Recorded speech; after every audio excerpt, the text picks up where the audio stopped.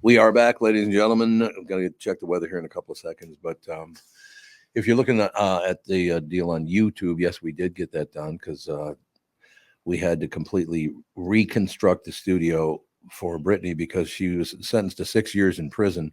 So that's actually not her closet. It's a prison cell that we dolled up to look like a closet. I would love some prison advice. If anyone has any. I'm terrified. Women. How about that? You have to go find the biggest person in there and then just go sock them right in the face. On it. I'm on it. Dominance. I just punch Justin in the face when I get out of this closet. There you go. That'll work beautifully. No question about it. Okay, we got to do this. I don't want to do this, but we got to do this.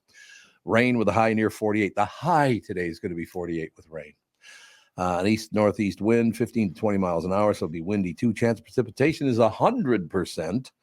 Tonight, rain mainly before 1 o'clock in the morning tomorrow. Low around 44, breezy with a northeast wind at about 15 to 20 miles an hour. Gusts as high as 35. Those will be windier than hell tonight.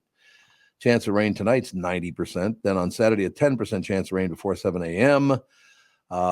Then Saturday night, mostly cloudy. So basically, it's going to rain today and tomorrow morning, and then maybe get a little bit. But I've heard that even Sunday we're going to get a little rain. But this one says it's going to be mostly sunny with a high near 53 on Sunday. So I hope they're right. That would be nice. It's raining in 47 right now. It is not warm. I will tell you that. You probably noticed that, though. Yeah. Yep. So we got Phil coming up in a few minutes. Oh, you know what? I'm not going to do it now because it'll take too long. But Catherine had some business to take care of. What's left of my Homer hanky. Oh, rest in peace. Save it, though. Save it. My hat on. Tom Barnard, IQ 92, because I supported a team that got the piss beat out of it. Yeah. But, that's just the way it is. Yeah. You know what that's from, don't you, this hat? Yeah. When you were throwing the first somebody pitch. held up a sign, right? They put a banner up at the Metrodome saying Tom Barnard, IQ 92, because I was ruining the season somehow. I thought it was a great honor. Yeah. I would. Hrbek's story, didn't you? Yeah. We'll get to him in 1 second, I promise. Perfect. Hrbek's great story because we're on the air. It was back at the Q. It might have been here, actually. Might have been on this show. God, I've almost been on the show a year already. That's crazy. 7 or 8 months. Wow. Like that. Feels like it just started a couple months ago. Well, it still isn't any good, so we got to keep working. We're getting there. Yeah, we're going to work up enough. But in any case, so I'm talking to Hrbek on the air, and I said, it's such an honor. In 1987, I'm a young guy, and some guy goes through taking a bed sheet and printing out Tom Barnard IQ 92 on it and hanging it over the balcony so everyone in the stadium could see it. What an honor that was. You know how cool it is to see your name appear at the World Series? He goes, yeah, because I hit a grand slam in the World Series. Yeah, there is levels to the fame. Okay, it's a little different. You're like, I'm going to sit down now. Yeah, I'm going to sit down and take it easy while you're hitting fine. another grand slam. Go on without me. Well, while the camera panned to your grand slam out in the outfield, you saw my name on a sign. So the ball went right over my idiot part. It's like looking in a mirror. Tom's an idiot. Went right over that. It was so great. Yeah, really? Well, I had a grand slam in a World. Oh, okay. That's a little different, I could see. Yep. But in any case, we have a very special caller on the phone. Good morning, sir. How are you doing, Tom? Marvelously well. We get a call yesterday, and Brittany comes in. And what's really unusual about this is that usually when Brittany comes in, it ruins the show. Often. But in this case, yeah. So, okay, I'm going to turn it over to Brittany because Brittany, you're the one that got the initial call from him. And what's your name, sir? My name is Chris Jefferson. I met you at the fair. I'm the only Native American in Minneapolis who's got your same viewpoint. The only Native American in the state of Minnesota agrees with me. Thank you. I do. Yes, absolutely. I remember meeting you, sir. I didn't even see. You know what's great about this is I didn't. I remember now that talking to you, I know exactly what you look like and who you are because we were talking about that. The fact you're the only Native American that's ever liked me. I think that's what you said. Anyway. Exactly. He goes right. Clarify. Anyway, so all of a sudden you called. Now you called Brittany directly. Is that how this happened? No, I emailed her. Oh, okay. And, I didn't get none of her calls back, but I heard it yesterday, and I was so honored. I was like, "Wow, this is gonna work out good. I know it." And by the end of the day, I found him. So I am so grateful for all you guys. I know you guys are all animal lovers, but he's been one of my special dogs that I wanted for a long time. Oh, man. You're such a lovely man. You really are a good guy. You're a smart ass, but you're a good guy. You know what I mean? I am a smart ass, just like you. Just a younger smart ass, not as old as you. Yeah, that's true. Good point. That's a very good. Chris, where did you find Bandit? He's a 10-week-old wiener dog, right? Correct. He was somebody turned him in probably right after your show to the animal control, and they called me up within a half an hour after your show and said, I think we found your dog that you were looking for. And I was like, wow. I was upset at the time, but now he was happy to get home. He's got everybody that loves him. Oh, that'll make my whole weekend. That's amazing, Chris. Because all I could think of was like this poor little dog is probably out, wandering around the streets lost, or, heaven forbid somebody like stole the dog. And so, to know that we can reunite families and make dreams come true, bringing dogs home. Yeah, that was great. I mean, it was the perfect ending. My little granddaughter, I know you've seen her, Tom. She was kicking my scabs, remember? Yes. Yes, I do remember that. Vividly. She was so happy to see him yesterday that it was unbelievable. Okay, it was a good story. I am so happy for you guys, and thank you for all your listeners and everything. You guys are the best. No, we just got another call from a listener that said he lost $10 million in cash somewhere. So if you find it, make sure you return it to him. You can return it directly to Tevin, and he'll make sure it gets to the right home. I think it's at my reservation. I will go check it out. There you go. You know what? I should be such a white guy and be a smart ass and go, well, thank you very much, Mr. Native American. Aloha. No, wait a minute, Tom. That's at the wrong. Wrong native. Sorry, my friend. Wrong native. Sorry, my friend. You are a lovely man. Honest to God, the fact that you teared up there for a second makes me know what a man you really are, because you care that much about a dog, about your friends, family. You're a big listener to this show. It was an honor to meet you, and it's an even bigger honor now, Pally. Thank you, and I hope I can get on your show once in a while, because I do have good opinions just like you. Oh, you got it, pal. You call in anytime you want. Thank you, sir, and thank you guys, all of you guys. I really appreciate it. Thanks very much. Have a good day. You too, Tom. Bye. Bye. I just love my position in life. A guy calls in and goes, I'm the only Indian that likes you. I know.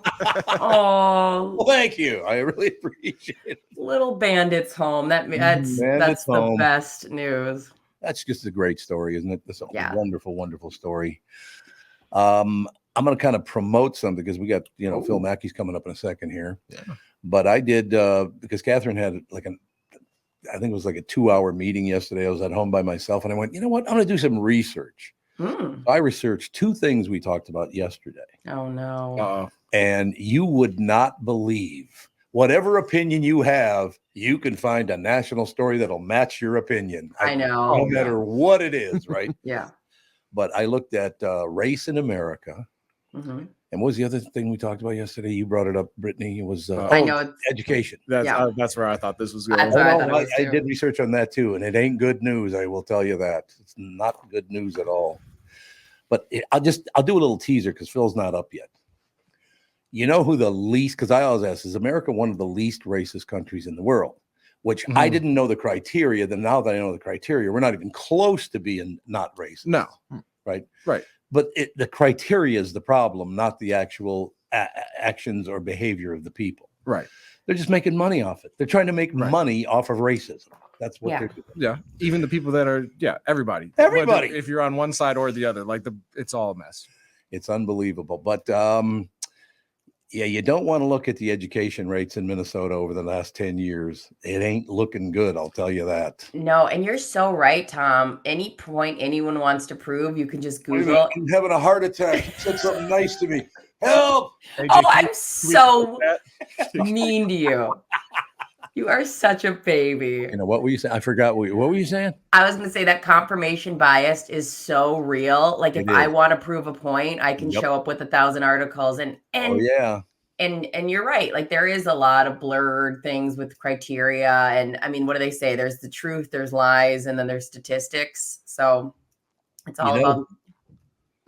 Oh, go ahead and finish. Oh no, it's all about the way you ask questions. When that's exactly right. Yeah, I did the research, and I'm really glad that I did the research because it taught me a lot about a couple of things.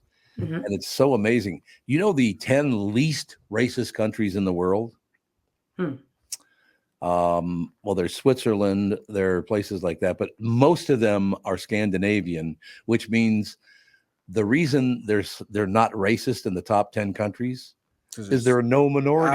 I was just gonna say I've never been to Switzerland, but I'm going to assume they're not considered racist because there's probably not a lot of brothers walking around the streets in Switzerland. I swear to God, the top 10 of the least racist countries have, I think, about 5 minorities. Yeah. So here's the problem. Now that we've addressed that, and we're going to get to Phil Mackey in a second because I want his take on this too. Once you understand that if you and I don't look alike or think alike or act alike or have the same, there are certain things we're not going to like about each other. That's just the way human beings are. They can't seem to get over that. I don't know why. Doesn't that make it? That makes no sense to me. Right? No. Like, hate doesn't make any sense. Like, I don't like you because you got blue eyes, and now I'm gonna hate you and everybody else with blue eyes, or for whatever reason. That's how it works. It's annoying. You know, the least racist country in the world, the Netherlands. They have very tall blonde women, though. I know that. They have. You get on a KLM flight, it's like I didn't know there's so many blonde women that are 6 inches taller than I am. Jesus, those women are tall. Phil Mackey now joins us to ruin everything. Oh wow. Bunch of Burt Blylevens walking around talking about how not racist those countries are. But I did ask that question. And by the way, you know, also when you look at the map of Africa and racism in Africa, they got it all covered, whatever. But once again, you look at the little patches and like, no white people live there. There are no minorities in that part of Africa. There are no white people living there. So of course they're not racist. Yep. Yeah.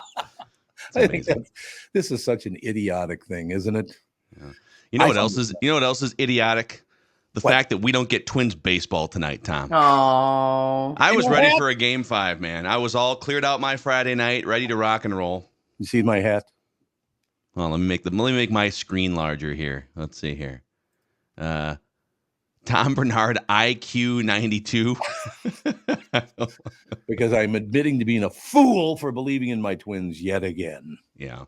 But you know what? What? They checked off some boxes that they haven't checked off, right? They won playoff game, won playoff series. Yep. And I'll tell you what, so my wife and I went solo to game 3. Yeah, I'm trying to piece together the games here. Game 3 was the game, the first night.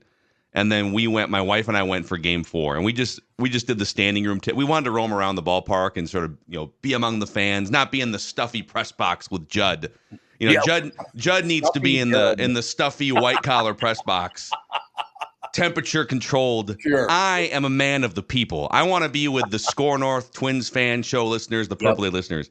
Yep. It was such a fun vibe. I mean, we haven't had a vibe like that inside Target Field ever in the 14 years where they're winning and they have a chance to advance, and it's just been a bunch of Yankee beatdowns basically for 20 years. So as disappointing as it was that they didn't go further, I think people had a blast, and I think the future's looking pretty bright. It feels like the start of something. It doesn't feel like a 1-year random pop-up. At least that's how I'm choosing to optimistically view the world today. I do have a question for you, Phil, because do you think Sonny Gray played like shit because he knew he was leaving anyway?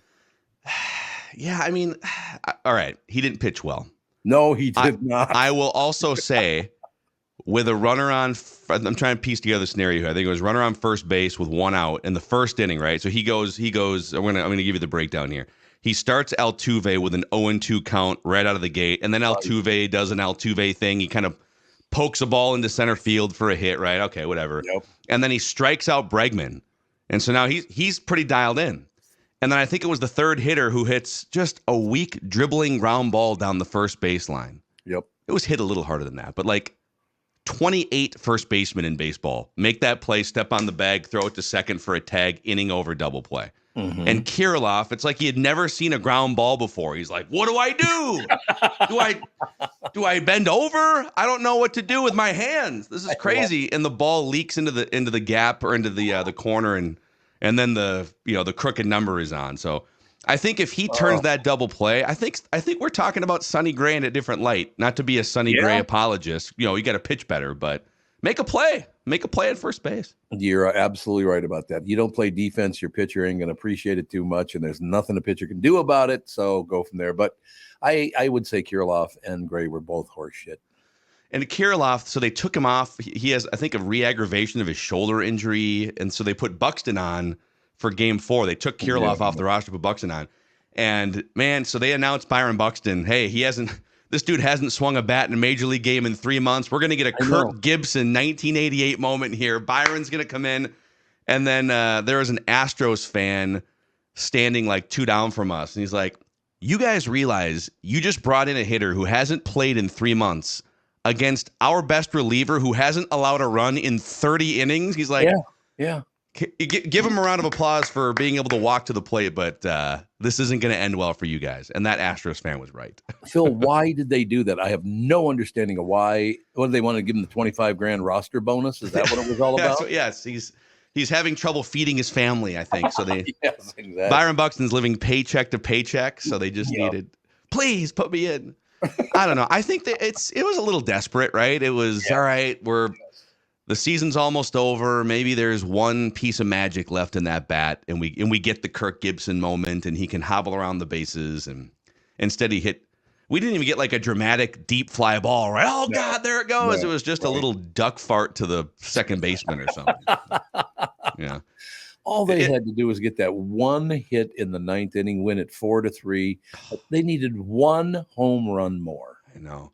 Yeah, I mean, Royce Lewis stepped up in the last week. I think Carlos Correa was mostly pretty damn good. Yep. In that Game 4, hitters 4 through 9 and all of their pinch hitters went 0 for 4, 0 for 4, 0 for 5, 0 for 4.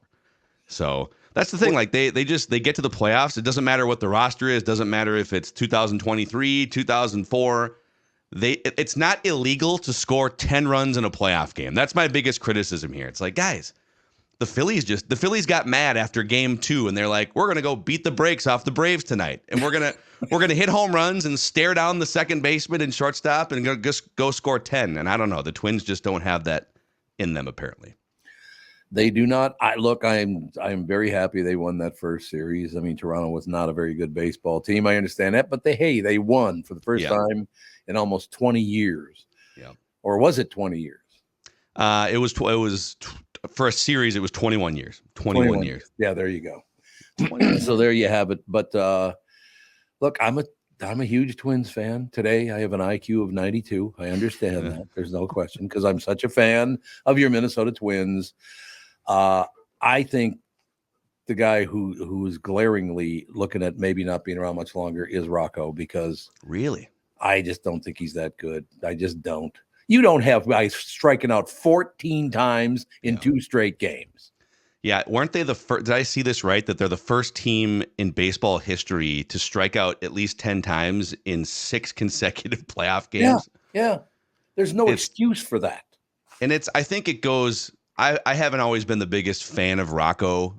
I do think it goes sort of beyond him in terms. It's like an organizational philosophy, and or I don't know if it's hitting coach related or if they're just finding players who have a giant hole in their bat for half the season. But you can't, people. I think we've gone so far. And I'm kind of an analytics nerd. I got my start in sports media as a baseball beat writer who loved to use analytics to sort of highlight players, right? So I get that side of the game. But somewhere along the line, we went from, it's okay to strike out a little bit. If you're Mike Trout, go strike out 120 times if it means you're getting more doubles and home runs and stuff, right?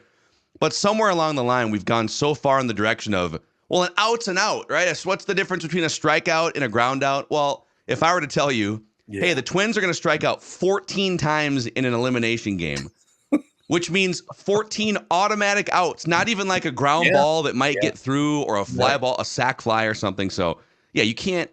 I don't know how you're gonna at some point win a World Series again if you start every game with 10 automatic strikeouts, which I think is what they averaged for the full season. It's just the math doesn't work. No, you're absolutely right. I think they averaged 10 for the entire season. They were horrendous at the plate at some points. Yeah. There's no doubt about that, which is really sad. Look, I love my Twins. There's no question about it. That stadium, what a treat that is to watch a game in that stadium. Yes. There are a couple of good things about it, but it just – I didn't go to the game on Wednesday because I kind of knew they're not going to win this game. And they almost did. They almost made me a liar. Maybe they just needed your presence in that stadium. Maybe it's your fault, man. You gave up on this team. They needed your presence in that stadium, and you failed them. What you really meant by that was, that dink's here. Let's get some hits. That's what you really – What you missed out on, though, in the pregame. So before each of these home playoff games, they've had, the ceremonial first pitch, Joe Mauer and Johan Santana. Right. So for game 4, we probably should have known it was a bad omen. Gary Gaetti comes out there. He's ready to rock and roll. It looked like he's had a dislocated shoulder for about 10 years, by the way. He wasn't exactly the same rat at third base, throwing lasers to first.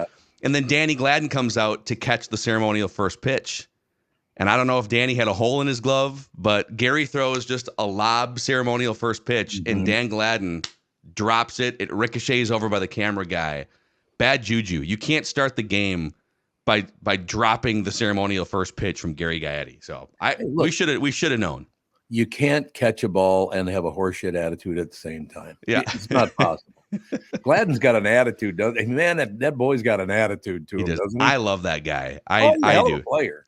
He's kind of like AJ Pierzynski, like the previous generation, where if he's on your team, you love it, but if he's not on your team, you probably think he's he was another one. Pierzynski was such an asshole to me every time I talked to him. I was like, oh God. Yeah. Arrogance there, I don't know if you noticed that. Even in the booth during the game, he is one arrogant pup, I'll tell you that. He is, but I think it adds, I like him. I think it adds an element. I know. And what's funny, not to rip on my fellow Twins fans here, but we boo AJ Pierzynski like at the end of his career for like the last 10 years because he got traded from the Twins in 2003. But he didn't demand a trade. He was really good for the Twins, helped them become a playoff team, and then they traded him for Joe Nathan and Francisco Liriano, and then they just plugged Joe Mauer into his spot. So it worked out for everybody. Right. And then we spent the next 15 years booing him. Like, why? He was great for the Twins, and he helped facilitate one of the biggest fleecing trades in baseball history. I did not boo him. All I did was yell effing Pollock. That's all it was. Okay, that's fair. That's fair. That's fair. I do that to Bilski too, so it all works out. The other thing too, before I do have to head here, but one thing that was funny is, so the Astros still have they've got Altuve and Bregman at the top of their order, and those were like two of the centerpieces for the cheating scandal 5 or 6 years ago, right? Right. So, every time they came up to the plate, 40,000 fans, boo, cheaters, right? And then Carlos Correa comes to the plate in a Twins uniform, also one of the figureheads of the cheating scandal. We're like, yeah, Carlos, we love that guy. Carlos. It doesn't have to make sense. It just has to work. You're the right kind of cheater. That's all we need to know. Yes. All right, young man. A hell of a report. We will talk to you next week. All right. See you Monday. Thanks a lot. Phil Mackey, ladies and gentlemen, Score North. We do have to take a break. Be right back in a couple of seconds. Guys, if you want to reignite your intimacy once and for all, listen. Just give Twin Cities Premier Health a call for a discreet and confidential in-office evaluation by their highly trained staff of medical professionals. Acoustic wave therapy sessions are 25 to 30-minute treatments with no pain, no downtime afterward. I've been through 12 treatments myself, and I can guarantee you no pain, no downtime. And right now, Twin Cities Premier Health is offering a free treatment and a free consultation when you book today. Receive this $800 value when you use code word TOM at TwinCitiesPremierHealth.com. You may know that age-related erectile dysfunction is most commonly caused by a buildup of plaque in the arteries that supply blood to the erectile tissue. Acoustic wave therapy can rescue your relationship and has been clinically proven to break up plaque, improve blood flow to the penis. Definitely take advantage of this limited time special offer. So receive a free treatment and a free consultation when you book today. This is a savings of $800 when you use code word TOM. And what the people over at Twin Cities Premier Health tell me all of you do. So thank you very much for that. Be sure to use code TOM so we get credit for sending you, though. I wouldn't recommend a service like this unless I knew they could help you. Recently, Jim Paul of Valley Buick GMC was contacted by a company that does on-site sales. Jim was confused. Wait, they don't know anything about us, our staff, our reputation, most importantly, our customers. Hey, pal, no problem. We do them all over the country. You know, get the manager off the roof sale, inflatable gorilla sale, and our favorite, the 13-hour sale with a giant clock that goes to 13. Urgency, baby. We bring our crew because, well, your people are, let's just say, a little laid back. And the pricing? Nothing special, sport. But Jim thought, we price competitively every day. Our prices are special. We definitely don't need these guys. But sale does convey some urgency, so he made a bold decision for his fine dealerships. Announcing the Valley Buick GMC 365-day sale. And we can even extend it a couple years or so. I got the air dancer guy, scratch-offs, plastic keys, bubble. Valley Buick GMC in Apple Valley or Hastings, or valleycardealers.com. Hurry. Oh, there I am already. I like that. I'm very professional clearing my throat there, didn't I? You did. It sounded like you're ready to say the best ad ever. The best ad ever. K&L Surplus and Ammo is your one-stop shop for all. See, it has to be the best deal ever because they sell guns, so you have to behave. You know what I mean? K&L Surplus and Ammo is your one-stop shop for all firearms-related products and is the preferred choice among trap enthusiasts and waterfowl hunters for over 25 years. K&L is an authorized SKB shotgun dealer with a huge selection of youth models and has a huge selection of trap loads, too. Fall hunting is here. Head to K&L Surplus and stock up on waterfowl loads. By the way, when you walk in the store, expect to be there for a while because they got 8 billion things to look at there. It was fascinating. I was there just about 2-3 weeks ago. What a great store. K&L now has a lot of calibers that have been hard to find in stock, and that is a fact. K&L Surplus and Ammo is a veteran-owned joint, offers first responder and veteran discounts. Check this out. Mention this show and receive a 10% off discount on anything in the store, and I said anything in the store. K&L is also committed to safety and a licensed FFL retailer. Find out for yourself why K&L Surplus and Ammo has been the choice of gun owners for over 25 years. Just go to www.klgunstore.com. That's www.klgunstore.com. We are back, ladies and gentlemen. News brought to you by Mr. Money Talk, Josh Arnold. Call Josh for your free 48-minute financial evaluation. Matter of fact, Josh and I had that area for the Twins game on Tuesday. So Josh and I, during the family show today, will be tearing up over wasted money by watching the Twins. Oh. The good thing is he can tell you how to make it all back in investments. There you go. Now you're cooking with gas. Mr. Eggert, how are you today, sir? Hey, how are you? I'm excellent, except the one thing I really did appreciate is I got up about a half an hour early this morning so I could watch your show. And the national shows are all just covering the Hamas situation, the Middle East, and all the rest of it, which I know they have to do that, but it's nonstop. So to be able to tune in and see you guys talking about other things it just makes me too sad to sit and watch thousands of people get murdered, Yeah, it's it is. And I've kind of been fully immersed in it the last couple of days. I to bet. be honest with you. And I remember at a point during 9/11, my wife was a news producer too. So she was in the business. And at a point, yeah. Where? Used to be. Used to be. Okay. Yeah, she used to be. Where you met her? Yeah. Yeah, we were in an interoffice relationship. Against the rules. But I remember at some point telling her, like, after day 6, I don't know what it was, but I'm like, you got to turn off the TV. Yeah. Yep. You got to step away from it a little bit. That doesn't mean you don't care. It doesn't mean you're not concerned. It just, you got to give your brain a break. And I kind of feel like it's getting to that point with this, but yeah, I don't know. Do you think at some point, and it can't be the United Nations because they tried that before, but maybe the Tom Barnard morning show, we'll get all the people on this show together and we'll bring all the races up in front of us and go, get your head out of your ass and get along. I feel if there were a place that could broker a peace deal. You're right. I know Tevin's feeling it. Brittany's feeling it. Touchdown. Yeah. AJ's got that look. Yeah, we've already found a lost dog on the show, so why Yes. not negotiate peace Yes. as well? Like, what can't we do? Why are you looking so shocked, Chris? Are you saying that you didn't listen to the first part of the show? I did not catch that part. Sorry. Busy. Oh, AJ. I was slaving over a hot news desk, AJ. I love aggressive AJ. All right, forget that you work sometimes. Oh, sometimes. Dang, shots fired. I don't know what you did, Chris, to piss him off. I don't know. You're not even paying attention, man. Love it. So in any case, So I wanted to.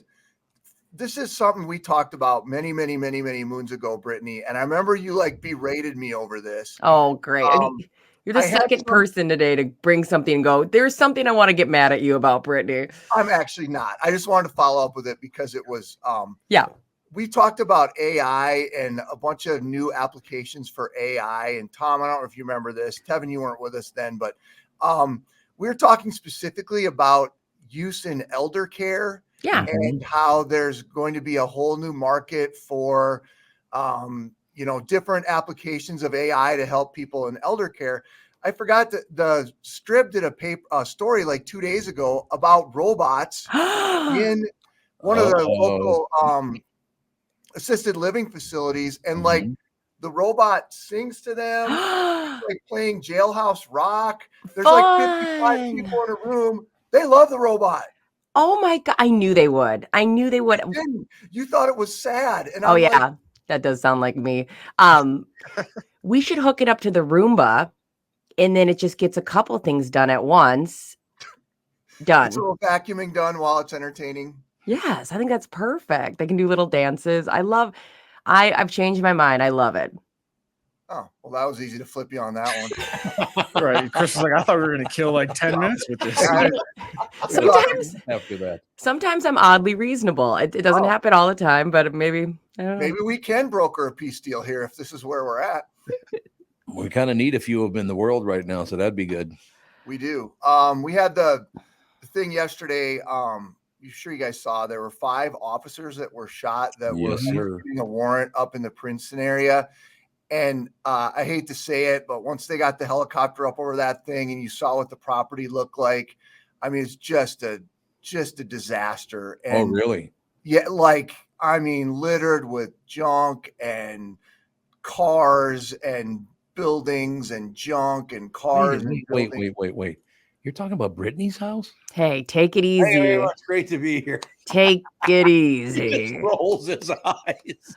But you talk about like these places that officers have to go into when they're executing a warrant or whatever it is they're doing, and then we got video of the person being arrested, and I hate to say it, but the guy looks exactly like what you would have expected, shirtless yokel type guy, and I don't know. You got to appreciate the danger that police officers put themselves in every day. Oh yeah. And it's seemingly, what you might think would be just a mundane task for them. So yeah. And what was the situation like, kind of surrounding the shooting? They were there to issue a I think warrant? they were serving a drug warrant. Yeah. Okay. Oh. And so they were undercover, and they sent quite a few people in. So they must have had some kind of indication that this person, had the potential for trouble. Think a couple of the officers, I guess they all had vests on. A couple of the officers were already released yesterday, so that's good. And I haven't heard a condition update on the other 3 yet, but I'm glad to hear they're all doing well, though. You just reminded me of a magnificent story when I was a kid. Let's hear it. Cops showed up, not my next door neighbor, but a couple of houses down. A bunch of cops showed up and surrounded his house to arrest him, all the rest of it, right? So as they're bringing him out, handcuffed behind his back, all the rest of it, I'm just standing there looking at it.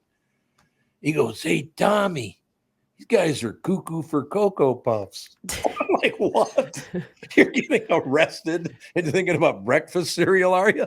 They're cuckoo for Cocoa Puffs. Oh, okay. A weird response. You're going to jail, probably prison. I don't know if I'd be talking about Cocoa Puffs right now, but Well, go to our website and pull up the video of this dude who they were hauling out of there. oh yeah. He could be saying that same thing. Like, Oh really? yeah, the way you just described it, that wouldn't surprise me if that was what was coming out of his mouth. Well, my neighbor was shirtless, so yeah, you got that connection already. He was shirtless when he did it. It's a little unusual. When I was down in Central Florida in the Orlando area, you guys know, or if you've spent any time in the South, the sheriffs down there are a little more aggressive. Oh yeah. And they want, I say wisely, everybody to know when they're out catching bad guys, like they want everybody to know it. I think up in the north, there's a little more protection, a little less showboating. But anytime there is a big arrest down there, the guy would be shirtless. He'd be like sitting on a chair. They'd have him handcuffed to a chair in the front yard. And like they would invite the TV stations to come. I mean, they wanted everybody to see that they had caught this guy. That's kind of what I felt it looked like yesterday with this fella. So I understand completely. Like a cat that catches a mouse and lays it on the front porch to make sure, make sure that it caught that mouse. So what did this guy do? It was a drug thing. It was a drug thing. Yeah. I guess I don't see the quote in front of me. I didn't grab that. Said something or other that he wasn't going to go back to jail again. Oh, that deal. Yeah. Some kind of situation like that. So. Yes, indeed. I don't know. Well, I grew up with a lot of guys like that. They're always shirtless, seem to have had one or two wheels before coming up and getting out of bed in the morning. You know what I mean? Yeah, that's a weird deal. But they were undercover too, right? They were not in uniform.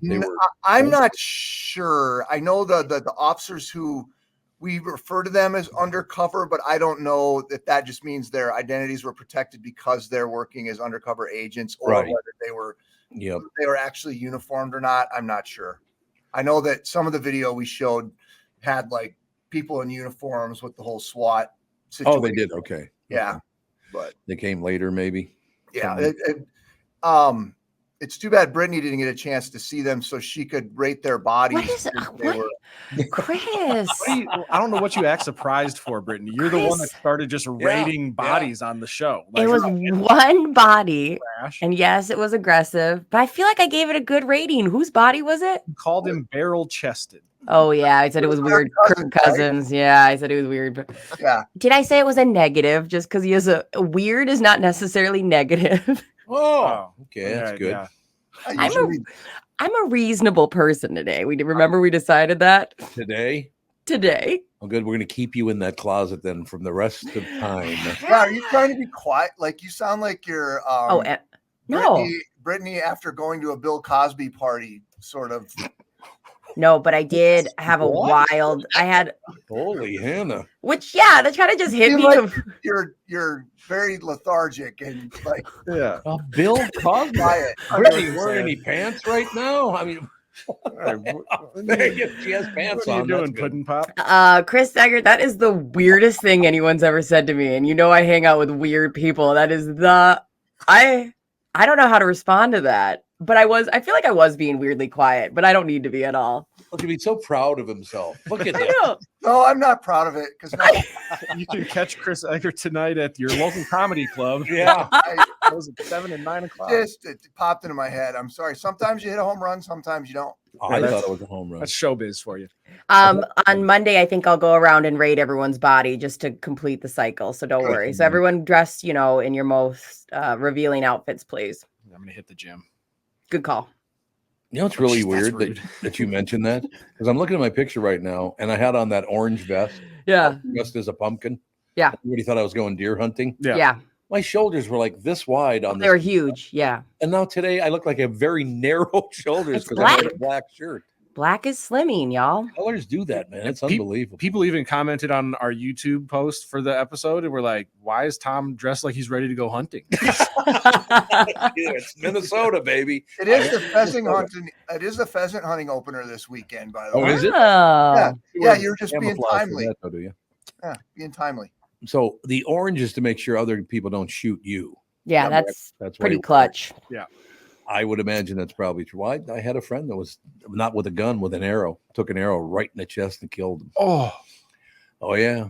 That's not absolutely not. A That's great guy terrible. too. How- Just a great guy. Was it quick at least?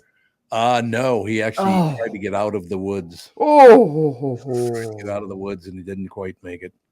Just a great guy too. God, we'd sit and laugh and joke, and we were in a band called the Laurelites at the time, way back in the day, and we'd go from place to place on a bus. Man, he and I would laugh. He'd get me up and make me sing on the little, the bus, the intercom system. And then I find out he's taking an arrow to the chest, and I won't be singing no more. Did the Is it guy that shot intentional? him? Yeah, like was there more of a backstory? Did they find? I never heard the anything? backstory on it, but What? there are some people that if you go out in the woods, if there's any motion, they will shoot at it without even knowing what the hell's going on. 100%. That's terrible that they do used, things. It used to happen in Wisconsin all the time. Yeah. Like growing up, you hear stories of people just out in the woods actually getting shot, or people would shoot cows because they thought they were deer. Like that's a big deer right there. Yeah, there needs to be a better background check and competency check for people to be able to go deer hunting. Yeah, that is a one big deer if you shot a cow for Trophy. You can mount that bad boy. That would finally be some deer meat, though, that's worth eating, as far as I'm Yeah, well, concerned. that's true. Whoa, Chris is going after everybody today. Anti-venison, Chris? I don't know. I just never really quite got a taste for it. That's all. I didn't either. I never did either, to tell you the truth. I don't get it. Actually, one time they're talking about the size of the animal and that animal. And the rest of it. Katz and I were in Canada about 20 years ago, driving along. He said, "What the hell is that? There's something in the ditch, and it looks like a house is in the ditch." It was a moose. I was just gonna guess that. That moose had to be about 10 feet tall. Jesus, those things get big. Yeah. But it was dead. It was dead in the ditch. A truck had hit it, apparently. But We man, had one. God. We were out hunting in western North Dakota last year, pheasant hunting, and they will get moose down there sometimes, depending on what the weather patterns are, or if the moose are hungry or whatever. Like a moose ran right by us in the freaking field as we were pheasant hunting. Dude, it was crazy. Like it just it's like a freaking elephant run. You know what I mean? I mean, they are gigantic. You don't quite appreciate it until you get close to one. No. And that's like, I went hunting in Colorado when I was in high school for caribou or elk. There we go. Oh, okay. And it was like one of those, like a herd of them ran by, and it's like you just feel the ground shake. And you're like, what's going on? And then all of a sudden through the woods, there's just like what seems like 100 elk just storming by you. Yeah, not the greatest experience for a young I would imagine in the mountain. No, that's like, I'm going home now. Bye. Absolutely. Well, you got any closing words? You only got about 30 seconds left, Pally. I think I've said enough offensive things for one day. Any more date rape drugs or jokes you want to make? Or it was actually a Quaalude joke. Just right. If I could be upfront about it, and if Quaaludes aren't funny, I apologize. I think they are. I Actually. liked it. There's nothing funny about Quaaludes. Works for me. I know Hannah hasn't been by all week, so I'm pissed off at her. Yeah, I know. She's a couple days off, so She's a disaster. I don't blame her. Taking some time off. I wouldn't want to be around us all the time either. That's a very good point. I do understand what you're saying now. No question about it. All right. Well, go have a magnificent weekend, and we'll talk to you on Monday. All right, you guys. See you on Monday. Thank you, Chris Egger, Channel 5 Eyewitness Newscaster. Look at that. I gave him the full title. What do you think of that action? yeah, he needed it. I know I say this a lot, but I really love working with that guy. He's great. Marvelous. I mean, not that you guys aren't. That's not what I'm saying. No, but he's the cherry on top of the sundae. Why did you hang your outfit now up there? I just told you how nice it looked without any outfits, Yeah. and then you put your outfits up there. I'll take the blame. Really? Oh, because of sound? Because she was so proactive and cleared out everything, it actually caused Because more of echo. Oh, it causes, yeah, absolutely. So like, in there you guys have those like styrofoam stuff on the walls. She needed something like To absorb the pad sound, it. yeah. So But it's plastic. Wouldn't it just bounce off? Oh, I got a bunch of clothes in here now. Oh, do you? Yeah, I raided my other closet. It looks like I could honestly open a boutique. I'm going to add some more too. But AJ was like, do you mind throwing a little bit of clothes in there? And I was like, I'm on it. So I ran from one closet to the other, just getting dresses and hanging them up. It was funny during the break because we put up all the ad like sponsors now, their logos, but I can see like the behind the scenes little screens there. Oh, And it was funny, like zip, zap, boom, and she just coming in with more and more and more. No, you do sound much better though. It does sound a lot better. Yeah. Because that is a little echo. AJ is smart. He was like, why don't you go ahead and With that? Oh, stop it. Now we got to Brittany, hear but, that. You know, don't stop. It's been a it. very nice show today. Brittany said you were right. Now she's giving AJ some compliments. You've been drinking? yeah, lots. Boozing it up A lot. at 4 a.m. Why not? I got to ask you guys a question. I know we got to take a break here quickly, but I just heard this morning, and I literally I hadn't read the story, but Scalise has decided he's not going to run for speaker now. That they're going to have. Do they know who the hell is going to run? I mean, this is the first time this has ever happened in history. That's why I keep asking. I haven't heard anything about either. it other than when you've talked about it. So yeah, I'm not sure. I don't know, but apparently Scalise is not going to run for House and that the House Speaker, and I guess that would leave Jim Jordan. I don't know. I have no idea, but very unsettling time right now in the world, isn't it? Yeah. A lot of things happening that have never happened before. And it feels like a lot of things are just kind of up in the air at the same time. It's true. Makes me a little nervous. I got to be honest with you. News brought to you by Mr. Money Talk, Josh Arnold. Call Josh for your free 48-minute financial evaluation. Chris Eggert. What would we do without Chris Eggert? It would not be an A+ show without Eggert. Yeah. We'll listen to all the lack of support. Well, I was just going to say it was going to be a C+ at best, but well, close enough. Yeah. We shall take a break because got some other lame-os coming on next, aren't they? Yeah. Bobby. I got Kenny Hrbek. Hrbek's not for another couple hours. Yeah, we got Bob Sansevier. Come on, you do our booking. You should know this. I'm going to do an impression. Okay, way to not take a joke, Brittany, that I don't like. We're skipping over Bob Sansevier to the next. You know what? Let's go ahead, Tom. Here's what I want to do, though. We're going to have a guest on next, and it's either going to be Bob Sansevier or Ken Hrbek. And you tell me if this is Hrbek or Sansevier, right? Yep. Hey, Tom! Okay.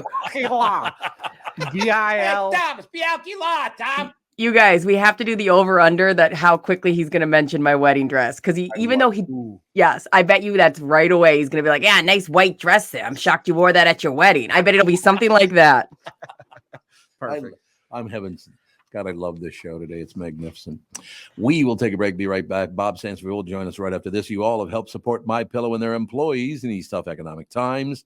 Mike Lindell knows this and continues to give back to listeners with deals on his most popular products. You've heard me recently speak about the My Slippers, the Giza Sheets, MyPillow 2.0, and more. Great news. The MyPillow 6-pack bath towel sets are back in stock. Their proprietary technology makes them extremely absorbent, yet still provides that soft feel you look for in a towel.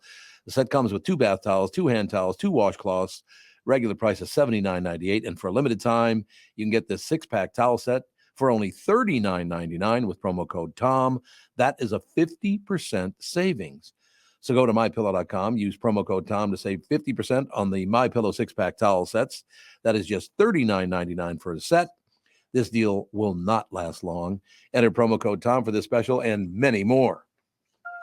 Hello, I'm Brad Huckle, President and Chief Lending Officer at North American Banking Company. And I'm Michael Bilski, CEO at North American Banking Company. As a locally owned and operated community bank, we work with many multi-generational businesses. Take Personal Care Dentistry of Roseville, for example. Dr. Walter Hunt, also known as Painless to me, has been a longtime customer of the bank since we opened the bank in 1998. When his son Kyle was ready to join the practice, they wanted to expand quickly. With their additional space and equipment, they now are able to see more patients each day while providing the same level of care and service. Okay, guys, I'll take it from here. If you run a family business or any kind of business for that matter, you should be banking with Brad and Mike over at North American Banking Company. Every time I deal with them or their team, I know I'm working with experienced professional bankers. So why not bank with my banker? North American Banking Company, a better banking experience, member FDIC, equal housing lender. This is Bob Sansevier, and I want to tell you about Dave Bialki from Bialki Law. Dave represented my wife, Mary, when she had a significant workplace injury. She was very happy with the job Dave did. If you have a work-related injury and have Dave represent you, I'm betting you'll be happy too. Dave is a down-to-earth guy. He grew up in northern Minnesota, rides a Harley, and worked various jobs doing concrete, electrical, plumbing, roofing, and carpentry work. Dave works for people with work-related injuries. If you work construction, or anywhere for that matter, and you're hurt or even just hurting, you should talk to Dave. Let's face it, our bodies wear out. If your body is worn out from work, if your knees or back or shoulders hurt from things you do at work, do what Mary did. Call Dave and talk to him about it at Bialki Law to set up a free initial consultation. The number to call is 763-571-2410. That's 763-571-2410. Or visit bialkilaw.com. That's BIALKE law.com. Thank you. Thank you very much, ladies and gentlemen. I'd just like to thank all of our listeners because of the things that you do for me. Like just now, I was out taking a little stroll just to get some steps in. And you say I just turned my phone off. Did you see that? Yep. You know why I turned my phone off? Guess why I turned it off? Because everybody loves calling you during the show. They don't call me. They send me text messages. And the one I was sent had a video. And I don't know where he got it, but he thinks it's hilarious. I almost vomited. I am not kidding you. Tom, you got to watch this video. So I hit the video, and I recognize the guy's name. Otherwise, I'd have never opened it. Yeah. I hit the video. Here's what I see. Oh, just somebody. Guy took this big booger and stuck it in his mouth. I'm like, thanks for sending me that at 9 o'clock in the morning. The hell's wrong with you? You got to watch this. It's a must watch. And I was like, it was like swinging back and forth. All right. Well, give it a rating. Does it have the Lammer hammer or was it a 10 out of 10? What are we? We'll give it the Lammer hammer. Yeah, we could do that. No question. Or the Sandy hammer. We could do that. Brought to you, Bob Sansevier Sports, brought to you by Bialki Law Firm. Hurt at work, Dave Bialki goes to work for you, taking care of your workers' comp injury claims and denials. Go to BIALKElaw.com. Tell them Bob and Tom sent you. Bob Sansevier, boogerless, I hope. I am, and I could guess the name. It's one of two names that sent that to you, Joe or Pat. Maybe. I'm betting Joe. That is the kind of thing Joe would send me. I'm not saying it was him. I'm just saying that is the kind of thing he would send me, though. Yeah. What are you going to do? I got my Tom Barnard IQ 92 hat on because I'm paying my penance for being a Twins fan. Love my Twins, but I thought they'd go a little further than they did. At least make a better effort. They sucked in that series, except, of course, Pablo. He was phenomenal. Yeah. I would have guessed that they would have had – see, I thought the over-under on strikeouts in those last two games would be 27, and then they took the over and went 28 strikeouts. Yeah, 28 strikeouts in two games. That is unbelievable. But it's consistency, 14 and 14 in each game. Yeah. And did Kepler take the bat off his shoulder yet? No. Did he swing at all? No, just hold on to it. Jesus. Now we're going to lose Sonny Gray, it sounds like. He's going to go elsewhere. You got Pablo. Figure out a way to clone him, you're good. You are correct. He's one hell of a pitcher. Sonny Gray is a good pitcher, but man, was he bad in that game. He was terrible. Bad for one inning, but that's all it took. Yeah, that's true. That's a good way to put it. So what else, Sandy? What's happening in the world, Pally? Well, you're wild. AJ, state of hockey for one night. No, it's a state of Bob, it was electric at the X last night. Let me tell Were you there? I was there in person, up with my peers in the nosebleeds of Section 220. All right. What was impressive is you got your goaltender, Philip Gustafsson. Mm-hmm. He stops 41 shots. Meantime, the Wild only got 21 shots, but they got two of them on the goaltender for Florida. But they win 2-0. Brock Faber, Minnesota kid, played for the Gophers. He had his first goal, NHL goal. And now you got to love this this Joel Eriksson Ek. When you got the last name of, what is his dad's last name is Eriksson. His mom's last name is Ek. It's not hyphenated, but he's going with the Eriksson Ek. So yeah, it's a great name. It's a Swedish thing where they don't do the hyphen. It's just a space. So it's really? Eriksson space Ek. That's it. Yeah. But so I would have been Thomas Barnard Dean. That would have been me. Do you think it's a coincidence that my father's name was Saint Bernard and my mother's name was Great Dane? The two biggest breeds of dogs on earth. That's a fun fact. I didn't know that. That's true. Yeah, Tom Bernard and Tom Dane. It's true. Great Dane and whatever. What do you think, Brittany? You were meant to be a big dog. Hey, big dog. All true. No question about it. But in any case, so we just, I'm just going to sit and stare at the TV for the next 6 months. Okay, you gotta. I know you don't want to, but you gotta watch the Viking games, if only just laugh at. Because here's the three things you know: they will fumble the ball against. Chicago. Yep. Your tight end, who you gave a ton of money to, T.J. Hawkinson, will drop passes or not catch them, and Kirk Cousins will either get a delay of game at a crucial time or let 24 seconds run off the clock. Yep. No, you're right. You're right.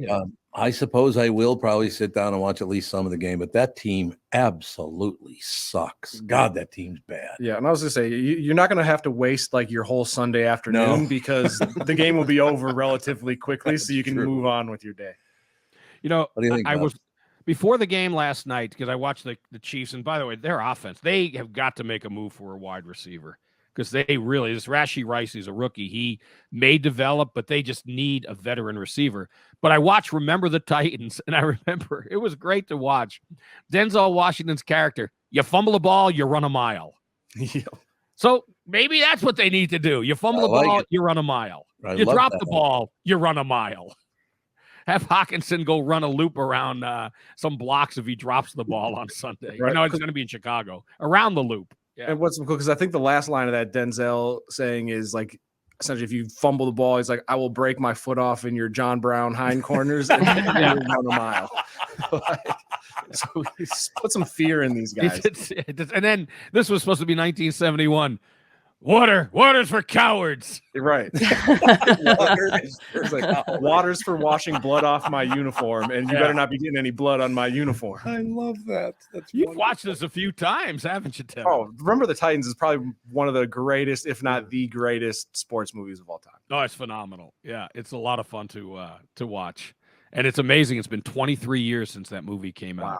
What? Yep. 2-3. Oh my God, that's 2000, the year 2000. That's amazing. Yep. Yeah. All right. They don't make them like they used to. So now, do you watch the Wild games? Because they actually, AJ, a tip to you, they should be good this year. Yeah, they're not going to be top two in the division because Colorado and Dallas they're just too good overall, but they probably can get into the playoffs with that three spot. If they fall below Winnipeg, it's going to be tough in the wild card. But will you watch them, Tom? No. All right. How about the Wolves? Answer for you? No. See, why not? Because I'm not a huge hockey fan, but especially going 2 games in person, I don't think there's really a better sporting event just as far as the action, and especially in the playoffs. It is very obvious why I wouldn't watch hockey or basketball. Well, why not hockey? Have you ever seen me on skates? Well, yeah, but I can't. Nope, really not an excuse. Either. Not an excuse. The worst skater in it. Matter of fact, when I was, I believe, in 7th grade, I was skating over at Cleveland Park in North Minneapolis. I slipped and fell, and the skate went right up the keister. That felt really good. I'll tell you that. The good thing is you don't have to wear skates to watch the Wild play. You know, what's weird thing about that though? Before that happened, my voice was like this. I've changed. It gave you a career. Hey, Mom, there's a skate up my butt. Really? What happened to you? Did it snap off? Like Jesse Ventura. Yeah, exactly. All of a sudden. So then is there a traumatic experience with a basketball, which is why you don't watch the Timberwolves? I can't dunk a basketball. Oh, yeah. That makes sense why you wouldn't watch basketball then. No, unless I can dunk or make a goal or stand up straight on skates, I'm not watching your sport. Yeah, it's why I don't watch synchronized swimming. I just go, I can't do that. So why would I watch it? I will tell you, other than a couple of guys, and there were a few of them, like Jim Peterson's a prime example. Jim's a great guy. But I stopped watching basketball because I met a lot of NBA players. Not many good guys. They're mostly arrogant assholes in that league. Yeah. Yeah, there's some of them are good guys. Well, a couple of them. Like I said, Jim Peterson's a great guy. I met, who was actually very nice to me? The guy I used to criticize all the time, and now I can't remember his damn name. He came back to the Timberwolves after leaving for a while. What the hell? Christian Laettner? Christian Laettner, yeah. Oh. He was very nice, actually. Duke boy. There you go, Duke boy. So I don't know. Like I said, you think that's the usual thing? Just because I have no ability whatsoever in the hockey or basketball area, that's why I don't watch the teams. Well, No, but I in think you're basketball, overagreed. Tommy, you did like who you called Tits McGee. No, he didn't like that either. I can promise you that. Shocking. Kevin McHale did not like it when I called him Tits McGee.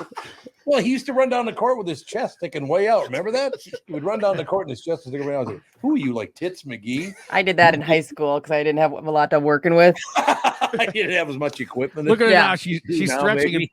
and popping out that chest of hers. Yeah. Thank you.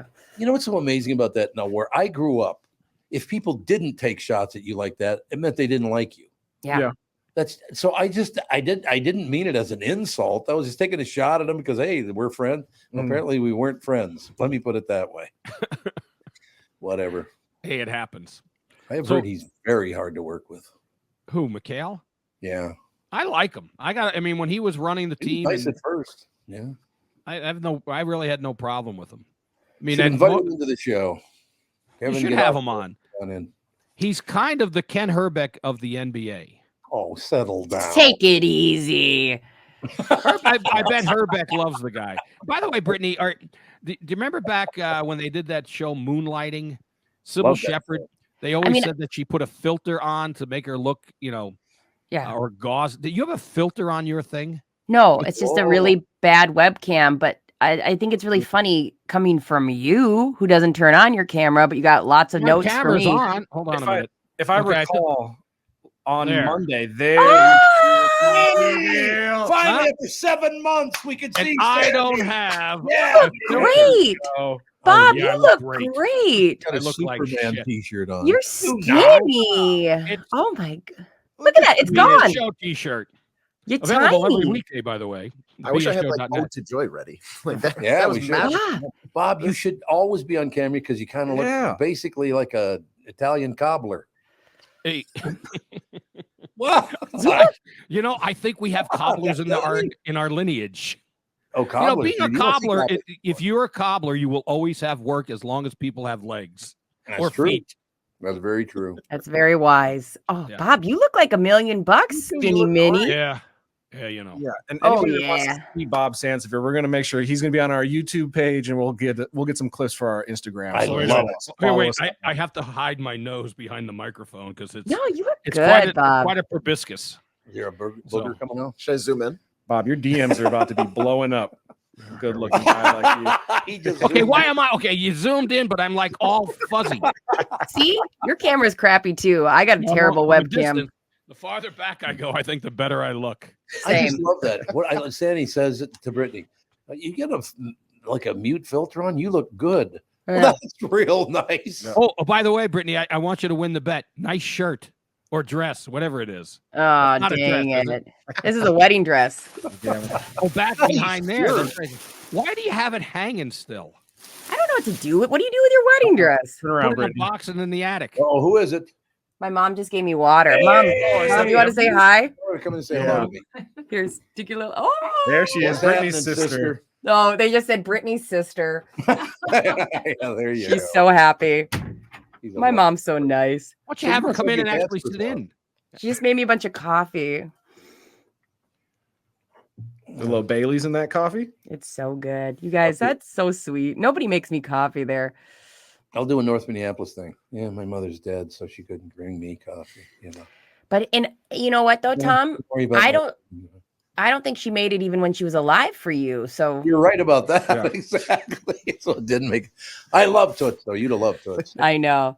No question about it. So Sandy, we got a few more minutes with you. What else we got coming up? We got no baseball team going forward. I don't care about hockey and basketball. Used to. I mean, it's not. Look, hockey players are some of the nicest people I've ever met. I really like hockey players. The team owner's a great guy. All the rest of it. I have no ability to even stand up on skates, so that's why I avoided to the max. I'm not big on skates either. Roller or No, although I did rollers are even worse. I did rollerblade because when I lived in Uptown, I did go rollerblading quite a few times around the lakes, which wasn't bad. I could do rollerblades, but not roller skates. Isn't that amazing? I'm the same way. It is. I don't understand why. Because when you got side by side wheels, it can pull in either direction. Oh, That's or they why. were bad wheels. Maybe that was the case. Yeah, maybe they're bad wheels. Could be. That could have been. You guys And bad can also skates too. be unathletic. I was gonna say blame the equipment much. Don't make me go hit several home runs in a row. Okay, all right. Should we get a Tom Barnard show softball league started up? I would love. We should do that. That Should would we get be a awesome. mixed league, men and women? Yeah, get like a bunch of the sponsors to pitch in, and get everybody out there. That'd be fun. I hit a line shot right at Brittany. It'd be great. I'm on your team in this scenario. Talking about on purpose. I know. You want? And Tom's just pulling the ball like crazy. I'm on the dugout. He's just aiming it at me. I love Bubble? this. I love this kind of show. It's just flowing a lot. These shows kind of remind me of sitting around bullshitting with my family. Like, because I had, 4 brothers and 2 sisters. So we'd sit around and this is what it always was like. Yeah, really? That's an ugly shirt. You're an idiot. You're a moron. Yep. It's like a really nice family. Well, and Tom, you can get Brittany's family. Her mom could make coffee at the concession I love stand. her mother. Her mother's Yeah. wonderful. Beverly, she's listening downstairs with Gogo. So yeah, you heard what you heard. Beverly's Coffee Hut. Beverly, come to me with coffee. You guys, that's so nice that she brought me coffee. Like that's such a vibe. Very pleasant. So, Sandy, what else you got in sports? Anything good we should know about? And the only thing, I mean, you don't want to watch the Vikings game, but Chicago, I cannot take my eyes off this team because I know they're going to do stupid things. And the game I don't want to miss is the Niners. Oh my gosh. Oh, that could be a slaughter. Could be ugly. They could very easily hang 50 on us, and we very easily could not cross the 50 because Justin Jefferson is not going to be playing, and their defense is one of the best in the league. So it's And their offense, none too shabby. Yeah, no, their offense. They're going to essentially have a team meeting before the game and say, hey, how many points do you guys want to score today? And then that's how many points they're going to score because we're not going to be able to stop them. Hey, what happened to your blood brother, Bob? What do you mean? The quarterback for the Niners, the Italian guy. They give him the hook? Garoppolo, he's with Vegas. Mm-hmm. Oh, he's with Vegas now. I didn't Yeah. know that. He's with Vegas now. Okay. Yeah, I wish they. It's a shame they don't have any talent around him. Well, Devontae Adams used to be good. Yeah, He doesn't get him the ball nearly enough. So That's a all problem. of Oakland's teams are going to Vegas. That's amazing. Well, anything to get out of Oakland. And then there was video yesterday of Mark Davis, Al Davis's kid. Before the game, they got footage of him playing slot machines in one of the Vegas casinos. The guy's worth over $2 billion, and he's playing the slots. He's playing the slots, baby. I'm They sure he's gotta have loaded up on Powerball tickets, too. Oh, speaking of that, by the way, who did win the Powerball? Where were they? California. 1.4 billion, something like that. Oh, more than that. Oh, it's more than that. Oh, that was like two. That was the Sunday, or was it Sunday night total? I think, or Monday night total. So there So were a what- couple of after. Yeah, that's somebody won the big time. Like Yeah, 1.7 billion, something like that. Then. Yeah, 1.76 billion. Oh my God. But Tom, don't even worry about it. They only get like what 700 million, so it's not that. 774 million after. Yeah, yeah, it's not worth it. Don't get out of bed for that. I just thought of something that you brought this up. It'd be my luck to win the Powerball while still a resident of Minnesota with a 15% income tax. Dang. Well, yeah, that's when you say like, actually, I bought that ticket while I was living in my house in Florida. Exactly. Tom, I can't remember. Did they change it? Are we still a state where you can become, or you don't have to tell? Or are we a state that you do have to tell if you win? I don't think you have to tell anymore. You used to have to. I know. Yeah. You're right about that. But I don't think you have to tell them anymore. I wouldn't tell a soul. Oh, hell no! If you got absolutely not. $1.7 billion, I'm not telling anybody, but you'll be able to tell if I. Kevin's rolling. Devin, did you come into some money? You'll see only the microphone, not Kevin, every day. He's been there for a month. Where is he? Devin, that's There'll funny. be some instances that you'll be able to tell. Be some hints. New money, yeah. Kevin comes back. Where you been? Oh, I bought South Dakota. Yeah. Hey, like I'm like a camel. I have some rings and some sunglasses. I'll be a mess. Did you like Adrian Peterson come in on a camel? Yeah. Whole deal?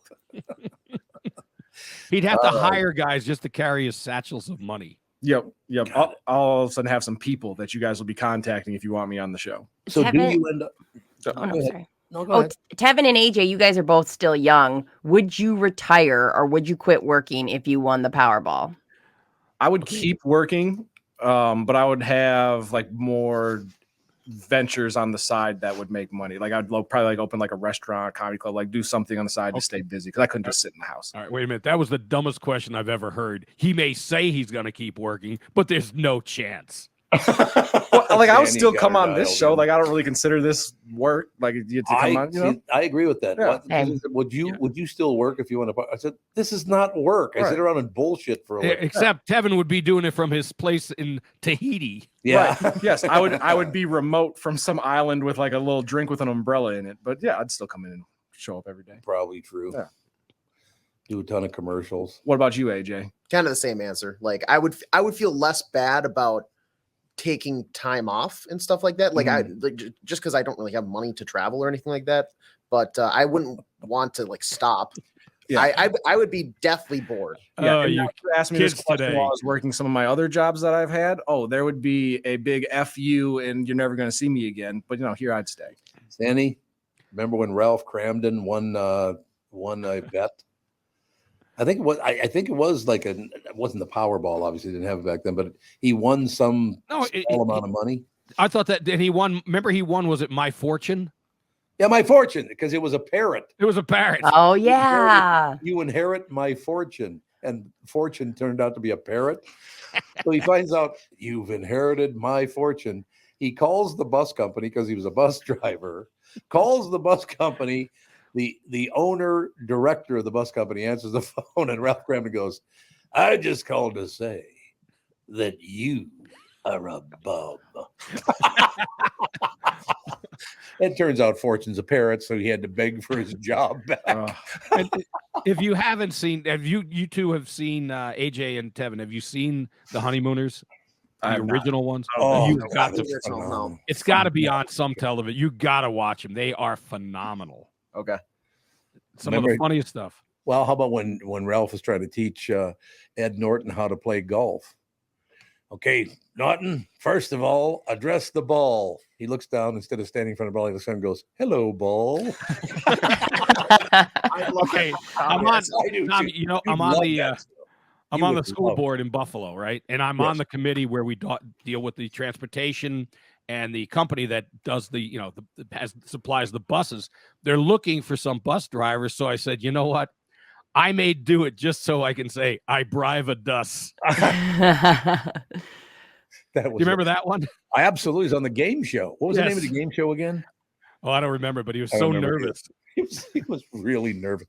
Ed Norton. That was his answer to everything because he was so nervous. He answered everything as Ed Norton.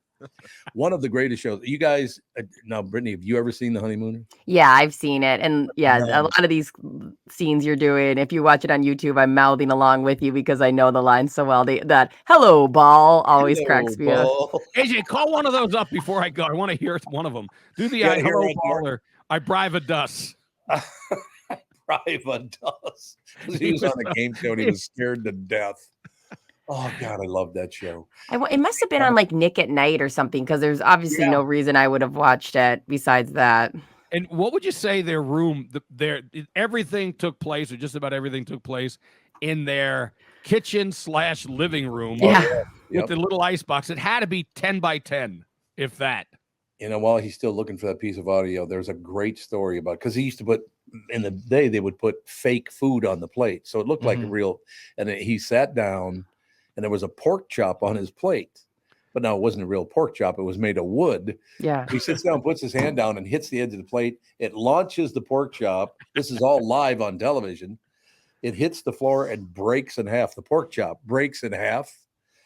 And as an ad lib, Jackie Gleason looks down and he goes, that pork chop was overcooked. Well, he basically ad-libbed every line because he never studied his lines. He played golf every day. He did. He never, ever knew what the hell was coming. He just kind of ad-libbed his lines. Did you find anything? Yeah, here we go. Oh. Step up. Plant your feet firmly. Hello, boy. That's so stupid. Hello, boy.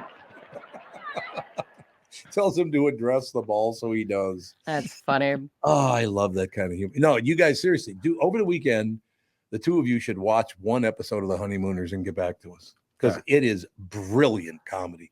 Everybody in it is perfect. His wife is just right on the money. My God, is she good on that show, don't you think? Oh, yeah. Audrey Meadows. Audrey Meadows, yep. All right, Sandy, another great performance. And now, from now on, you're going to have to be on the show because you look beautiful. Yeah, well, if I use this computer, I have some computers like PCs that don't have a camera. So Well, then get off your ass and use that one. And I think it's Brittany needs to do something about her filter because I'm really disappointed. She's all hazy. What about my wedding dress, Bob? Do you have anything nice to say about it? Yeah, it's very, very, very nice. Thanks. Very sincere. I'm not giving it to you, Brittany. You're not going to get it. I lost my bet. I lost it. I thought for sure you'd say, I'm surprised it's white. I figured it'd be purple or black. all the way to the other end. All right, Sandy, we'll talk to you on Monday, Pally. Yep. Bye-bye. Bob's Hands of Your Sports brought to you by Bialke Law Firm. Hurt at work. Dave Bialke goes to work for you, taking care of your workers' comp, injury claims, and denials. Go to BIALKE law.com. Tell them Bob and Tom sent you. Bialke Law bringing you Sandy. Love working with Sandy. He's another one, ladies and gentlemen. I love working with Sandy. Yeah. I'm glad he got his camera working today. That was awesome. He's got to be on camera. I know. It's much better. It made it so much livelier. You can see the facial expressions. It just adds so much more. Oh, I have a question. Do you work on the podcast thing? Or who does that? What do you mean? Do I work on put, the podcast? Put content up there, not the podcast, the YouTube. The YouTube yeah. thing. Because like everything at the very front is like 5 months old on there.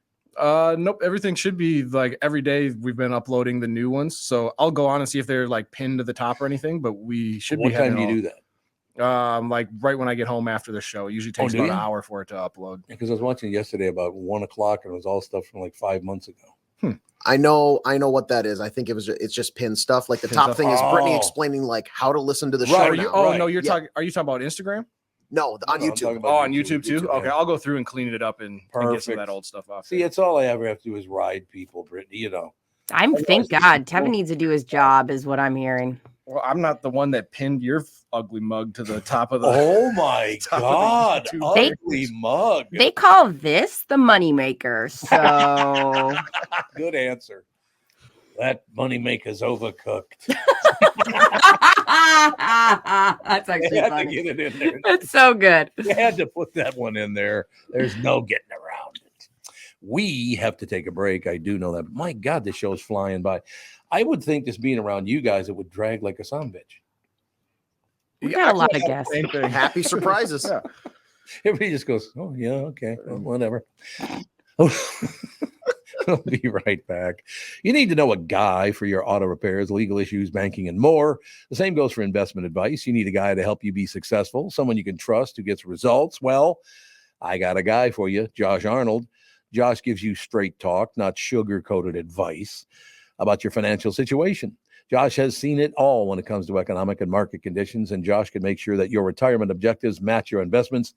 I'm sure at this point I've known Josh for about 5 months now, and I think I'm driving him nuts with investment questions. But other than that, do yourself a favor and call Josh now for a no-obligation 48-minute evaluation. You've got nothing to lose, and you'll get a different point of view for your investments. Call Josh, 952-925-5608.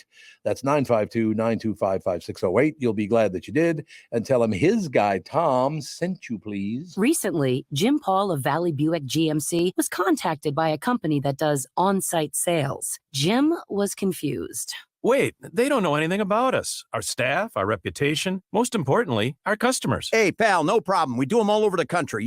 Get the manager off the roof sale, inflatable gorilla sale, and our favorite, the 13-hour sale with a giant clock that goes to 13. Urgency, baby. We bring our crew because, well, your people are, let's just say, a little laid back. And the pricing? Nothing special, sport. But Jim thought we price competitively every day. Our prices are special. We definitely don't need these guys. But sale does convey some urgency, so we made a bold decision for his fine dealerships. Announcing the Valley Buick GMC 365-day sale. And we can even extend it a couple years or so. I got the air dancer guy, scratch-offs, plastic keys, bubble machine. Valley Buick GMC in Apple Valley or Hastings or valleycardealers.com. Hurry.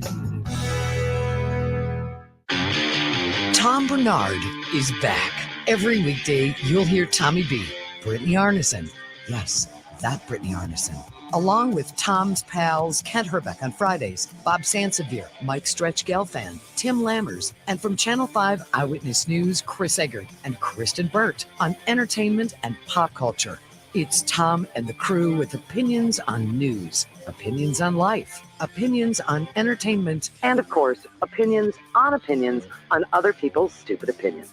The Tom Barnard Show is a podcast, so you can listen when you want to listen.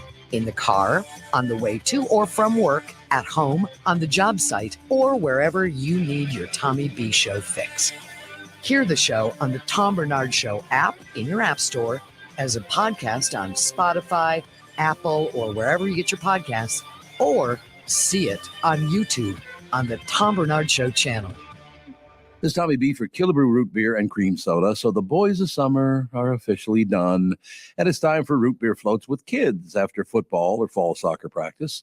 So to celebrate the Minnesota Twins' first time in a long time success in the playoffs, it might be time for some adult sweet beverages to toast our hometown team's try again till you win effort with an adult beverage made with delicious gluten-free Killebrew root beer. Might I recommend you consider this recipe for your Killebrew root beer rum creams?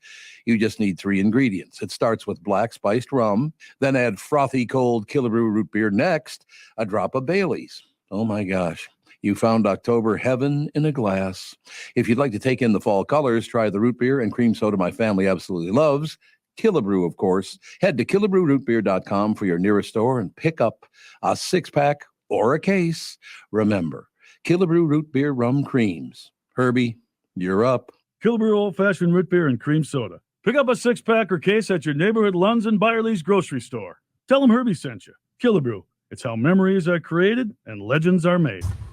What does he mean by big mug? Do I have a big mug? What? No, I cut out. No, no, You're breaking up. I'm going through a tunnel. Sorry. Oh my God. How many holes do I have in my back right now? Stabbing. Looks about 3 of them so far. Yeah. Okay, you know. Ladies and gentlemen, Minnesota legend Kent Hrbek Sports is brought to you exclusively by Killebrew Old Fashioned Root Beer and Cream Soda at the ballpark, up north, or in your fridge. Mr. Hrbek with us. Good morning. What's happening, Pally?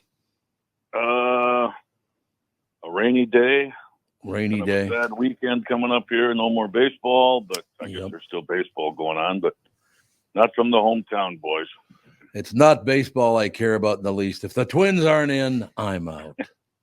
That's all I'm saying. Well, we got the Wild to watch now, I guess, and the Vikings, but no, it was a fun run. It was great after 21 years of not winning a playoff game. That was really something to see. That was great. It was a very, very, the Toronto series obviously went brilliantly. The first couple of games, we were 1-1 there. And that first loss at home was hard to take, but you got to do what you got to do. Maybe next year. We'll get them next year, right? Yeah, that's just what we want to hear here in Minnesota. Yeah. Been hearing that too much, Kent? Is that what you're saying? Right.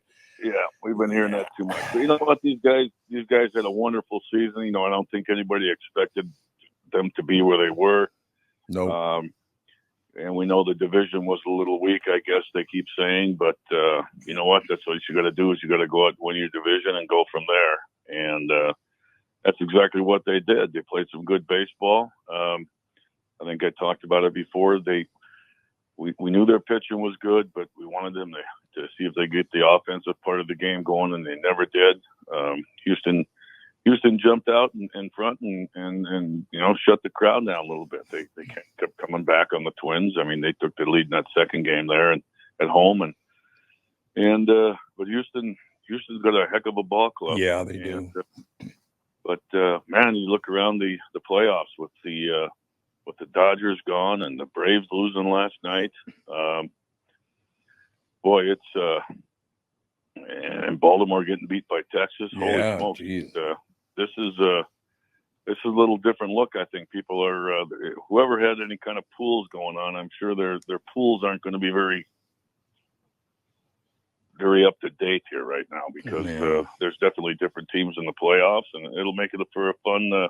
Houston's back, but it'll make it for a fun couple weeks here watching to see how these guys come out. But no, fun season by the Twins. Disheartening, but fun. Well, disheartening. I'm wearing today. I know you're not on video, so I am wearing my Tom Barnard IQ 92 hat to kind of salute the end of the season. What do you think? Very nice. Watching you wear that for about 10 straight hours, try to get him to take it off. He wouldn't. Oh, you are an idiot, Tom. I'm going to wear this hat for a while. It's going to be perfect. Did Johnny Gordon make it on with us this morning? I heard he was coming on. 3 minutes, about 3 minutes, Johnny Gordon. I was trying to keep that a secret from you, that I'd like pop him on as a surprise. But apparently you can't surprise anybody anymore when you have a sales staff.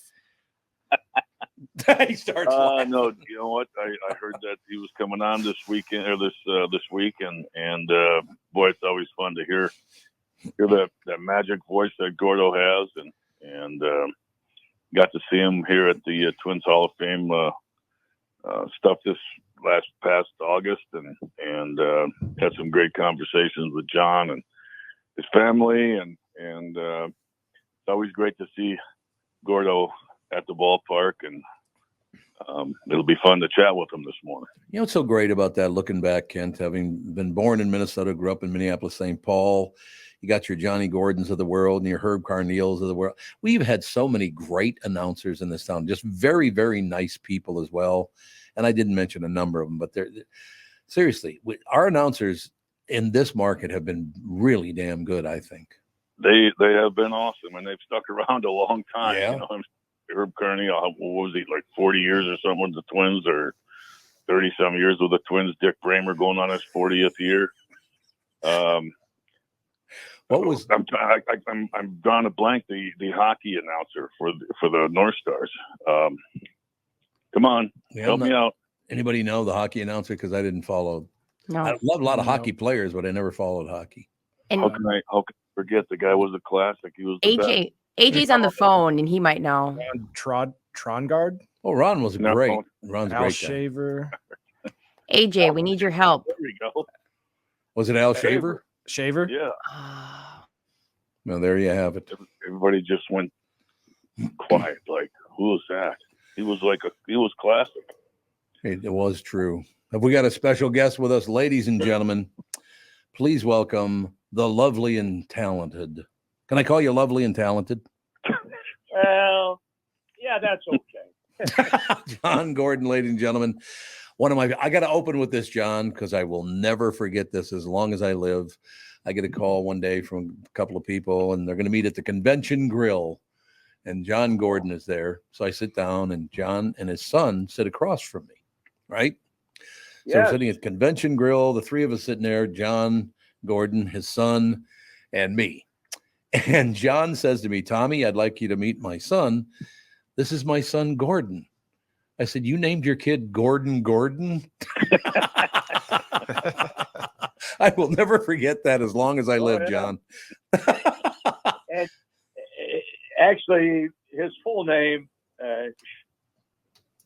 here, I mean, his full name, his middle name is Gordon. So we nicknamed him Gordy.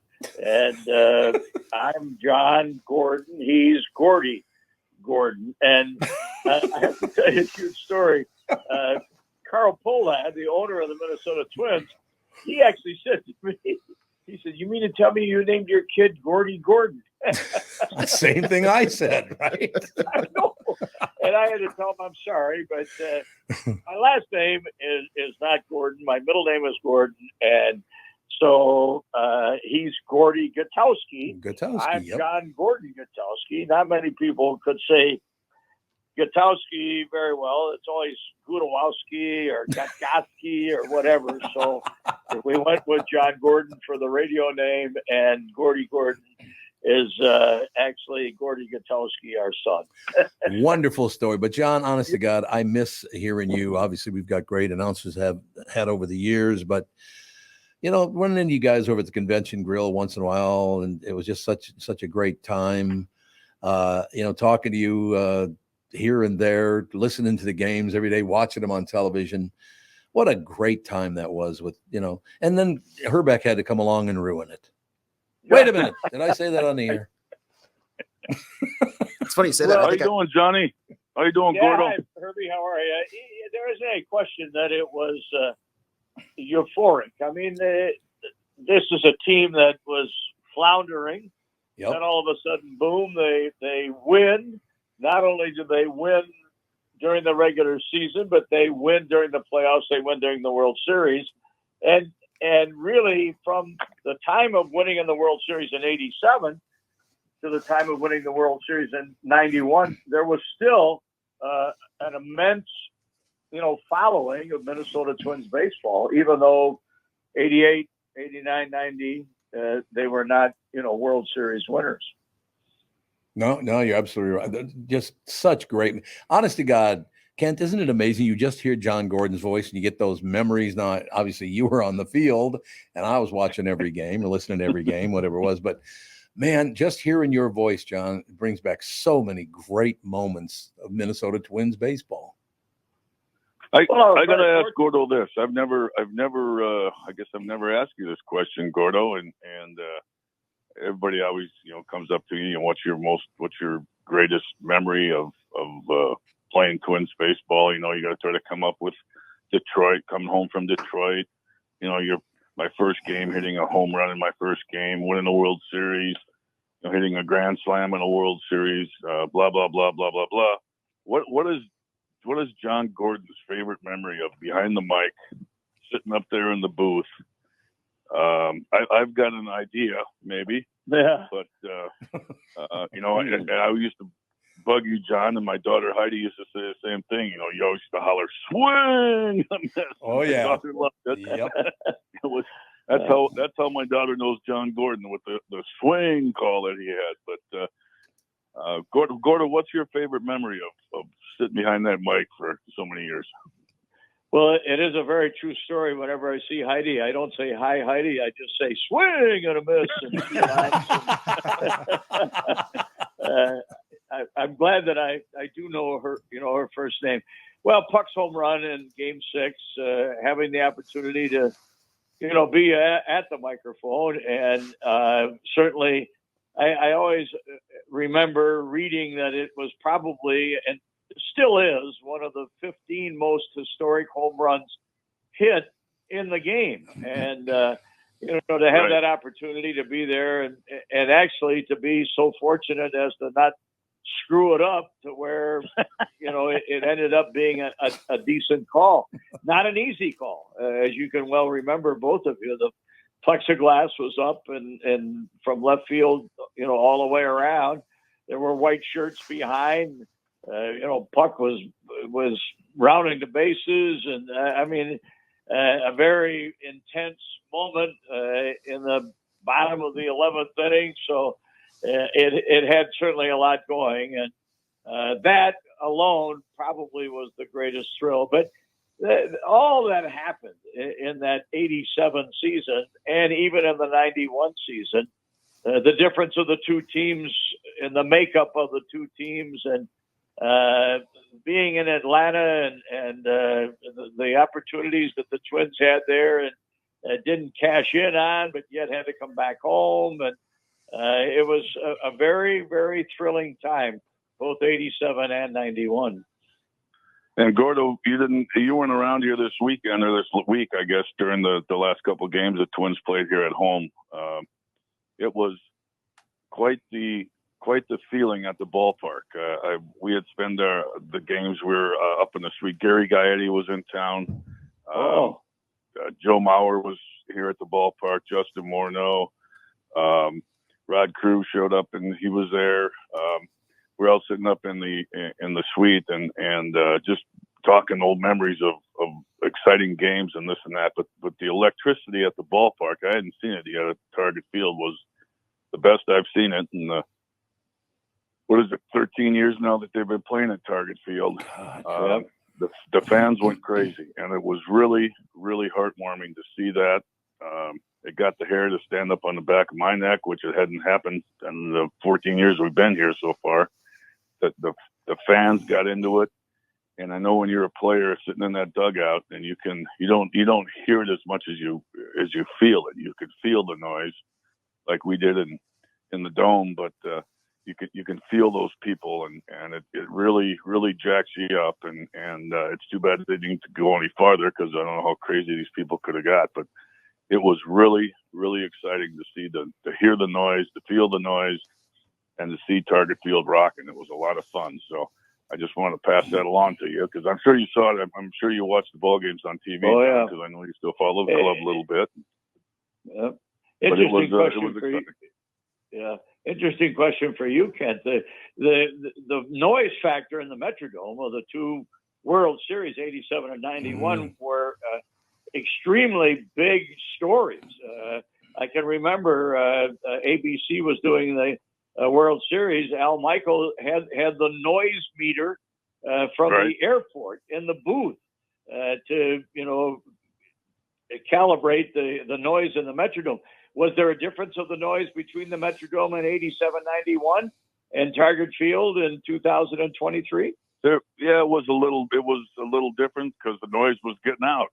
The noise couldn't get out in the dome. The noise stayed inside. It stayed in there. It was trapped in there. We, even on the field during the games down there, you couldn't communicate at all with anybody. I mean, you couldn't, unless you stood right next to somebody and screamed in their ear. If there was a pop-up or something, boy, you really had to, visually know what was going on. And I think that's what helped us out. We, at the Dome, we really played well defensively, because of, the communication we had just by looking and seeing and knowing where the other guy was going to be, or where whoever was going to be. So, it's definitely a different take, because, like you say, you can't hear a guy calling you off on a pop-up, or, where you're supposed to be, wherever, during a play. So it definitely makes a big, huge difference at times. And Target Field was getting there. It was getting rocking. Believe me. Yeah, no doubt about that. John, one thing I got to tell you, as a fan of the Minnesota Twins or baseball sports in general, to have a guy up there now. First of all, people who may be a bit younger will not maybe even know about this, but before John and after John, and John certainly was a legend like the rest of them, but from the time I was 9 years old and heard, the Herb Carneals of the world and the Halsey Halls of the world, and then the John Gordons of the world, and then hear Krabby Dan Gladden doing the games, But John, it was a big part of the game. That touch 'em all thing that you did was so cool, because you did it with such enthusiasm. Man, I felt the home runs going out every time you hollered touch 'em all. It was just wonderful. Well, I was very fortunate. The fact that in 87, the Twins had 4 players that hit 30 or more home runs, and almost had a fifth. I think Puck was at either 28 or 29. There were a lot of home runs hit. Yep. And that was an opportunity, for a kind of a catch-all phrase. And certainly, it's a phrase that has been used in baseball in years past. I know Dick Enberg used it when he was with the Los Angeles Angels, or California Angels, and some of the others. But you got to have a home run to say touch 'em all. And the Twins hit home runs. I can't imagine what the Atlanta Braves broadcasters would have been like this year if they had used touch 'em all, because, they hit as many home runs as they did, nearly, set a new record, tied the Twins. But that was, really an opportunity that just came about simply because, the Twins had Hrbek and Brunansky and Gaetti and the rest, to hit 30 or more home runs to really help out. It was I guess a blessing in disguise. I guess so. The check's in the mail, Gordo. Is that the deal right there? Yeah. What a wonderful time that was, and it still is. Being a Minnesota Twins fan is very near and dear to me. There's no doubt about that. But the great memory, John, it's so funny hearing your voice on the show this morning. All of these different calls that you made over the years are starting to pop into my head, man. There's about 1,000 of them. So I can't start chirping them out because this show would go on until about next Wednesday. Yeah. I found one that is over a Kent Hrbek at bat. Do you wanna hear it? Oh, here we go, ladies and Oh gentlemen. boy. Strike one. Oh, boy, he sure looked bad swinging at that pitch. Uh-oh. Last year, though, he was sixth in Uh-oh. the American League at hitting right-handers he was facing for the first time after the 7th inning at home. So that's something to keep in mind. Thank God, I love it. I love it. So Perfect. much. John Gordon saying Kent Hrbek sucks. That was wonderful. No, that's from the timeless classic Little Big League, where Yeah. just such a good movie. Such a good movie. I had to pull that up. I'm glad we could work that in. Hey, I just want to mention that in honor of being on this show today, I would like to use my last Little Big League residual check, which I just got about 10 days ago. I haven't even cashed it as yet. Let me look it up so I can give you the exact amount of the check. Ooh. And I'd like to buy you guys a drink at the local beer stand. $37.30. Hey. Yeah. Touchdown, baby. Okay, that'll take care of her. That's 2 beers at Hrbek. That's very, very true. You know, this is going to sound kind of weird to you guys, and I'm not trying to get too, soapy here or whatever. But one thing that I always look back on, because this happened 1 year after I took that job at KQRS, 1 year later, because I predicted that year the Twins would win the World Series before before the season even started. But looking back at that, sitting here talking to you guys this morning, it's one of those things. I'd like to be like everybody else in the world now and sit around and go, oh my God, I'm a victim. Life sucks. And it's all just horrible. I sit here and think about, and I look at my life and go on, I got to know John Gordon. I got to know Kent Hrbek. You get on the list of guys, you were talking about the Johnny Castinos of the world, Gary Gaetti and Timmy Laudner. I am the luckiest man on earth. Just sitting here listening to you two guys talk, I feel like a luckiest sumbitch ever born. I do. Yeah, Like I told you before, Tom, you got to set your standards a little higher. Very true. It's hard to answer the comment that you just made, Tom. But I think it's part of the business, and that are good. There's bad. There's opportunities to put your foot in the door and try to make a name for yourself. I mean, it all just kind of opens up, and you have to feel very blessed to have the opportunity to. I always used to say the job I had beat working for a living. Because it was something that I enjoyed doing. I have to tell you, I'm very extremely pleased that I was able to walk away from the game, and I hope for you, Tom, you'll be able to walk away from the microphone, and Herbie, the same for you. Even though you are retired now from your playing career, you're still very active with the Twins, and someday you'll be able to walk away from it. And I'm living the dream in Florida and enjoying every bit of it. I still have the memory of being a broadcaster for the Minnesota Twins for 25 years, and I'll never lose that memory, and I just will cherish it for every living day I have. Now, when you're down there on the golf course and you're playing with 3 other guys in the foursome, say your friend Joe, let's say, is playing with you, and he fires one off into the woods. You go swing, and that one goes into the woods. You holler that on. Does it come back to you once in a while or not? Yeah, but it's kind of funny. I love the game, and I still follow the game. I don't relate as much as I used to the game because it's changed. I think all of us will agree on that. And certainly the players have changed. I know a few of the star players, but don't relate to the guys that are better than average or average players that help teams win.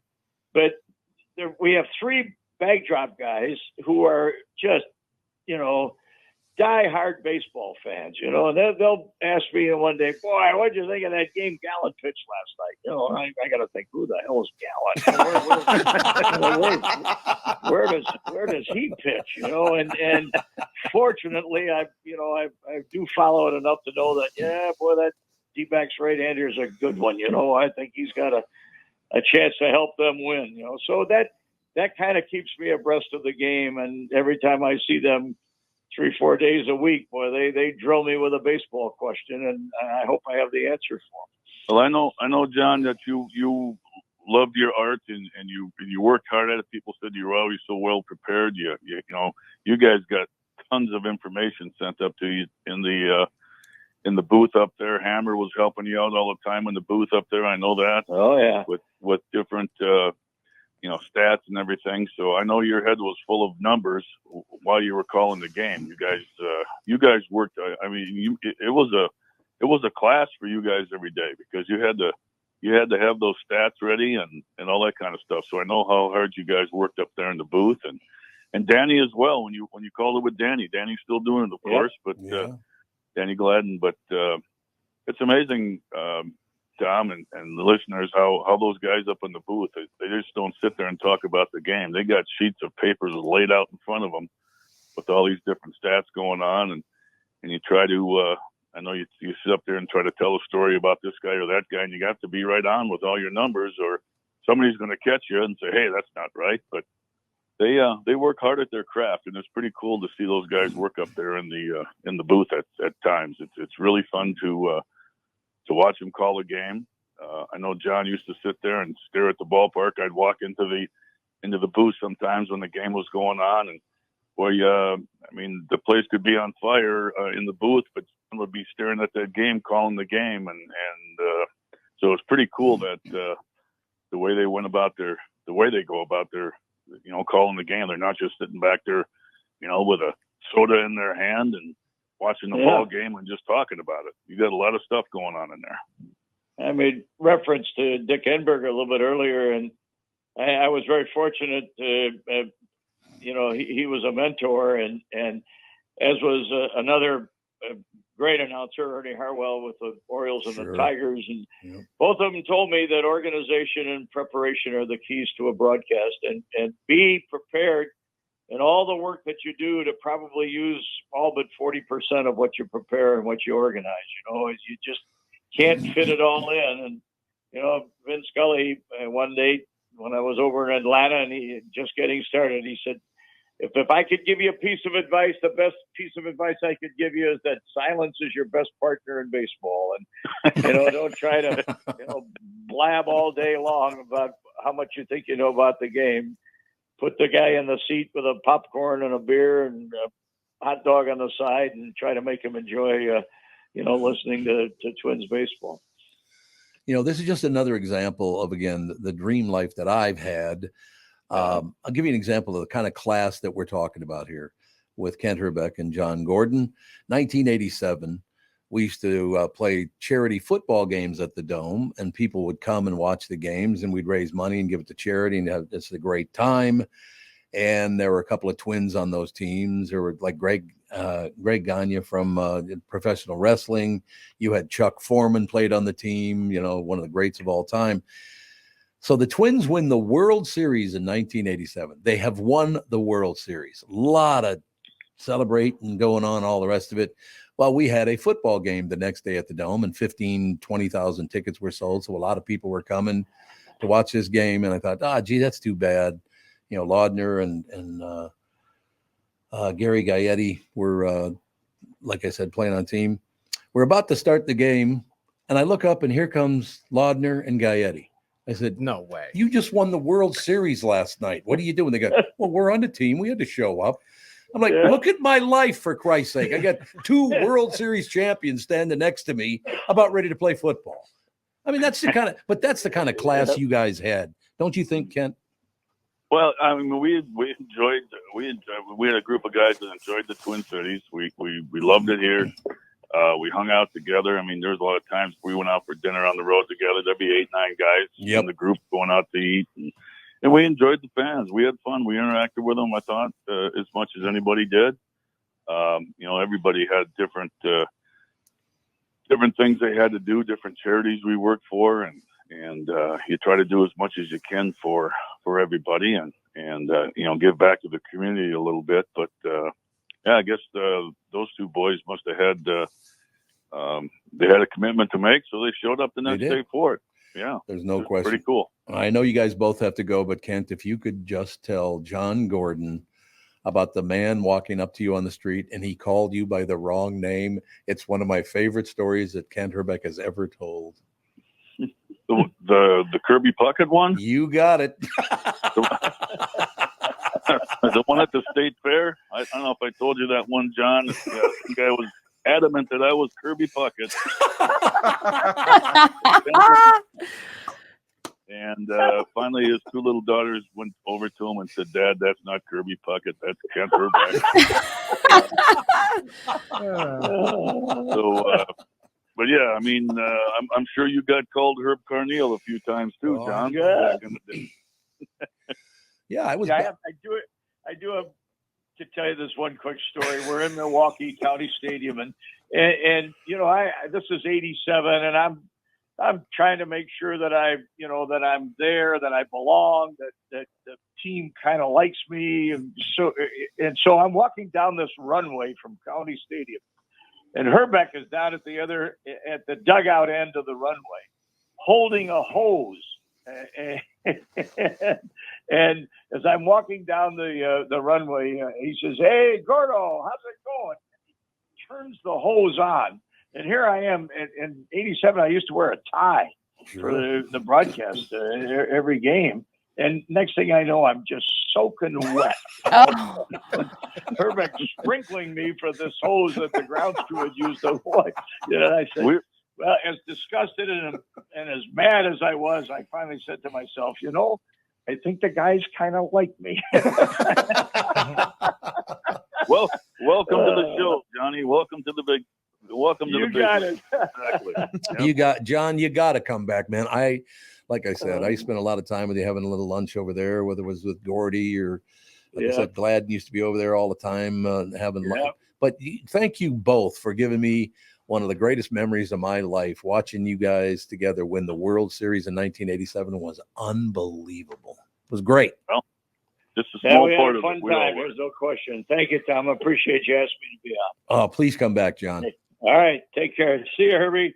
Good to chat with you, Johnny. Have a good one. Okay. Hey, right, Tommy, I also got to tell Jimmy Lundeen thank you very much with taking care of us with the Killebrew root beer and sponsoring the show. That's pretty cool. They've done a great job, and we'll have to fire up some more root beer next year during the season. I think that the guys are going the right way. The club's going the right way. Mm-hmm. I mean, they surprised us a little bit here, and I think sounds like we're going to get everybody back that we need next year, and hopefully we can make another run and have some more fun on Friday mornings chatting baseball with you. You think Sonny Gray will be back because he's up? That's going to be it. They're going to take a look at that. Yep. What it wouldn't be. Hopefully they can squeeze them into the lineup. I think it's something they need to look at, and that's the hard part for them now is to try to figure out what they're going to throw together. But I think the nucleus of this ball club is looking good. Got a bunch of good young players. Things should look good. No question. And if you think you're just going to get away from me and all the way until like next April, that ain't going to happen. I'll be around. You know that. All right, Pally. Thank you so much, Kent. Another great year. Another great year. All right. Year. Great, guys. Thanks, everybody. Thanks, Love all. you, Kent. All right. Thanks, Brett. See ya. Kent Hrbek Sports on the Tom Barnard Show was presented by Killebrew Old Fashioned Root Beer and Cream Soda. Find a store near you at killebrewrootbeer.com. And he's right.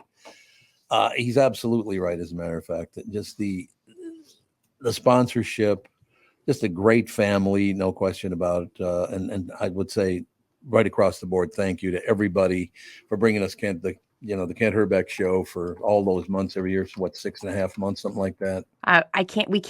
We can't go that long without seeing him. I will die. I agree. He's literally my favorite person on the show, and including myself. Like, he's amazing. I love Ken Hrbek.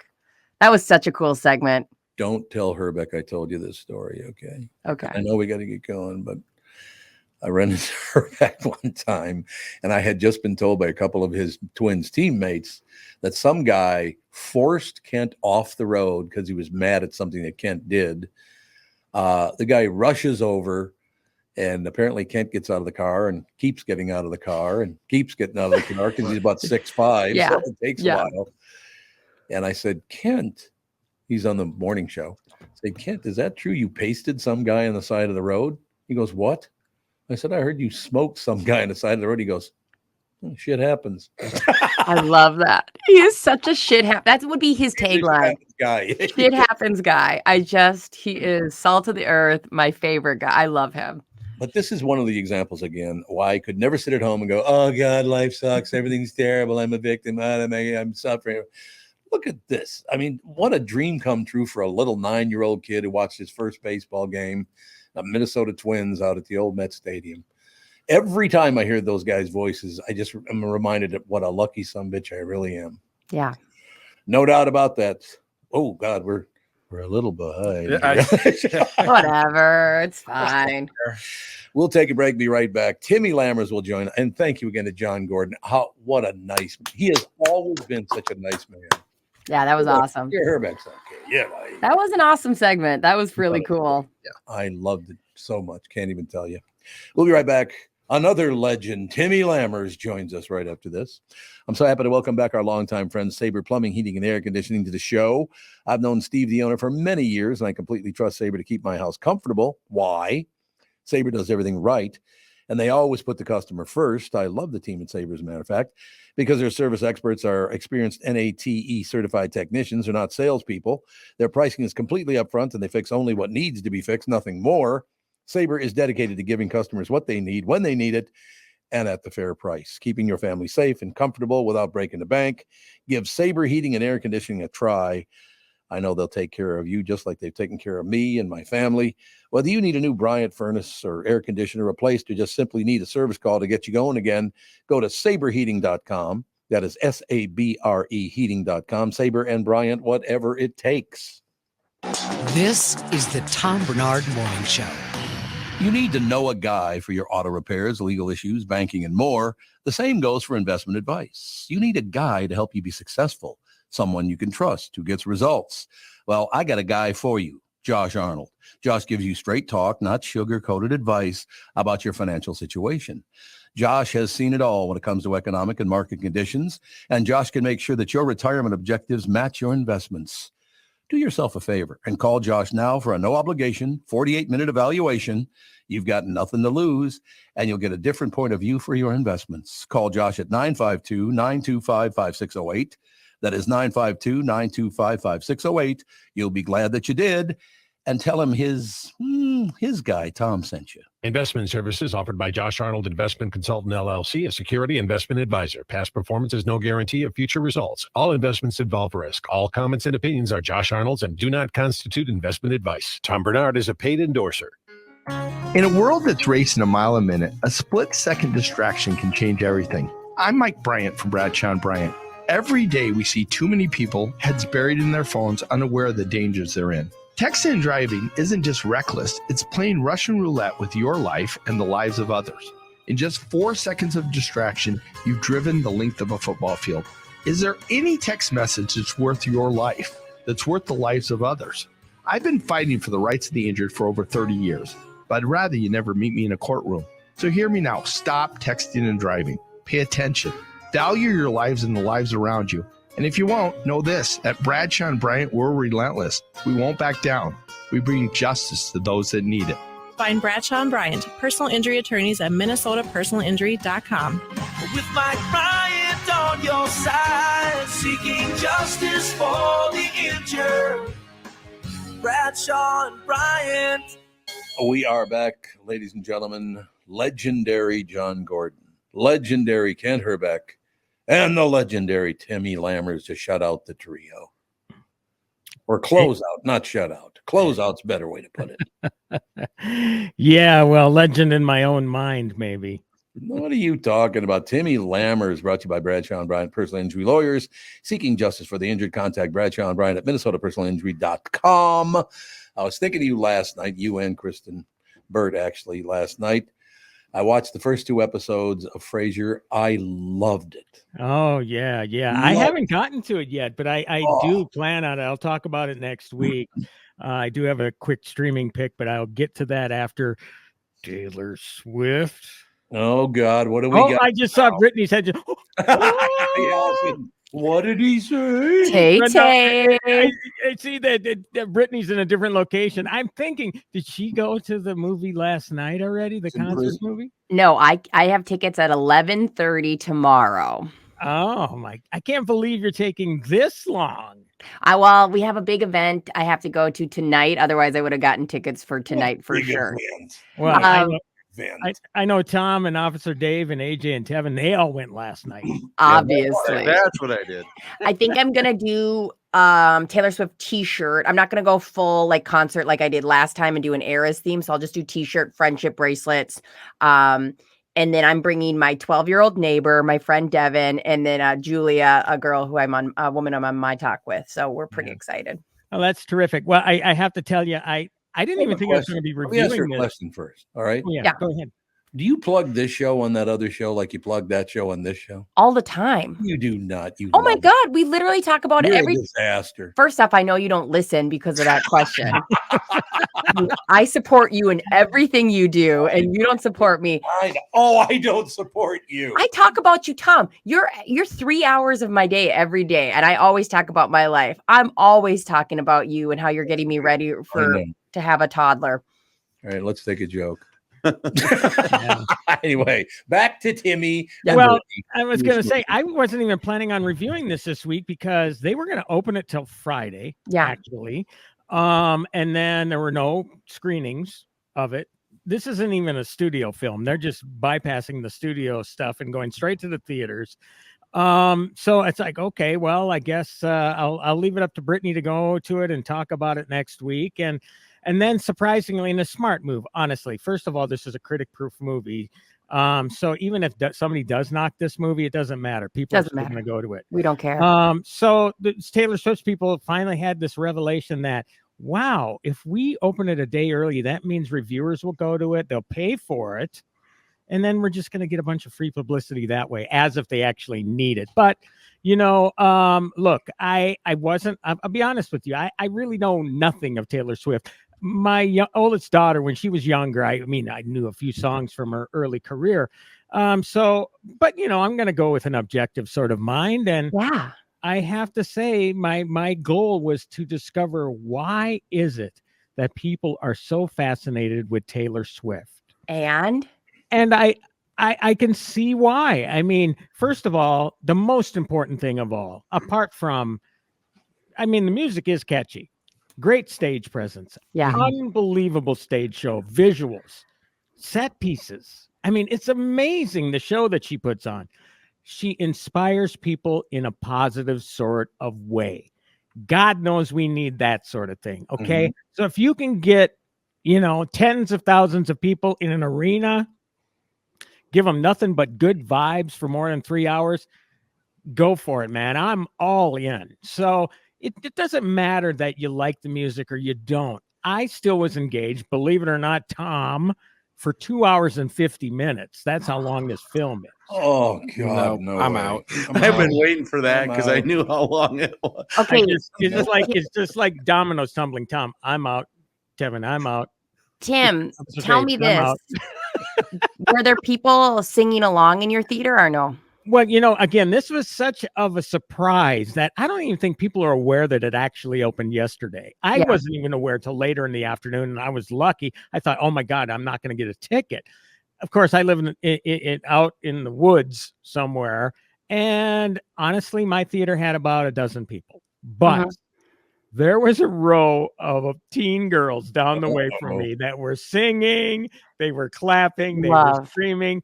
And you know what? Obviously, in a normal movie, that's going to annoy the hell out of you. Here, I absolutely loved it. That's the way it should be. In fact, I will go so far as to say Marcus Theaters, they're doing it. I don't know if any other ones. I'm not plugging Marcus. I'm only pointing out a news story. They are encouraging people to bring their cell phones in to the theater and treat it like the concert experience. Yeah. Which I think it's a good move. I mean, because nobody's going to pirate the actual movie. It's going to be so loud and crazy in there that it's going to be like they're at a concert. Well, But I it thought, makes that's a cool sense. Like move. make it a party atmosphere because it's essentially a concert. Like, yeah. No, I will say this. So I know it's silly. I mean, I'm just so excited to go because I went to the concert. I am her P1s. I'll go no matter what. But I'll say this. So my neighbor, Josie, who's 12, she wasn't able to get tickets and go to the show.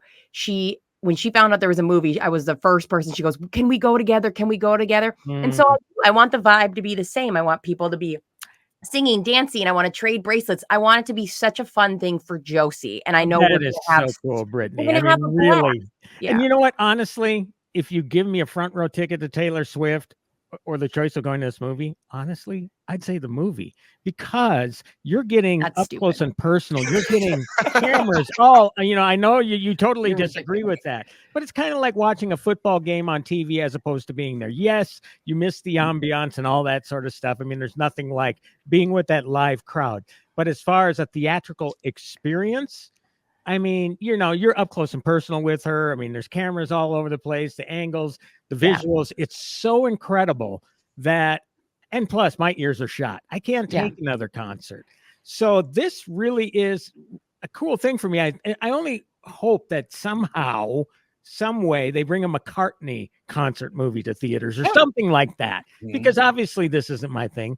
Beyonce is coming up. That's not my thing. But this might be this, and Kristen Bird has said this too. This might be a new thing now, because it gets people in the theaters, and I think that's wonderful.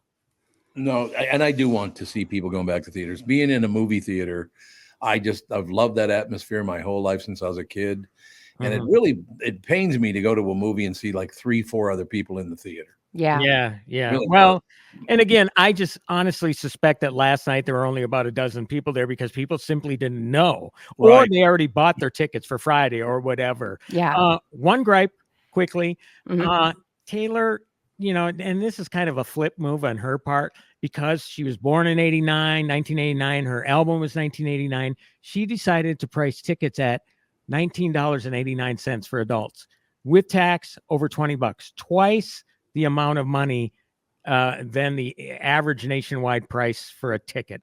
It's like, come on, man. You don't need to do the money grab. You had such a lucrative concert tour. What are you doing? For kids and seniors, $13 a ticket, which again, 13 is her favorite number. It's her birthday. That way, which is still more than your average ticket. Right. So it's kind of like, oh, come on. You don't really need to do the money grab. But obviously, Brittany, that's a pittance compared to what you're going to pay for the concert. Jesus. Right. It's very on brand of her to overprice her concert tickets and then also overprice her movie theater tickets as well. Yeah. I mean, and I hope that doesn't set a precedent because you got to remember there are $300 million productions out there from Marvel, whatever. And they might say, well, this is an event movie. We need to do surge pricing. And that's not going to be a good move. If this is setting a precedent in that sort of way, obviously theaters they have to rent the movie from her, essentially. So they have to do it. But it's like, oh boy, I don't know. And Tim, you're right. Like, I agree. Like, that's an expensive price. I don't balk at that because, there's people that if I want them to all have the experience, but I guarantee you this is going to be on a streaming service after the run, because then you can listen to it at home, which will be like how me and Margot enjoy it on our day-to-day. So I just think as long as that vibe is carried somewhere of let's all get together, have fun and dance, I'm happy with it. Yeah. Well, I have to go. I have another station I have to talk with, but quickly, who's to say she's not going to charge $40 for a video rental? Huh? True. I bet you. Fine, Tim. Let's have a bet. A gentleman's bet. I bet you this will be just on Prime or Netflix. This will be on because all of her other ones are. Well, just quickly, I have to big news story as far as I'm concerned because they're based here. Best Buy are phasing out DVDs and Blu-rays in 2024. Well, why wouldn't they? It's time. Yeah. Well, so you're going to have to stream it in all likelihood, Taylor Swift. But yeah. Again, a positive experience. I love that. Okay. 36 songs. The eras are basically, takes you through her different albums. I mean, it is just an all it's an immersive experience. What else can I say? It's really a wonderful movie. Yes, he likes it. Not that anybody's waiting with bated breath for this guy's movie. Again, it's not going to matter, but no, it's interesting to me because as somebody, I'm immersed in it and like I'm very excited. Just the group we're bringing, so I'm very interested to hear somebody who's not a Taylor Swift fan go to a show. So I appreciate your input, Tim. That's very interesting. If you can convince a guy who had no desire to see the movie prior to, that's a good thing. So, everybody have a great weekend. Tommy, we'll talk next Tuesday. Thanks, Timmy. Talk to you on Tuesday, pal. Tim Lammers, ladies and gentlemen. The whole time you guys were talking, I kept thinking about, and it was about Barbie, not about Taylor Swift. I do that commercial for Progressive. The guy goes, "She has a boyfriend. I know who it is, but I don't think I can tell you." Right. In other words, he's implying that he's her boyfriend. Well, no, he goes, "Ken, I don't think I can." He's like, "I want to tell you who her boyfriend is, but I don't think I can." Oh, that's right. They cut it off at the last. He says it twice, and they cut Ken off at the last one. Have you noticed that? Oh, I haven't noticed that. No, I thought they were just doing the play on words. And then he goes, "But I don't think I can." He gets the cut out, and they cut the commercial. Pay attention to that next time. They don't let him say Ken the second time. Interesting. Isn't that amazing? Yeah. But I don't think I can. That guy.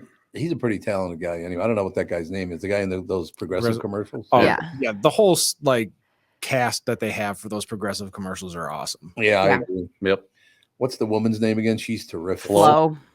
Yeah, there you go. You got Flo in there. Do we like Flo or Jake from State Farm? Which one do we prefer? Which one's that now? Flo. Jake. I like Flo too. Jake from State Farm is he's like the light skinned guy.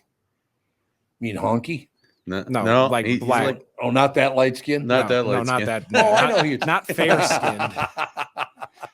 I'm a pretty tough guy when I got a guy he's 300 sitting next to me. He's fun and cute, but he always plays the straight man. Like everyone else is zany, and he's like the voice of reason. So, I mean, I think there's a purpose for him, but I like Flo a lot.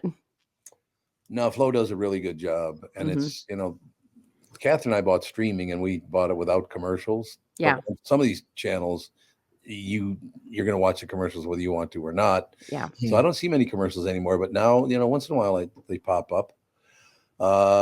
Jumped on a couple. I know we got about another 1 or 2 minutes here, but jumped on a couple of things last night. Watched the first 2 episodes of Frasier, which phenomenal. That's great. That show is that guy.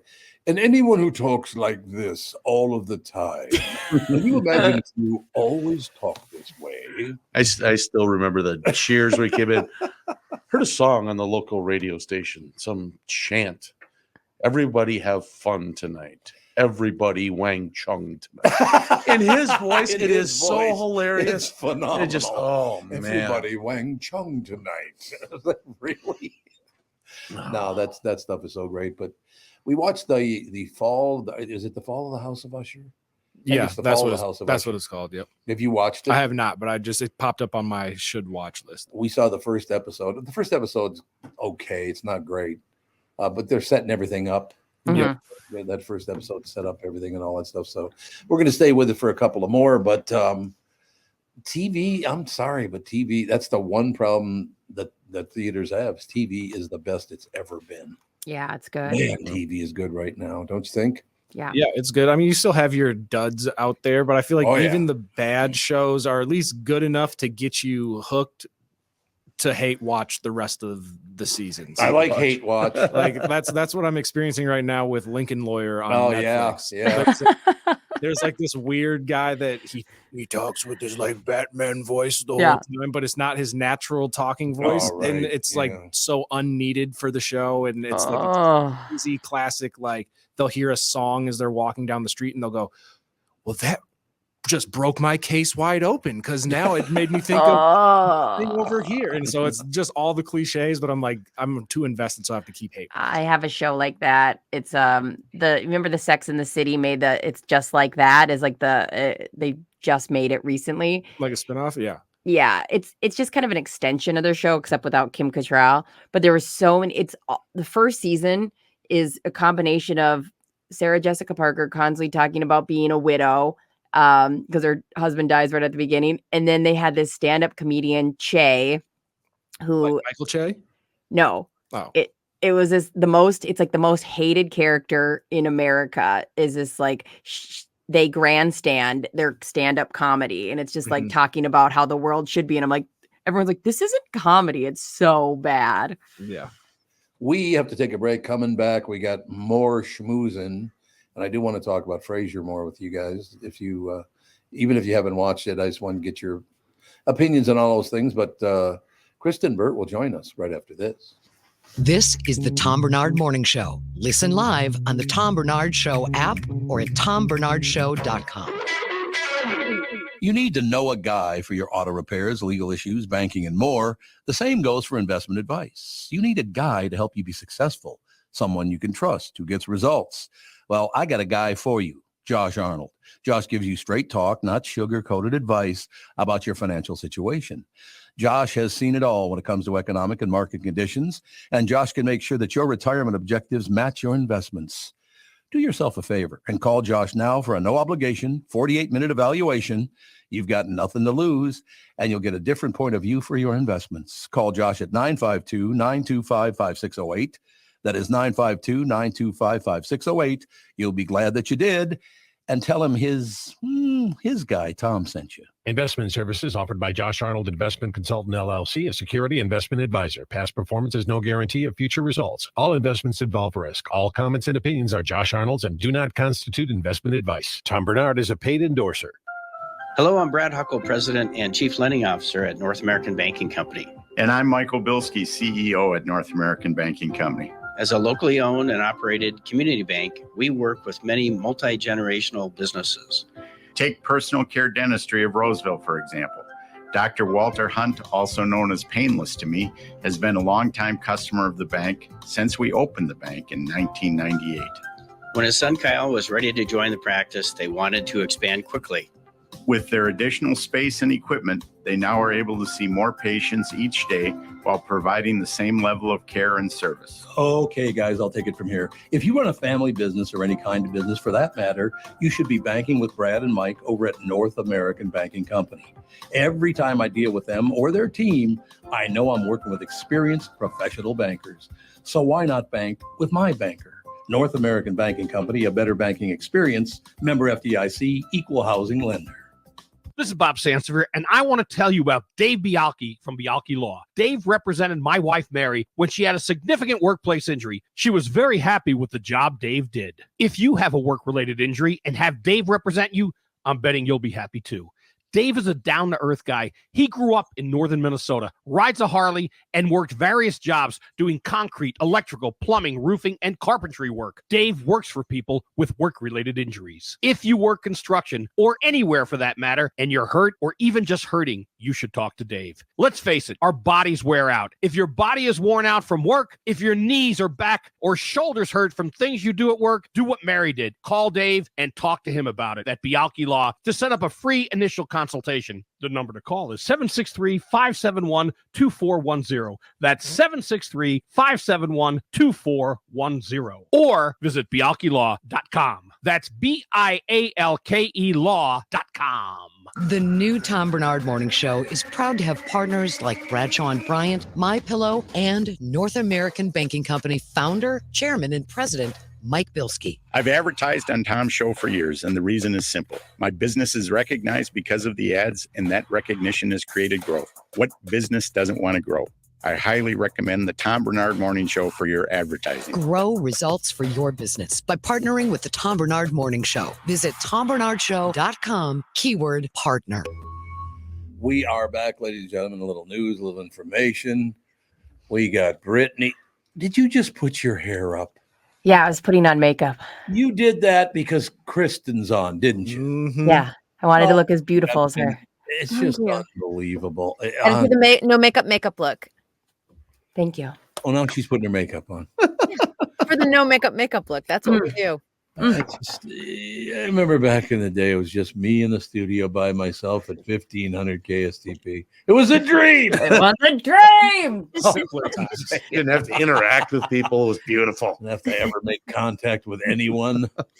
And here you are. Now you have thousands in the studio. Exactly. Have thousands. Kristen Bird joins us, ladies and gentlemen. I was just raving about a couple of shows. Frasier is phenomenal. Have you seen it?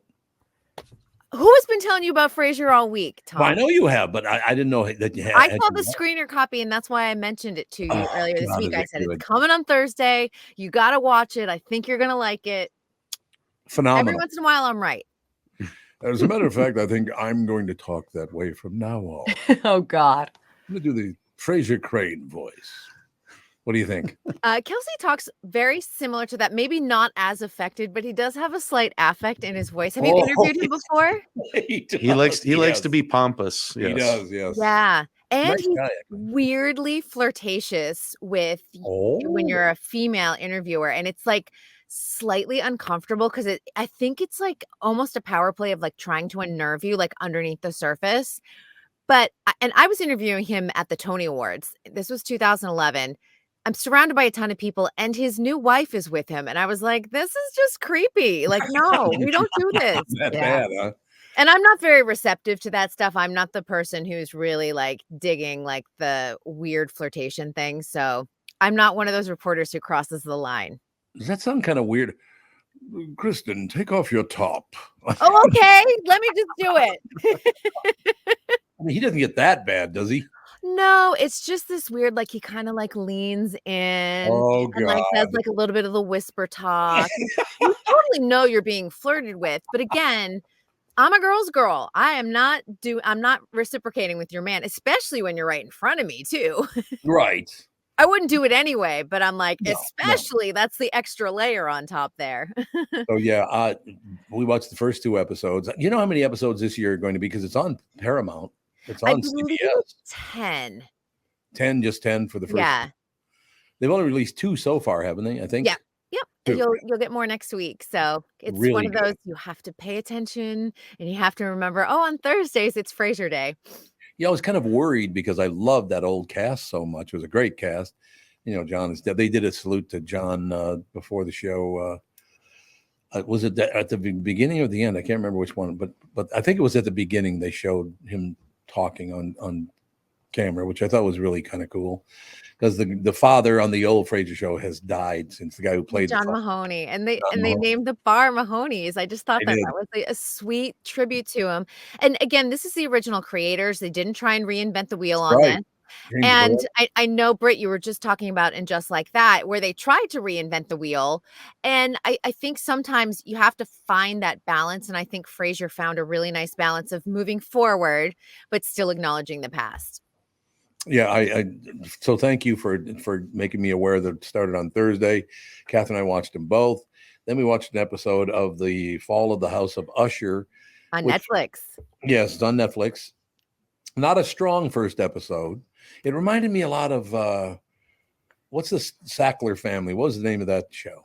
The Sackler family show, where the real life story about the Sacklers. It was some kind of Is it The Staircase? Is that the one where Or the Menendez brothers? Is that what you're thinking of? Or no, it's the Sackler family. I don't know who that is. They own a drug company.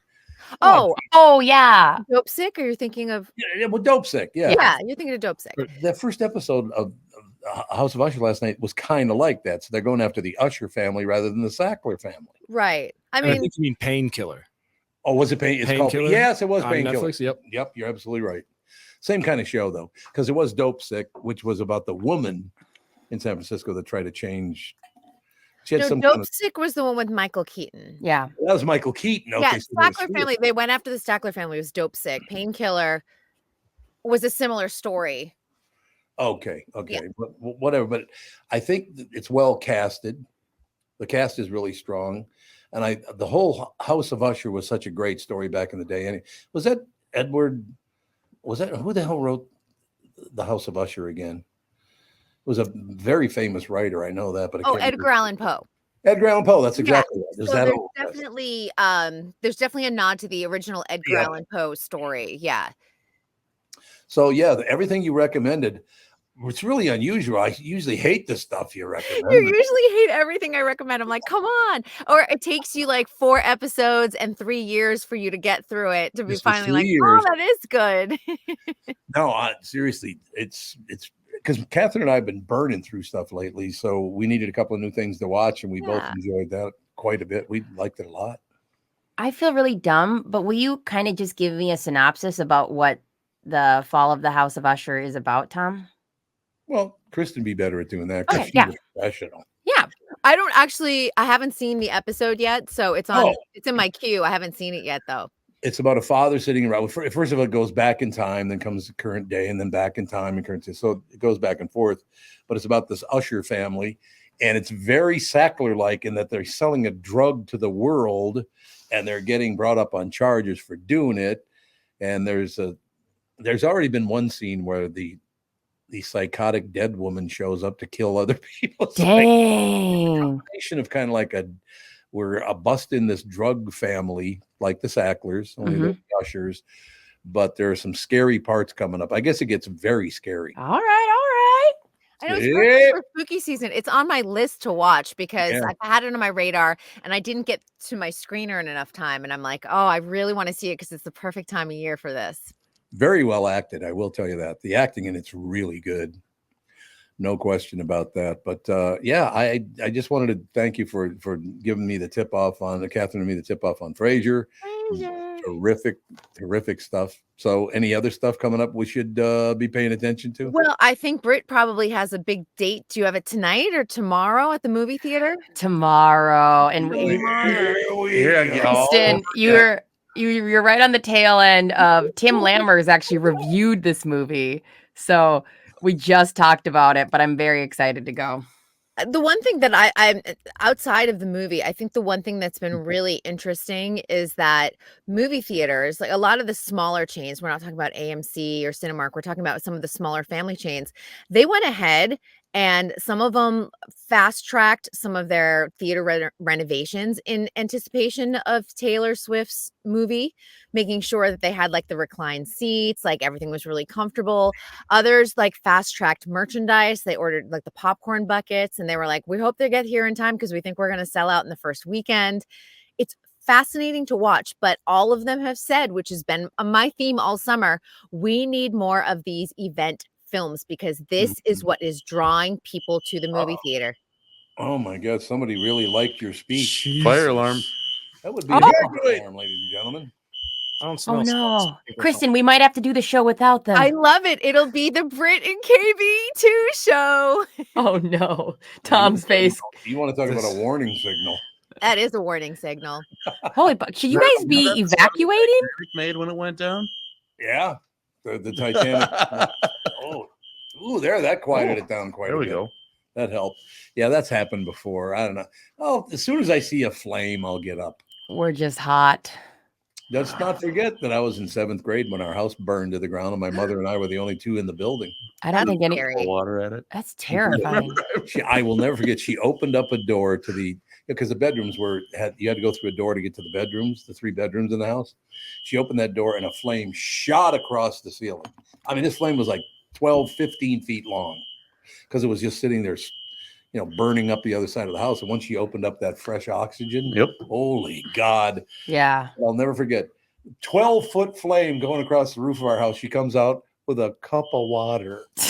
I've got it. Don't worry. We got this handled. Don't worry about it. They never rebuilt that. That house is gone and that lot is still empty. And that happened about 55 years ago. Who owns the lot now? I don't know, but it's sitting there empty all this time. It's been empty.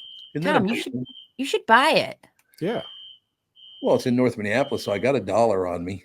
Oh, take it easy. Am I lying? You're not wrong. You are. Expensive properties. In there. Yeah. No, fire scares me. I was in Malibu yesterday. I have family in town, and I took them out to Point Doom, which is where the big Woolsey fire was in, I think, 2018 out here.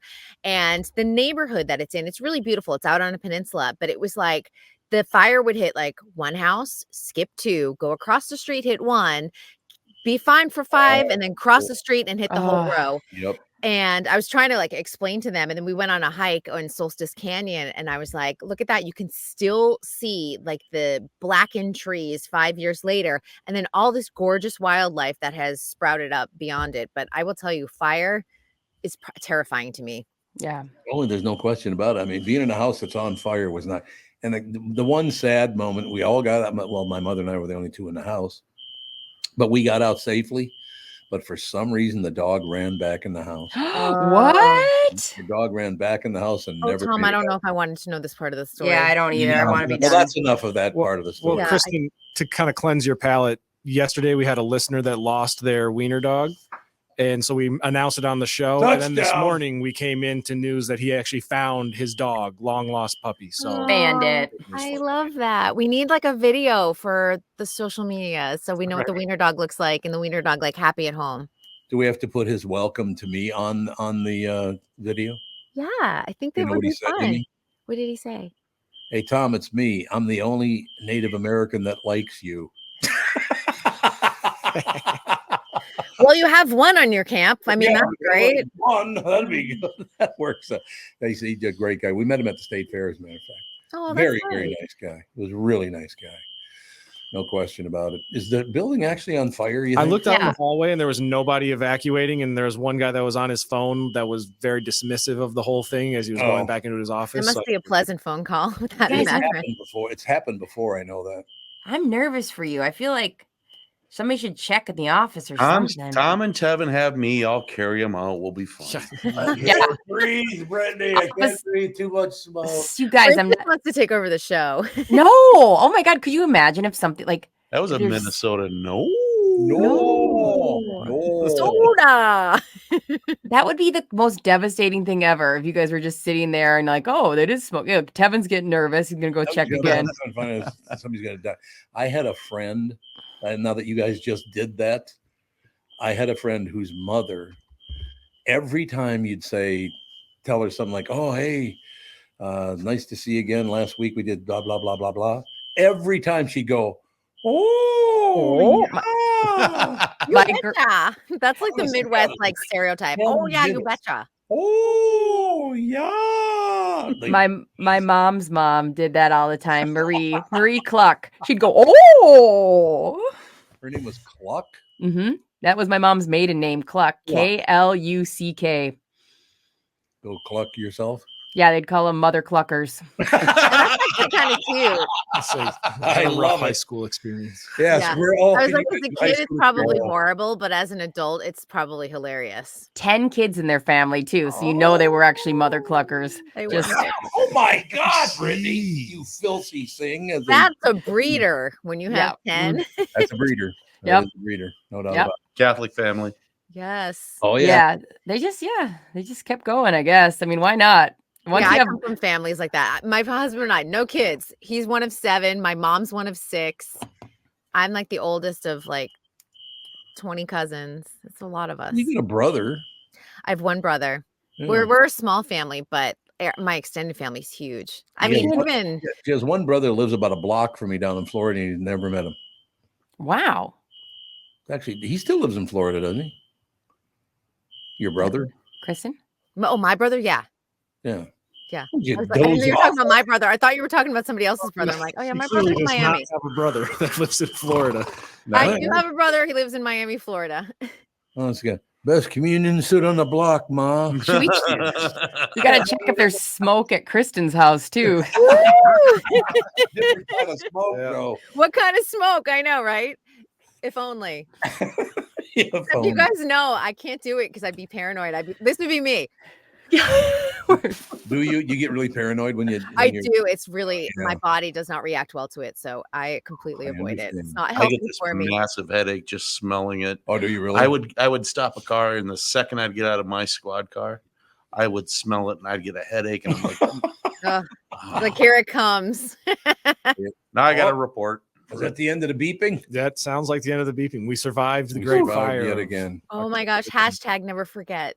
Never What if- forget. What if we're sitting here in 2 minutes from now, the floor just collapses? Oh my God, stop. Ask the question. Honestly, That's too 9/11ish. That's just That could happen just with me sitting here as much as I weigh. Come on. That's true. You and I could just cave it in. Also, I feel like it would be talked about how I didn't come in that day and looked up as You did it on sabotage. purpose. Oh I my know.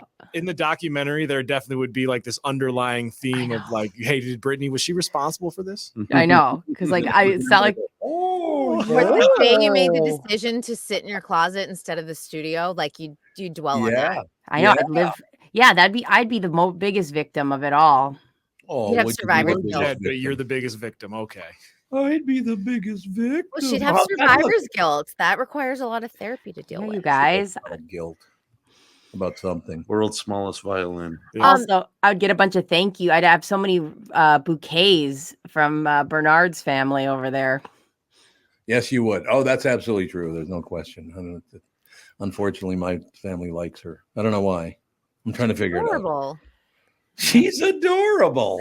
Oh, you should be around she and my daughter, those two hunyucks in the same room. Yeah, we figured out that we want Tom to love Alex as much as I do. That would be the goal. My own daughter. Is that That's real. possible? I don't think so, but he's trying, and that's what we appreciate. All right, Trying. we appreciate the effort. Yes. Tom, earlier in the week, I know you had asked an update on Bruce Willis, and Yes, right. yeah, there was a little bit more of an update this week because obviously Moonlighting is back on Hulu, God, and does he look young in that? I know he's got almost hair. Got hair, yeah. He's got hair. But Glenn Gordon Caron, who was one of the co-creators of the show, gave an update to everyone. He does visit Bruce Willis about once a month, and he just said it's sad. It's honestly, he said he's no longer verbal. It's not at all anymore. Oh. No, and that he knows that like he's around maybe for like 1 to 3 minutes, like he can acknowledge his presence, but that's probably about it. He was a voracious reader. He's no longer reading, so he's lost a lot of his communication skills. He's like, Bruce is still there, but that like joie de vivre, and that was like kind of the word that he used, is completely gone. And he because he's been visiting once a month, he has seen that decline happen since his diagnosis. So I just wanted to give the update. I wish it was better news. And did anything happen to cause this, or was it just all natural development? There's been some question. He did have a head injury years ago that possibly could have contributed to it. But with brain diseases, it's really difficult to track. I mean, even if you look at the NFL with CTE, they can't even do anything until postmortem, like when they look at your brain to really confirm that you have CTE. But there's a lot of ties to addiction and domestic violence and suicide and mental health issues are often tied to a lot of these brain diseases. And we're seeing it with CTE, dementia, Parkinson's, Alzheimer's. So it'd be interesting when they eventually sort of crack that code. How old is Bruce Willis now? I want to say he's in his 60s. He's not that old. Well, he's not that old. That's exactly why I asked you. I think you might be right. I think he might still be in his 60s. Yeah, I I'm don't not think sure he's about that. 70 yet. That's too young to be losing your brain function. It's too young. 68. Yep. Born March 19th, 1955. That's Too young. I mean, my uncle died this year at 65 from Parkinson's and Lewy body dementia. And because I have some of my cousins here visiting me, I mean, we were just talking about it. And he was a Bruce Willis type of personality, like big and full of life in our family. And we just talk about how much we miss him, because he just was such a big part of our family. And he was married into our family by blood, but he started dating my aunt when she was 12 and he was 13. So he's always been around in our lives. So I really had to worry about that for a long time, because when I was 11, I got hit in the head with a baseball bat, and I still have the cracks in my skull from it. I mean, they're healed obviously now, but you can still feel the cracks in my skull. And they worried for many, many years that might happen to me actually because of that. So that's the excuse you're going with? The trauma, baby. That's what I'm going with. What led to you getting hit in the head? Was this like just a sporting accident? Were you brutally attacked? It was not a sporting incident. It had more to do with, Tom pissed somebody off. Damn. Wonder who that was. I've never been in a fight. Have you, Britt? Yes. Physical Kristen. fight? Yes, Kristen. I've been in a few. She was in the military. I know, besides the military, I'm talking about like the playground. Kristen. Yep. I have been in a few fights. That was a past life of mine, but I used to be a big fan of spirits. Oh, You want to fight? I've been punched in the face by a man before at a bar. That's happened to me. Yeah, I have been. I got in a big old fight at the townhouse with a huge group of lesbians. I've been in a lot of fights. Oh my gosh. I think because I'm so short, I have avoided it my whole life. Yeah. Yeah, you don't come across as the let's go get into a bar fight type, Kristen. Totally not. Yeah. And I'm a kid who never got a detention. I'm a kid who never was grounded. I was one of those. You're kisser. Boring. Sorry, I was super boring. No, And or if I did something bad, I just covered it up really well. Yeah, But that's oh well. nobody would expect it when you're the kid who doesn't get the detention or gets grounded. Yeah, I could see that. Yeah.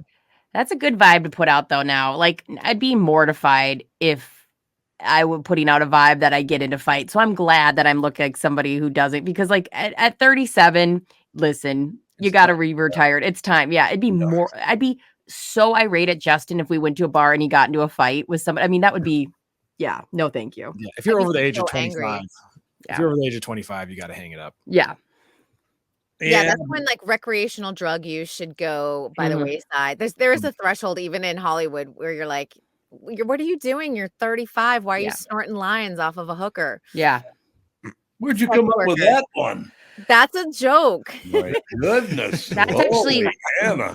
that's when I stopped both snorting lines off and letting people snort off me. So I'm actually glad 35 is a good line. Too much information. I have a question for you. Well, actually, you can't even say that line anymore. You have to say sex worker to make it. Sex worker? Yeah. That's what it is. That's PC now. Yeah, you got to say sex worker. Here's my question to the four of you and the listeners too. Do I appear to be crazy? Do you think by looking at me, some people kind of go, "Man, what's This is a his trick deal?" question. No, there's a reason I'm asking you this.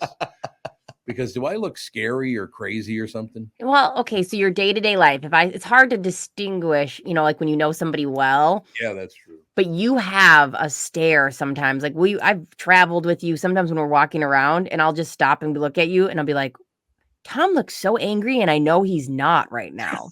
That's exactly why I'm asking this. Because we're at the Twins game on Tuesday, right? Mm-hmm.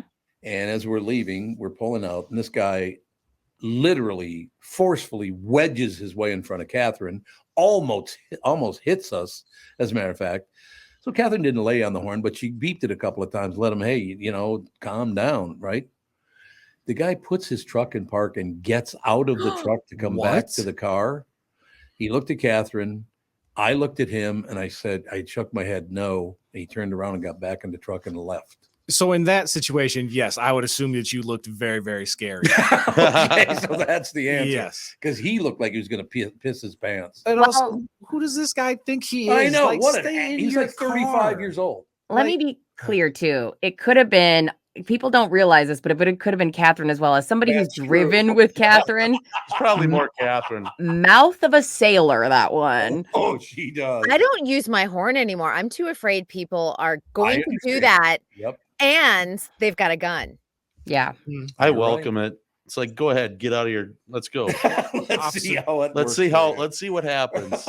When I stand up, let's see what happens. Yeah, breaking news for people that are listening and not watching. Officer Dave is huge. It's like a house getting out of a car if you're trying to go knock on his window. I need Officer Dave to drive with me. I'm 5'3". I can't do anything. Yeah. Defend yourself. Kristen, though, you've got to say, like, even though you're little, I feel like fighting you would be one of those things where you'd be like the sneaker. Yeah, you would. I'm scrappy, but I Yeah. even like, all my cousins are here and like they're kids and they're all like 14 and like 5 inches taller than me now. And I'm like, even my godson, he's 10 and he's only like a half inch shorter than me. And I'm like, oh my gosh. He's 10? He's 10 and he's like half an inch shorter than me. But everyone's really tall. And it's one of those things. Like yesterday, I was like, I feel like I'm the kid and I'm like the oldest one here right now. It's such a funny feeling. The kids I nannied were teens. And when one of them was taller than me, and I'd be like, Cole, get to your room. And he'd be like, no. And I go, good point. Exactly. No, because even my godson, like Oscar was like, wait, you're older than my dad. I'm like, I am. He goes, I thought you were like years younger. I'm like, I think it's just my size that makes people think that I'm a kid. Oh, you're pretty young looking, though. Yeah, too. you don't look. And eating those ring pops doesn't help, Kristen. I would have never known you were 73. I know. Isn't it amazing? I'm also a boomer. I'm older than you, Tom. No, you're not. But anyway, she did a pose. You see how sweet that was? Honest to God. We have to do on this show, and I'm very serious. We have to have more women working from closets. You both look really good. You're both. Tom Barnard wants to put women back in closets. Back in the closet. Get back in the closet, sister. There's your new. I've been waiting for someone. I've been dying to know. Like, does anyone ever like notice my wardrobe shifting and changing? Oh yeah, always. Yeah. Sometimes I have like an evening gown up front. This is my wedding dress. Same. In the picture, The wedding dress. your stuff is to our right, and in Brittany's picture, her stuff is to our left. So we see two wedding dresses. Two wedding dresses. Mine was $14.99 from Ross Dress for Less. Oh well. So Mine was Calvin Klein, but it wasn't expensive. It was about like $100 or so. Yeah, that's pretty nice. basic. Calvin Klein does a nice chic silhouette. I'm trying to say that together. Chic.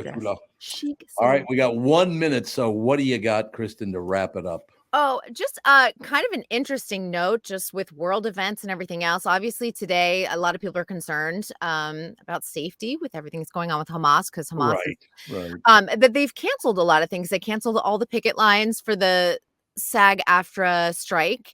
They canceled a big, huge Academy red carpet and gala event that raises money for their museum out here. And by the way, if you guys ever visit Los Angeles, please go to the Academy Museum for Motion Pictures. It is not only is the architecture to die for, the exhibits are incredible, but so everyone's kind of on high alert here in Los Angeles. So just see how that, I don't think anything's really going to happen. The LAPD was like, we don't have any credible threats, but Hollywood's certainly reacting in the wake of everything.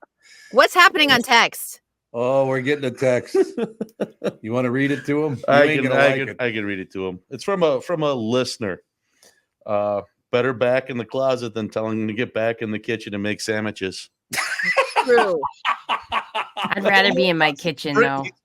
I'd rather be in my kitchen. I actually like it in my closet. My cats like it in my closet. I love being around food all the time, so I have no problem. I'll get back in the kitchen. Ours is an open concept, so it's freeing. Spacious. An open concept. I like that. My husband knows if he told me to go back in the kitchen, he'd be out on the curb. So he knows better. Good for you, Kristen. You've met Catherine. You know how she'd react. There's no question about that. Where's the pants? Yeah, well, let's take a guess, shall we? Yeah. I wear the pants. Cheryl just tells me which ones to wear. Yeah. I fully admit that. I understand. Yeah, if you just say yes to everything your wife says, life is so much easier. You're missing a word, Kristen. Yes, dear. Yes, dear. Yes, dear. I'd be like, that's condescending, Bill. No, then I'd go, Yes, dear. yes, turtle dove. How about that? Oh, that's sweet. Yeah. If he was like, yes, babe, I gotcha. Yes, turtle dove. You're wonderful. All right. We'll talk to you on Monday, sister. I will be here in my closet. And Where you belong. Where I belong with all of my clothes and shoes. and your wedding dress and her wedding dress and everything. Oh, now she's putting makeup on again, for Christ's And sake. my carbonated water. Yeah, What we're is working that? on a Whoever sponsor. wants That's to the Waterloo sponsor me, drink? I will drink this every morning. Is that grape? It is blackberry lemonade by Oh, Waterloo. totally. I got Anyone excited wants for a to talk to second. Waterloo? Just as good. I will also drink a cream soda and root beer. I know one of your sponsors is Love. Oh, yeah. Killabrew. Killer Brew. I'll just Yeah, take my diet. I will Coke. drink that at 8 in the morning. I don't care. I understand. All right. We'll talk to you later. Have a great weekend, everyone. We got to take a break. Be right back. We'll wrap things up right after this. This is the Tom Barnard Morning Show. Listen live at tombarnardshow.com or on the Tom Barnard Show app. In a world that's racing a mile a minute, a split-second distraction can change everything. I'm Mike Bryant from Bradshaw and Bryant. Every day we see too many people, heads buried in their phones, unaware of the dangers they're in. Texting and driving isn't just reckless, it's playing Russian roulette with your life and the lives of others. In just 4 seconds of distraction, you've driven the length of a football field. Is there any text message that's worth your life, that's worth the lives of others? I've been fighting for the rights of the injured for over 30 years, but I'd rather you never meet me in a courtroom. So hear me now. Stop texting and driving. Pay attention. Value your lives and the lives around you. And if you won't, know this. At Bradshaw and Bryant, we're relentless. We won't back down. We bring justice to those that need it. Find Bradshaw and Bryant, personal injury attorneys at minnesotapersonalinjury.com. With Mike Bryant on your side, seeking justice for Bradshaw and Bryant. Recently, Jim Paul of Valley Buick GMC was contacted by a company that does on-site sales. Jim was confused. Wait, they don't know anything about us, our staff, our reputation, most importantly, our customers. Hey, pal, no problem. We do them all over the country. You know, get the manager off the roof sale, inflatable gorilla sale, and our favorite, the 13-hour sale with a giant clock that goes to 13. Urgency, baby. We bring our crew because, well, your people are, let's just say, a little laid back. And the pricing? Nothing special, sport. But Jim thought, we price competitively every day. Our prices are special. We definitely don't need these guys. But sale does convey some urgency, so we made a bold decision for his fine dealerships. Announcing the Valley Buick GMC 365-day sale. And we can even extend it a couple years or so. I got the air dancer guys, scratch-offs, plastic keys, bubble machine 5. Valley Buick GMC in Apple Valley or Hastings or valleycardealers.com. Hurry. Why should your business bank with North American Banking Company? Here's Landon and Gavin Miller of D&B Plating. I've always been impressed with their speed of answers to our questions, and that has allowed us to expand and capitalize on opportunities in the market. North American Banking Company has never made us feel like a number. They've always treated us as a partner. For more information about North American Banking Company, go to nabankco.com or stop by any one of their Twin Cities locations. Member FDIC, equal housing lender. We are back, ladies and gentlemen. Little news, little information.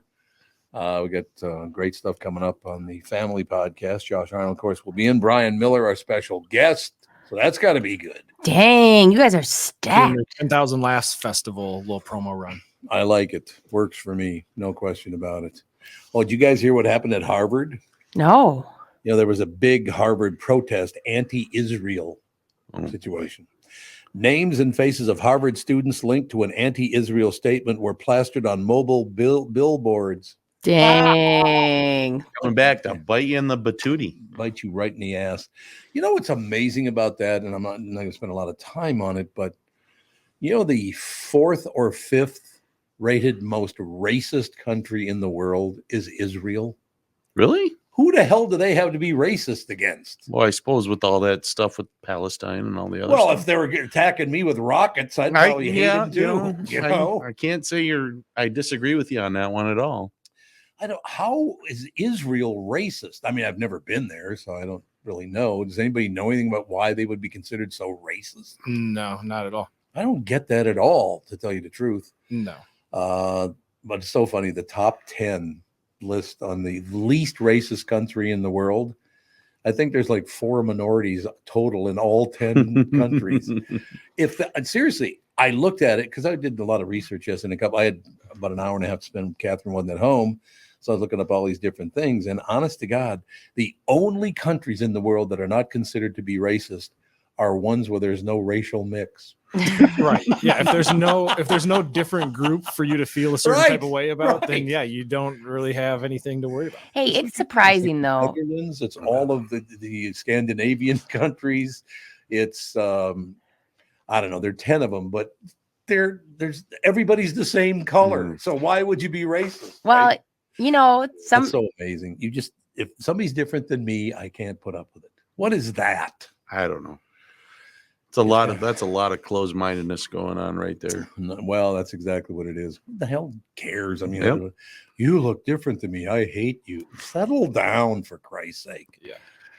And kind of speaking of Israel and like how Harvard, those students got their photos all over the billboards. So the Israeli basketball team is kind of in the news and making headlines because they're in the U.S. right now. I think they're playing in New York or Brooklyn right now to play against the Nets, but they're eventually going to come here on Tuesday to play against the Timberwolves. Here? Yeah, and Cool. everybody's kind of like up in arms, like, why are you guys playing a basketball game while your country is getting more or less torn apart? What are they supposed to do? Life goes on. And they're like, we're trying to give a little, peace of mind and a distraction to everybody back home. But could you imagine having your family going through that situation and then trying to go play a basketball game? I know it's unbelievable. But yeah, I started doing a lot of research on that because I asked that question: is America one of the least racist countries in the world? We have one of the biggest minority populations in the world. which I suppose you look at it because a lot of people come to this country Mhm. from Somalia or from Israel or from wherever. But yeah, it all has to do with if there are people who don't look like you ain't getting along. It's weird how It's looking wrong. at those That's numbers. just so wrong. It is It's really wrong. No question about that. It's impressive too because I you can't always hear you. Oh, sorry, I had her muted. Go Oh, ahead. mute. No, mute her again. No, I meant turn the mute off. That's what I meant. Thank God, because there's so many times I was like, why is everyone ignoring me? I'm like, I thought you guys were mad at me. I'm like, I'm just trying to make a point. But Tom, we always talk about how impressive it is, in a bad way, that even people that look alike will there's this weird human nature aspect that they try to find differences and start wars over it. And it's terrible. And like what's the tribes you always talk about? The Hutus and the Tutsis. Thank you. Do you know that story? Yeah. Hutus and the Tutsis, they're African tribes, both of them. Therefore, they are all black people, African tribes, and they kill each other because their noses are a different shape. Is that it's like what? There was a Dr. Seuss book. There was a Dr. Seuss book all about this. Sneetches on the beaches, isn't that Mhm. it? Yes, That was and it? the children's theater does a really good play adaptation of it. But the whole concept is are these kind of human-shaped animals-esque things, and some of them have stars on their bellies and some do not. And this guy comes to town and he offers up money to, hey, if you want to put a star on your belly and be special like these other Sneetches, will do it. Oh. And he takes their money and they put stars on their belly. Then the ones that originally had their stars on their belly pay money to get their stars removed. And They it's don't want just to be like them. they don't want to be like them. So it's Yep. you would just love this book, Tom, because there's somebody who benefits from these people fighting. Sylvester McMonkey McBean. I used to read that book to my kids. Did you? Oh God, yeah. I That's remember so that. fun. You know all that. Stars upon theirs. And it is so odd. You're not like me, therefore I hate you. And What is that? Well, someone's benefiting from it, and someone Yeah, in this absolutely. And this book, this whole concept is he keeps making money from them keep fighting and wanting stars added or stars removed. That's a really good comparison, Brittany. Thank you. Really good. Thank you. I read a lot of children's books, and that's the I'm only. sure you do. I did too when my kind of- kids were little. It's the best. Hold on one second. We got Friday, October October 13th. Brittany made a good point. Here's it right here, jotting her down, ladies and gentlemen. All right, hell of a show. I had a ball today. Good. Yeah. I got to ask you a question, Brittany. Yeah. Can you sleep an extra hour when you work from home? I sleep usually probably like an extra, maybe 20 minutes. I wake up at 7-ish I anyways. mean, you stay in bed for a while longer. Yeah, I just lay there and people serve me things usually. You haven't yawned once all morning. I hide it. Well, at least, yeah, that's true. At least there you can hide it. There it is. Unlike that one time where you just open mouth yawned in the middle of the studio.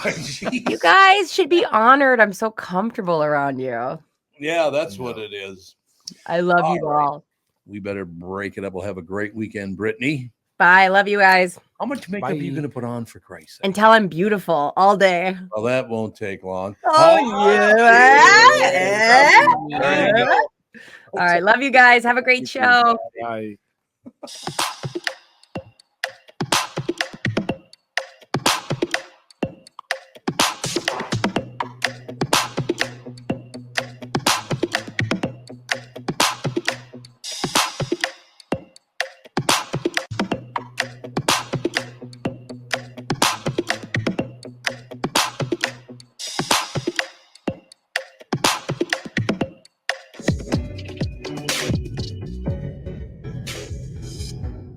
Tommy B for Killebrew Root Beer and Cream Soda. So the boys of summer are officially done, and it's time for root beer floats with kids after football or fall soccer practice. So to celebrate the Minnesota Twins' first time in a long time success in the playoffs, it might be time for some adult sweet beverages to toast our hometown team's try again till you win effort with an adult beverage made with delicious gluten-free Killebrew Root Beer. Might I recommend you consider this recipe for your Killebrew Root Beer rum creams? You just need 3 ingredients. It starts with black spiced rum, then add frothy cold Killebrew Root Beer. Next, a drop of Bailey's. Oh my gosh. You found October heaven in a glass. If you'd like to take in the fall colors, try the root beer and cream soda my family absolutely loves. Killebrew, of course. Head to KillebrewRootBeer.com for your nearest store and pick up a 6-pack or a case. Remember, Killebrew Root Beer rum creams. Herbie, you're up. Killebrew Old Fashioned Root Beer and Cream Soda. Pick up a 6-pack or case at your neighborhood Lunds and Byerly's grocery store. Tell them Herbie sent you. Killebrew. It's how memories are created and legends are made. This is Bob Sansevier, and I want to tell you about Dave Bialki from Bialki Law. Dave represented my wife, Mary, when she had a significant workplace injury. She was very happy with the job Dave did. If you have a work-related injury and have Dave represent you, I'm betting you'll be happy too. Dave is a down-to-earth guy. He grew up in northern Minnesota, rides a Harley, and worked various jobs doing concrete, electrical, plumbing, roofing, and carpentry work. Dave works for people with work-related injuries. If you work construction, or anywhere for that matter, and you're hurt or even just hurting, you should talk to Dave. Let's face it, our bodies wear out. If your body is worn out from work, if your knees or back or shoulders hurt from things you do at work, do what Mary did. Call Dave and talk to him about it at Bialki Law to set up a free initial consultation. The number to call is 763-571-2410. That's 763-571-2410. Or visit bialkilaw.com. That's BIALKE law.com. Hello, I'm Brad Huckle, President and Chief Lending Officer at North American Banking Company. And I'm Michael Bilski, CEO at North American Banking Company. As a locally owned and operated community bank, we work with many multi-generational businesses. Take personal care dentistry of Roseville, for example. Dr. Walter Hunt, also known as Painless to me, has been a longtime customer of the bank since we opened the bank in 1998. When his son Kyle was ready to join the practice, they wanted to expand quickly. With their additional space and equipment, they now are able to see more patients each day while providing the same level of care and service. Okay, guys, I'll take it from here. If you run a family business or any kind of business for that matter, you should be banking with Brad and Mike over at North American Banking Company. Every time I deal with them or their team, I know I'm working with experienced professional bankers. So why not bank with my banker? North American Banking Company, a better banking experience, member FDIC, equal housing lender. Tom Barnard is back. Every weekday, you'll hear Tommy B, Brittany Arneson. Yes, that Brittany Arneson. Along with Tom's pals, Kent Hrbek on Fridays, Bob Sansevier, Mike Stretch Gelfand, Tim Lammers, and from Channel 5 Eyewitness News, Chris Egert and Kristen Burt on entertainment and pop culture. It's Tom and the crew with opinions on news, opinions on life, opinions on entertainment, and of course, opinions on other people's stupid opinions. The Tom Barnard Show is a podcast, so you can listen when you want to listen. In the car, on the way to or from work, at home, on the job site, or wherever you need your Tommy B Show fix. Hear the show on the Tom Barnard Show app in your app store, as a podcast on Spotify, Apple, or wherever you get your podcasts, or see it on YouTube on the Tom Barnard Show channel.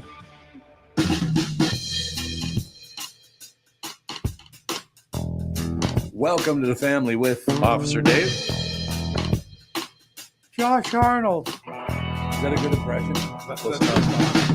Mr. Money Talk, Josh Arnold. There you go. And me, Bryan Miller. Special guest and Tevin Pittman. Look at that. Now we're cooking. I can be the financial analyst if you want, by the way. We were already talking about that because there's nobody you want to turn to for financial advice more than a comedian. Especially if most of your money's in drink tickets. Then I can well, really, yeah, then you're good to go. I can drink ticket management. I can tell you, you got 3 of them, the way you want to time those out throughout the night. You start with a whiskey, so you get the buzz going. Then the next one is a beer because you want to stretch it out. Too many whiskeys, problem. I got to be honest with you, though. You don't want me starting out with whiskey. See, I start with one. Just the one. And then you go to beer. One sip of whiskey, I'm like, the hell are you looking at? Oh, it has that effect on me a little bit. Nuts. Yeah, it's better for me on stage. It makes me a little more aggressive. The second whiskey, though, makes me too aggressive. It's like, it angries up the blood. What is that? I don't know. That's odd. 2 shots of Patron, and I'm the same. I'm a nice guy. I've got a big smile on my face. Yeah, no, you're right. Yeah, 1 shot of bourbon. It's that Kentucky. They say people from Kentucky, like myself, are predisposed to be angrier than anyone in the country. Why? No, it's like a genetic thing. They think it's think it comes back. Like there was a study about like American anger, and they said that it's like Kentucky is like the angriest state by all these metrics. Kentucky. It's a great state. And it's very pretty. Really pretty. But maybe it's all the bourbon, is I'm thinking. Maybe it's the Kentucky bourbon. Because the bourbon does do it. Oh, it does to me. And they got a lot of it. That's my only thought. It's got to be. They do have a lot of it. You're making very good points here. That's all I'm saying. So where are you appearing? What's coming up? the 10,000 Laughs Comedy Festival, There you which go. is tonight. Well, it was last night we started, and we got tonight and tomorrow as well. We've got it's at 4 theaters and 2 clubs throughout downtown. I mean, thousands of seats of stuff. We got people, 35-ish comics coming in from all over the country. Jesus. Yeah, it's a big deal. It was a prime rib dinner for all the comics last night. It was a pretty fancy. Now I'm ordeal. hungry. God dang it. That might be the nicest thing anybody's done for comics in a long time here. Ever. Prime rib dinner, that's way better than drink tickets. It's way better than drink tickets. Yeah. So we got tonight. I'm opening for a guy named Sam Talent, who's very funny at 7 o'clock, and then Kelsey Cook. Oh no, Sam Talent is 8:30. Kelsey Cook is at 10:15. Kelsey Cook, very very funny. And she's doing a show with Chad Daniels. We got a couple of Chad Daniels shows on there. God, I haven't talked to Chad in about 5 years. Yeah, he's funnier all the time. It's actually kind of upsetting. Did he stop kind of working during the COVID deal or all that stuff? I suppose everybody kind of had. Yeah, I mean, there's a lot of clubs in operation. Yeah, that's what I was thinking. I mean, there wasn't a lot of work to go around. But boys, he's certainly back. he is touring all the time. So he's in busy. town right now. Yeah, he lives here now. Or he doesn't live lives in here Fergus part-time. anymore? No, at least part-time. He lives here. He's got a Oh. condo downtown or somewhere close-ish. I was walking with him from a bar, and he's like, I'm walking home. So I have a sense of vaguely where it is. But you know what I love about Chad Daniels? And I don't know what it is about me, but I piss him off like there's no tomorrow. Seriously, all of a sudden I'll look over and he's all pissed off and be like, what is your problem? But I think, yeah, Chad's a very, very talented guy. You have Nice that guy. effect on people. I kind of do. Yeah. We're finding that out. I'm about ready to flip the table on you right now. I understand. I understand completely. It works for me. Well, if you need any help with the table, call me. I'm Okay. I'm known as You're good to go, the man. strong man in this business. There's no getting around it. But no, it's great to see the festivals are back. Yeah, the whole deal, and I have all that talent in town. Minneapolis, St. Paul has done great with comedians. No question about that. So we're easing back into now. Well, Doug Stanhope was on yesterday. I love nice. Doug Stanhope. One of the best comics of all time. Of all time. Yeah. But he's sitting there, he's got a cigarette, he's got a whiskey, and he's talking to you. It's like, Jesus. Oh, and yeah, in the morning. In the morning. Yeah. Yeah. He's what I love about Doug is none of it's an act. Oh, That's no, Doug. you're right about that. That's Yeah. not an act at all. Yeah. Well, because even in the in the movie that he's promoting, he was like, "Yeah, I play this alcoholic comedian," and he's like, "I didn't even have to act. I just showed up and I was myself." I'm looking forward to that movie. It's produced by a bunch of Chicago comedians. Yeah, I've been yep. hearing real good things. That's what I understand. So it's great. I mean, you and I have talked about this before because the KQ Morning Show was built on comedians because nobody else would bring you guys in, which I thought was really stupid. Yeah. It's like the professional talking people on the professional talking job. Yeah. Seems like Why a good would- match. They just wouldn't do it. I mean, once in a while, like Bob Hope would appear on CCO, which is great and all the rest of it, but not as a comedian, as an actor. Yeah. More than a comedian. And I remember when I brought in the first comedian, he was shocked. The people at the station were like, what the hell are you doing bringing comedians? I said, because I want to laugh, for Christ's sake. Let's have a good time here, shall we? Also, it's fun to see Gelfand get mad at them. Oh, I mean, like everyone else in the world. Every Thursday, I give him a ride home now. That's one hell of a 10-minute ride. A hell of a 10-minute ride. with that Sansevier always told me the greatest compliment I could be received is that Gelfand's like, that guy's all right. Oh, just being all right. Yeah. That's way over the top. He's been very, very nice to me, Gelfand. I love Gelfand. The fact that you're nice. That's, I don't know where Gelfand came up with that one, but geez, Palomino. So the name of the festival again is 10,000. Yeah, 10,000 Laughs. 10,000 you can go to Laughs. 10,000laughs.com. There's tickets, all the tickets that are available.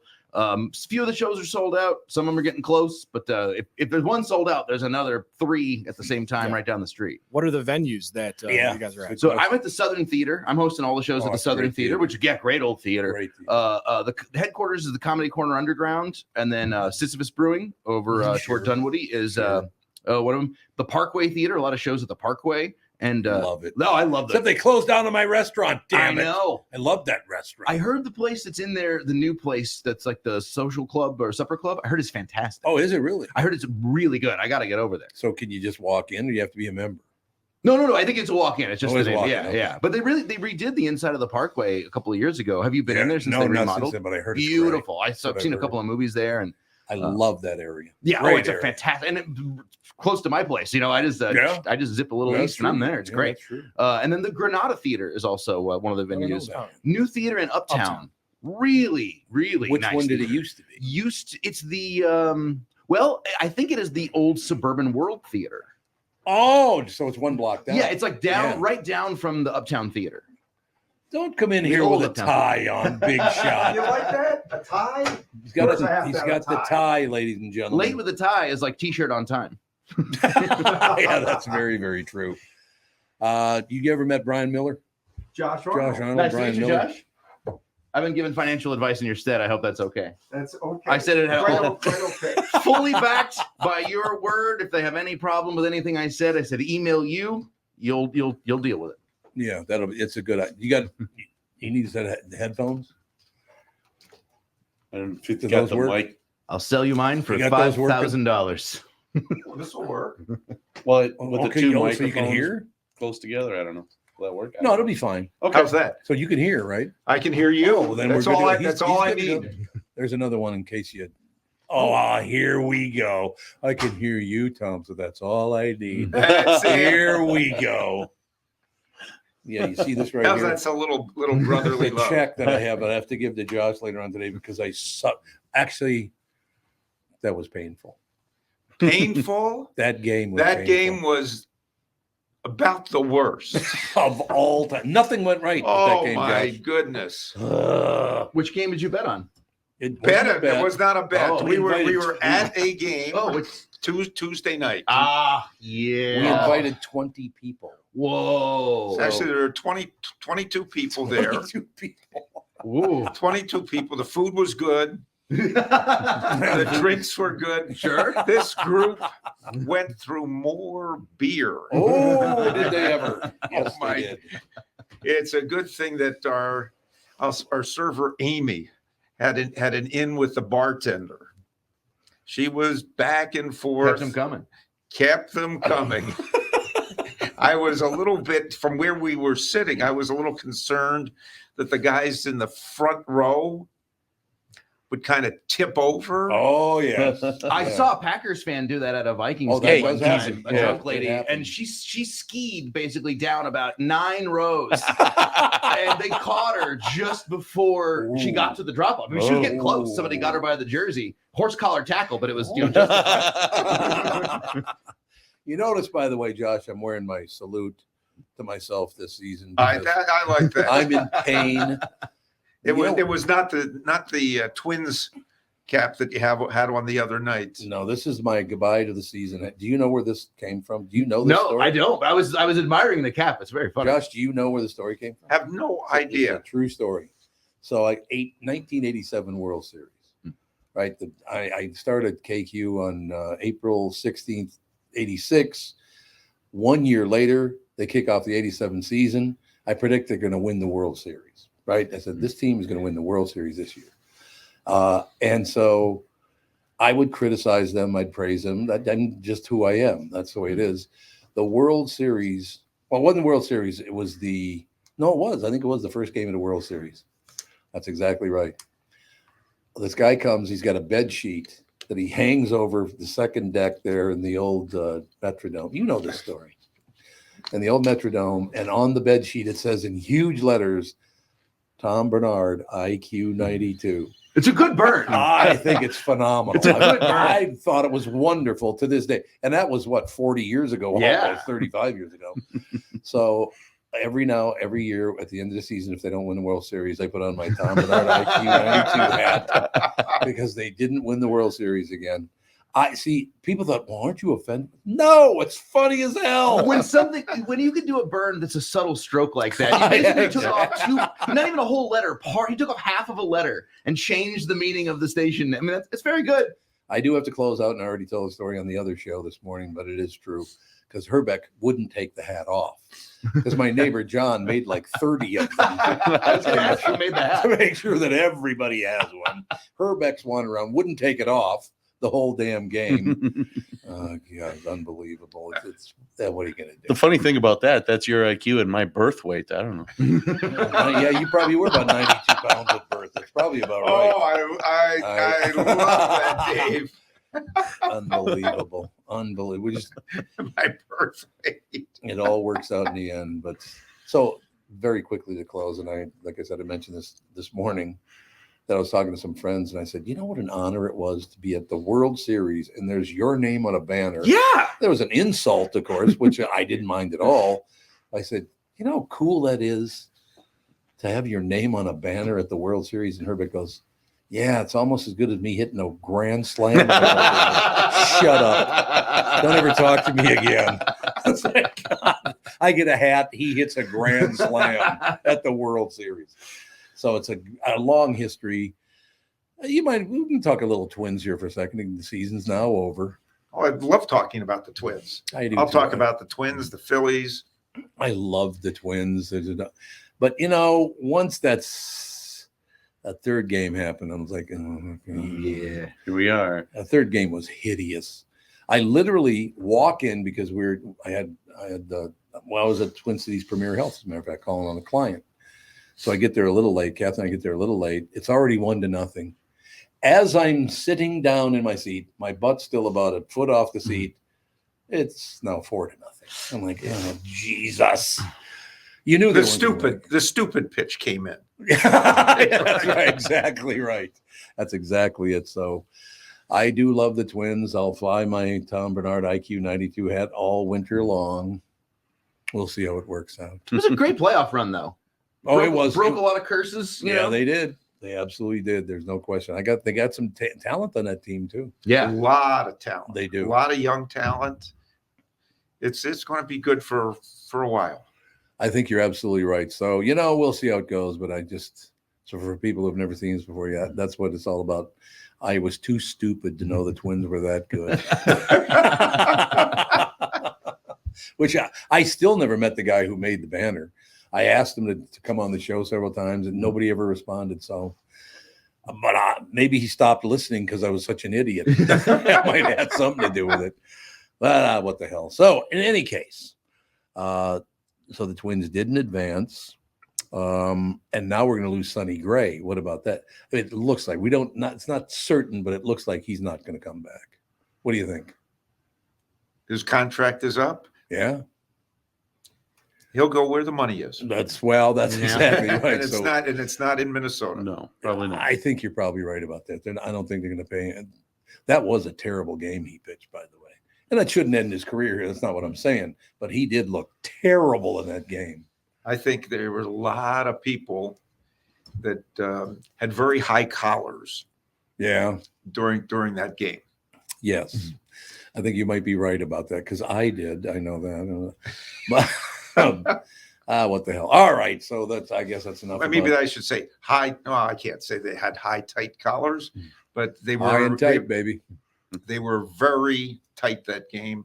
I just don't understand that after coming off Sunday's game, they should have been loose, ready to play. Hey, we're home.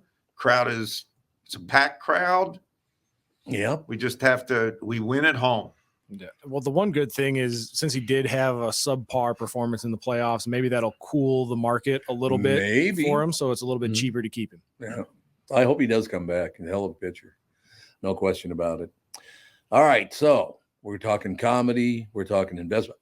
Ryan said he's going to take over the investment part of the show today. I got it. That's fine. Yeah. Go right ahead. So right now, the market is a little bit funny. I see what you did there, by the way. yeah. Market funny. I like that. That works. No, the market every day when I wake up now, everything's always red pointing down. I don't like that. I don't like that either. My clients do not like that either. I'm searching in vain. Where is there some green? Where is there some green? Now it's difficult to get a lot of green when there's worried about some world events, or we'll call it just some macro issues do concern the market. And we're coming in, at least today,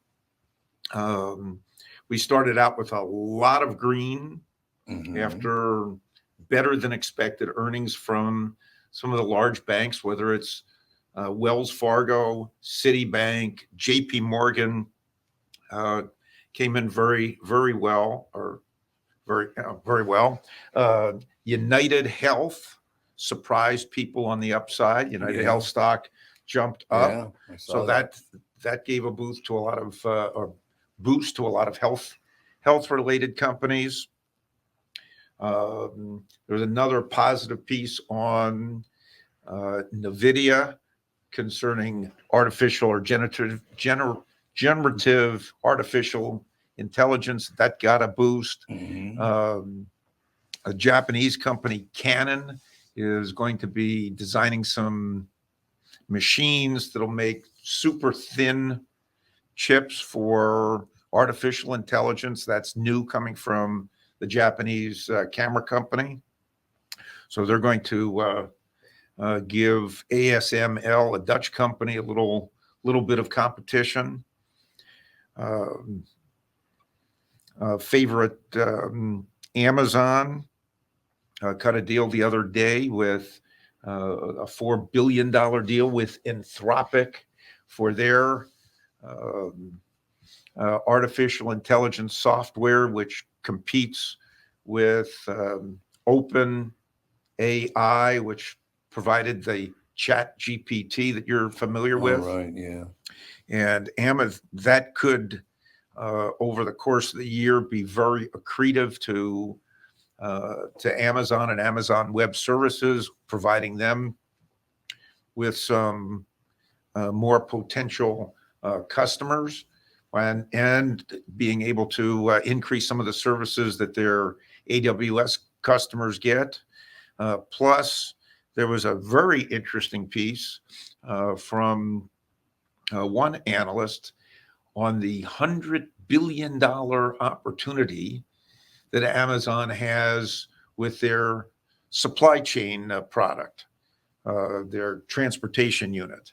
And I said, somebody must have been either listening to me on this show or some of the other shows that I do, or reading my or listening into my conversations with clients, because that I have talked about for several years is a huge opportunity for Amazon in transportation and logistics.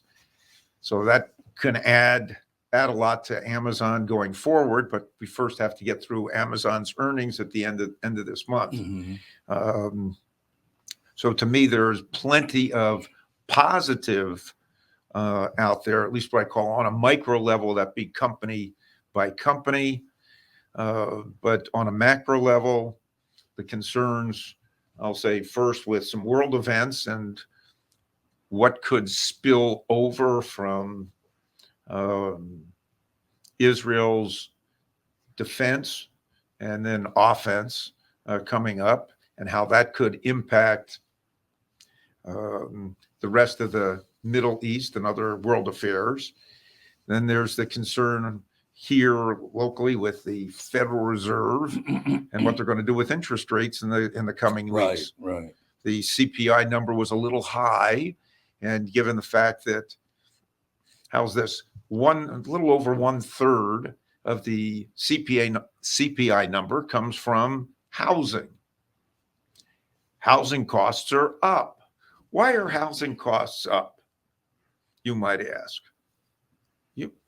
Interest rates are up. Mortgage rates have almost doubled this year. Almost doubled, yeah. So they were at what, like 3.2 when it started? Correct. Now they're just under 8%. 8%. Wow, I feel pretty smug about getting my mortgage taken in about 6-7 years ago. Feeling pretty good about that number. Exactly, yeah, you're going to refinance now. That's right. I'm going to take my 3% mortgage and I'm going to refinance it at 8. Yes, that is good. 8's a bigger number than. Yeah, you want a big number. That's what I understand. I want to pay that extra interest because I need a larger tax deduction. But so mortgage rates are up. Apartment rents are up for more than just the mortgage rates or interest rates are up. So of course, as interest rates move up, people are paying more money for mortgage equivalent rent. That goes into the CPI number. CPI number goes up and the Fed says, oh, there's inflation. We see the number. We have to raise interest rates. Huh?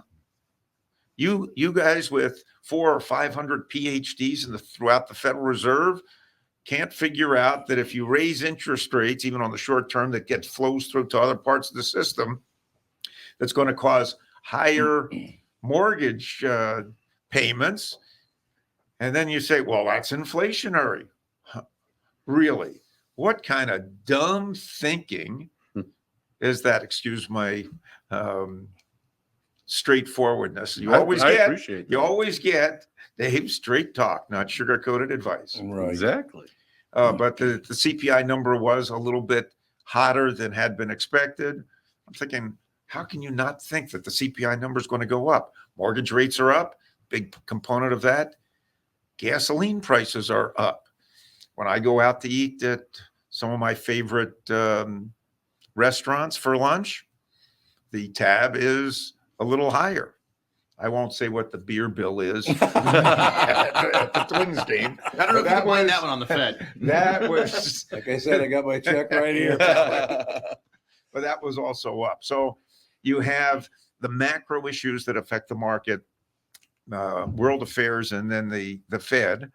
And then there are micro, what's happening with companies. And some of the things that are happening with companies are a little bit better than expected. I have a question for you, because as far as digital is concerned, and certainly all the AI talk and all the rest of it now, it's allowing people. I read things. Well, as a matter of fact, I just did a bunch of research yesterday on two things, and I've been talking about it here a little bit this morning about the most and least racist country in the world, and there are a couple other things that I'll get to in a second. But what's amazing is when you look at that, because I was asking the question, is America one of the least racist countries in the world? Because everybody's allowed to come here. We take everybody in. We try to take care of everybody. Actually, it's rated as one of the most racist countries in the world. And I thought, why would that be? Why would they rate them that?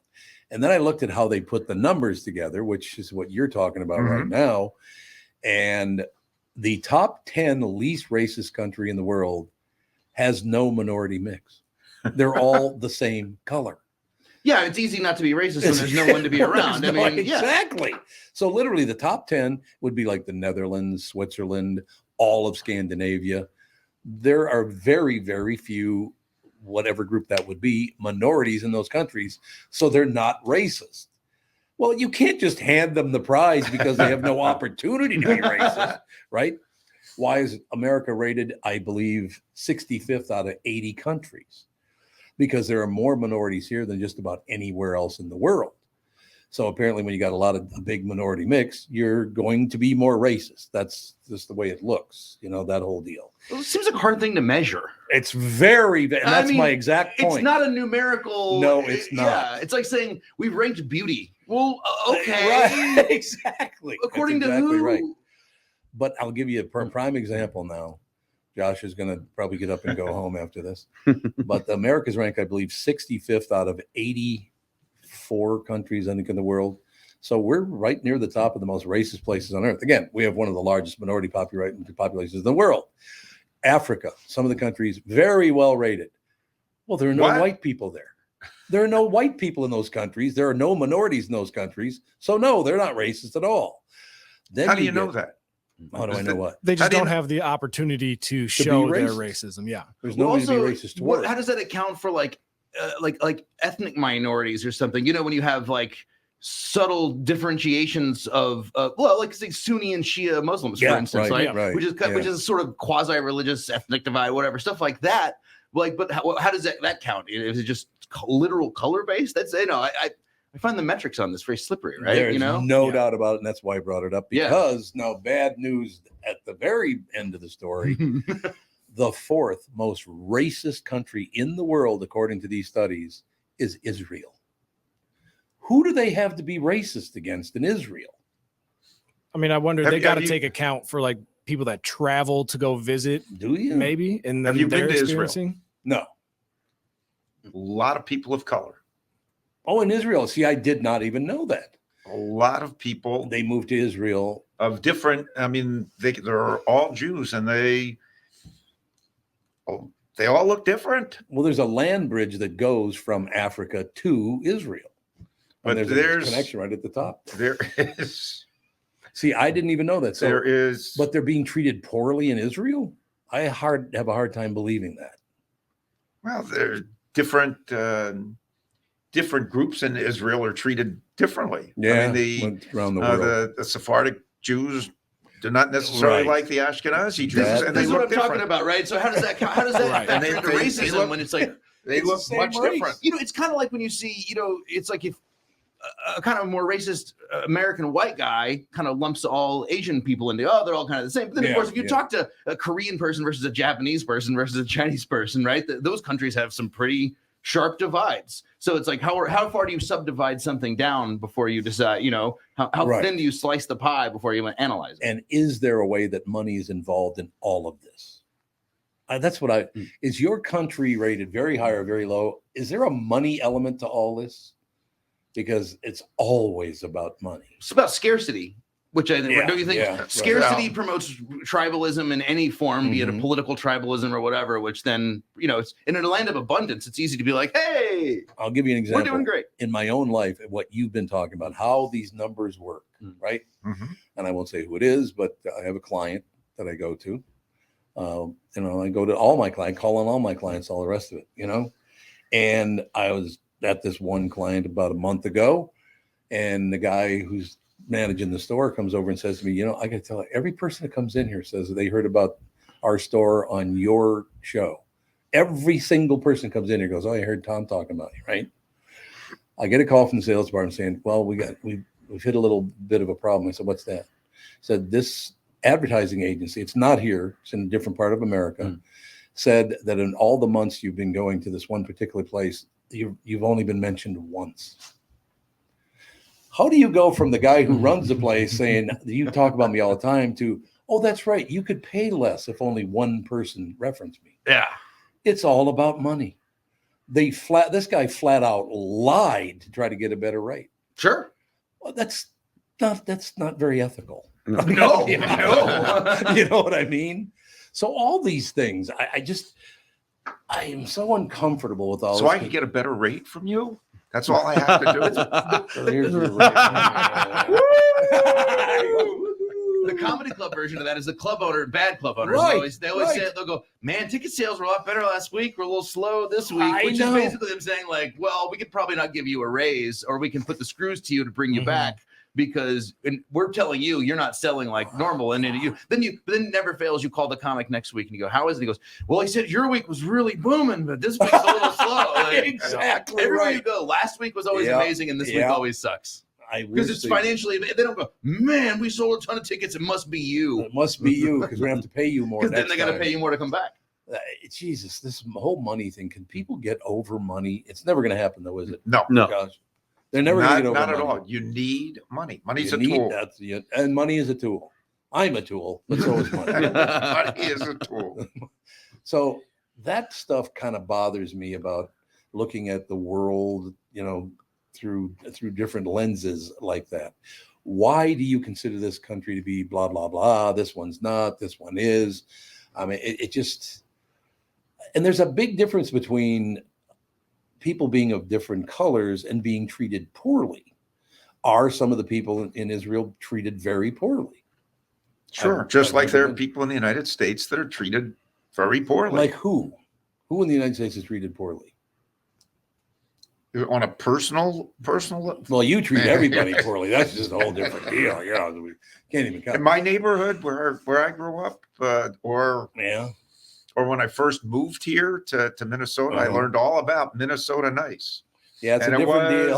It wasn't so nice. Minnesota nice is the biggest pile of bullshit of all time. And I said that on the air about 25 years ago, and they tried to get me to move out of the state. I said, you people are not nice. Where I came from, once I got out of my own neighborhood over North Minneapolis, I went, man, these people got an edge to them. Oh, It's yeah. always very passive aggressive. Always. That's the key, passive aggressive. Oh, right? God, yes. Or you get dealt with in a passive aggressive manner all the time. All the time. Yeah. I'm used to it. It's like, whatever.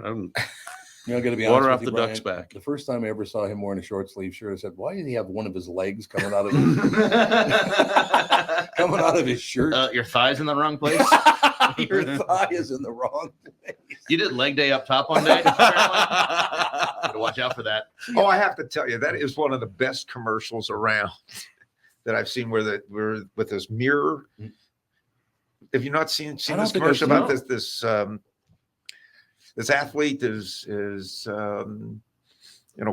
going to one of those mirror, I guess it's a mirror machine, and the guy popping back from the mirror says, "Look at those skinny legs. They are look like birds." The guy rips off his pants and he's got these thighs just like Dave's, just massive. So what's the point of the ad?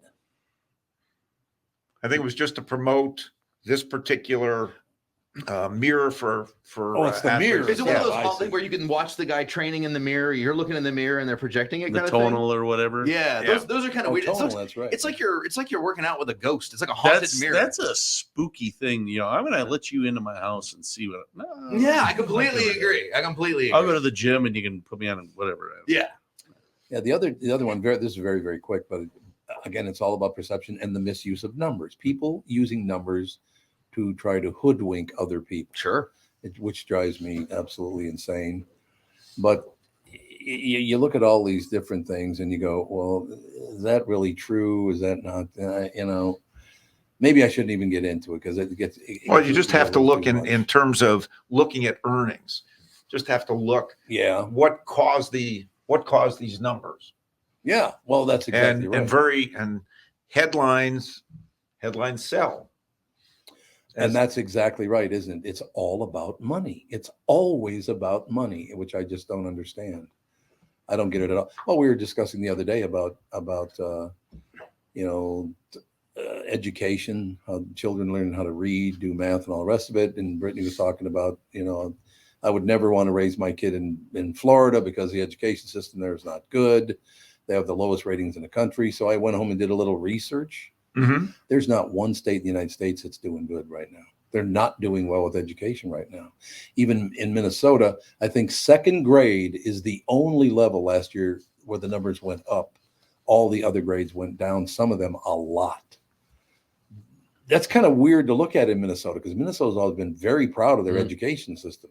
So what is going on? Well, how can you be proud of an education system when in the city schools, I think the graduation rate is under 60%. It is, yep. In city schools.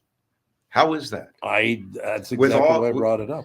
With all the money, and that I'm going to bring the money with all the tax dollars, without all the money that is spent on education, and particularly money spent in city schools on education. Why are the results so poor? Why are they? I'll never understand that.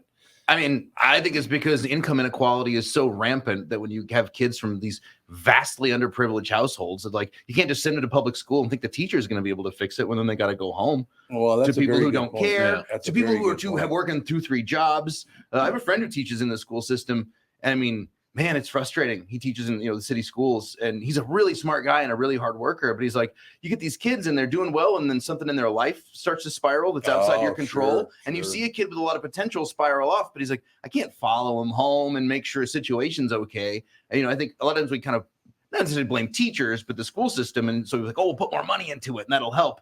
But I don't know. You could put billions of dollars into the school systems if kids are coming from tough areas and their parents are struggling and their families are struggling. If they're hungry, if they're going to school hungry, all that stuff. They're sleepy, then all this stuff. You're not going to do well, So how can we fix it? I mean, that's like systemic. That's like you got to go all the way to the bottom. So I think the education thing a lot of times is actually just revealing the problems that exist. I agree. As opposed to being the source of the problem. Yeah, you can't blame it all on the teachers or the parents or the kid. Yeah, we got to work in this thing together. We got to come together, work on this, and we just don't do that anymore. Yeah, and like to Brian's point, like you can build the most state-of-the-art billion-dollar school for everybody, but yeah, if you're again hungry or you have other problems outside of school that are causing you not to be able to focus and excel, you have to address those problems before you can see the results in the school. Yeah, I just was sent an email by one of our listeners said they have an 8th grader, and the last 12 years, the 8th grade classes in this state have dropped off every year. For 12 straight years, they've dropped down. So what do we do about that? Also, I don't think technology is helping a lot. I mean, I think smartphone video stuff. Yep. I mean, I see adults who, I mean, not literally can't read, but they have so degraded their attention span that they can't sit down and read like a 5-page short story or like a long newspaper article. So you get kids who are raised on video, basically, in clips, for that age. You are literally growing the shortest possible attention span. Everything's a reel nowadays. Yeah, and then it's like, okay, now learn algebra. Well, there's not really a fun real version of learning algebra. It's learning algebra. It's all this stuff. So I feel bad for kids who are. It's almost like bad attention span hygiene. I think that's something we talk about hygiene. We talk about sleep hygiene now. Tom Brady has taught us all about the value of sleep. Yep. I think attention span hygiene should be something people talk about. It's not even present any longer. No one even talks about it. Like one thing I try to do just for myself, because I feel my own attention span going. Sometimes if I have to run errands or whatever, I'll say, I'm not going to bring my phone and I'm not going to put in a podcast as much as I love to listen to podcasts all day. But I'm just going to sit with my thoughts for like an hour. Yep. I'm going to be bored in line at the bank and see where my brain goes. And then you kind of find yourself thinking a little bit more. Because sometimes I listen to podcasts and music 7.5 hours today. It's like that's all time that my brain doesn't have time to reset, and you're always getting fed something, so you're never bored. I think you gotta learn to be bored a little bit. It's so great because I taught myself how to read actually. Really? When I was 4 years old, late 3, early 4 years old, and I don't even want to tell you why I learned how to read. Because it's true. Was it comic strips or newspapers? Yep. That was me. I wanted to read the words in the comic book panels. And you know which one it was that really drove me? Because I wanted to know what she was saying. Little Lulu? I'm just going to Blondie from Blondie. Oh. Damn, that's a good looking woman. I got to find out what the hell she's saying. How does this guy marry her and get all those sandwiches? Exactly. That's exactly right. So is anybody driven to do that any longer? Are you driven as a 4-year-old to say, hey, I got to find out what this woman's talking about? Sure. Because it was the comic strip. And I suppose it's for a lot of kids. I don't know that anybody's driven to do anything anymore. Well, maybe you might be right about that. I mean, when I started out building houses and driving trucks and all that other stuff, when at about 34, when I tipped the fuel truck over, I had to drive to learn how to be a cop really strong. Yeah. So I went back to school, got my degree and all that other stuff. See, I think that's good. Do people not do that anymore, do you think? Oh, I think I see a lot of really ambitious young people in comedy, like really, really smart people who are like working really hard. But then sometimes I do see them get tripped up by a lot of this like technological social media stuff. Yeah. So I have to sometimes I'll tell comics, hey, don't put your joke on Instagram quite yet. Spend some time with it. Let it breathe. Let it grow. But I understand that the industry they came up in is telling them create content, right? Go. Right. And so it actually doesn't time to let the art flourish. So that's kind of a way that I see that impact. But these people have the same artistic drive that they did 15 years ago when I started. But the whole system is not really encouraging them to do that because it's so fast, it's so quick, it's so short. Josh, do you have people coming to you going, hey, well, that's not what I read. What your advice to me, I heard that should be this way. Do you get a lot of that? Yes. I bet you do. Yeah. I bet you and I do. think part of it is that the advice I give is different, so to speak. I do have a different point of view. Right. I'm not big in putting money in bonds, where you're lending money to corporations, municipalities, or the federal government. I mean, I talk about bonds a lot. Bonds typically are talked about, well, you have to have bonds because they're safe. Well, yes, there is some safety component. You lend $1,000 to the federal government for a period of time. At the end of that period of time, you're going to get your $1,000 back. In the meantime, federal government, through whatever government bond you have for whatever length, is going to pay you interest twice a year. Wonderful thing. Give you a lot of safety. But if interest rates go up and you want to cash that bond in prior to maturity, you're going to get less money because the buyer of that bond wants the current interest rate. Sure. So as an example, the long-term government bond index, TLT, this year, I began the year at $100 a share. It is currently $87.34 as we speak. I think that's a little bit less. And if my simple math would be there, yes, you got paid interest twice a year from this in this fund. But I just lost 13% the value of my money from the beginning of the year.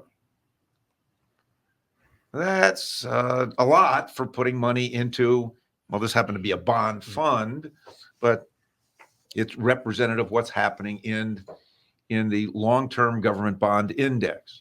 If I were to take a shorter index, the 10-year index, that's gone from $100 a share at the beginning of the year to $91 a share. That's also a significant amount for a short period of time putting money in bonds. So are bonds safe? Yeah, there is safety, particularly in individual bonds, if you hold them to maturity. But if you need that money before that, or like banks might have to do, mark that bond to market. If interest rates move up, the value of the bonds go down. I do not want to be invested in bonds because all I'm doing is making an interest rate bet. Right. So if I want safety, just put the money in a money market account. Yes, it might not pay as much interest as putting money into a longer term bond, but dollars in, dollars out, plus interest. So if I'm looking for growth over a period of time, I want to be in owned assets, i.e. stocks or real estate. I know that those assets are going to go up and down in value. But if I find something that generates, we'll say, a lot of positive cash flow, generates a lot of revenue. In the case of stocks, that's going to turn into earnings, and that's going to drive the stock price over a period of time. So the stock price over a period of time is going to go up. Short term, it's going to go up and down. So there's some volatility there. And then I happen to focus in on just a few industries where I feel that I can add a little value, whether it be in the internet, leisure-related businesses, China-related businesses, because that's still a faster growing part of the world.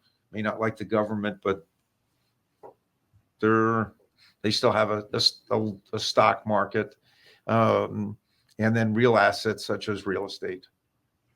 So that's a little different than most people that say, well, you need to have money in all these different types of mutual funds. Some that are in large capitalization, medium capitalization, small capitalization, growth funds and value funds, and that should be 60% of your portfolio, and another 40% should be in bonds that are divided between government bonds, long-term, short-term, medium-term, and corporate bonds. I say that's an awful lot, and it may not get you to where you want to go, because I found if the stock market goes up and you're in a series of mutual funds, they're going to go up, but it's just a matter of how much. If the stock market measured by the Standard & Poor's 500 goes down, the mutual funds are going to go down, and it's only about how much based on what is in the fund, what type of stocks are in that fund. So I'd sooner invest in individual businesses rather than a broad mutual fund. I have to ask you a question that I just got a couple questions sent to me because the interest rates are so high now. Mm-hmm. A lot of people are saying they're being contacted by these other companies. I don't know. They put the names of them up there, asking if you want to sell some of your assets. These companies like life insurance. The first guy sent it to me. How would they know how much life insurance you got to contact you to ask you if they could buy it? How would they even know that? I don't think they would know. You know, if somebody bought a list from life insurance company, your phone number is not necessarily on that list. This is not phone numbers, it's emails. So this is a scam, Tom. That's what this guy 100%, thought. 100% a scam. That's what this guy thought. It's like he has a lot of life insurance. He has no idea how these people would even know. I mean, he mentioned a couple of different companies. So, now that we call it a scam, I won't say what those are. But so you think this is a 100% scam? They're just trying to. Well, I don't know how anybody gets my email address. Yeah, well, I mean, I get emails all the time from people. It's like, where the hell did you get my email address? Yeah, I have that a lot. I'll tell you what. So you go to like Home Depot or Chipotle, and they ask you for your email, and then they're selling that. You are the product. Every time they say that, I say you don't have enough money for my email address, and they always get mad. Or sometimes I get a feisty and go, you need my email address for a burrito that you're handing to me. I failed to see where the email's relevant. But they're all these companies that's their secondary profit center is just harvesting your email. But people get so used to answering people. That's what this guy said. Yeah, people get used to answering. Like someone asked me a question, I got to answer it. I always ask myself, do I need to give this person this information? Exactly. And in all facets of life. And the answer is usually, I do not. Well, and that's like even now when companies will say like, oh, do you want a printed receipt or would you like an emailed receipt? That's the way they collect it. Or I've seen where some places where if you go to like out to eat, the bar will, in order to access their Wi-Fi, you'll have to put your email address in, and that's just another way of collecting it. So this is a bad idea to give anybody your email address. I never give anybody my email address or phone number. They're going to just sell it to somebody else. So that's what happened. That's happening with this guy. Yep. And if anybody contacts you and says, hey, we need you any type of money information or bank account. No. So basically what they're doing to this guy is they got his email address from one of the places you're talking about, and they don't know, but they'll just assume you do have life insurance. Well, exactly. That's exactly it. They're just that's like the grandma, I'm in an accident, I need money. Yeah. It's the same thing. It's they have no idea how much insurance you have. We'll take a shot. Maybe he's got insurance and he'll send us a bunch of money. Well, it costs the same amount of money to send one email as 100,000 emails. Exactly. Yeah, so you send 100,000 emails, you get 3 grandmas online. Now you've made a profit. Exactly. It's 100. There's a room with one server in it, or maybe 10 servers, just rolling these emails out all day long and all night long. Yeah. That's how it works. So it's just people trying to scam people out of money. That just made my day a lot better.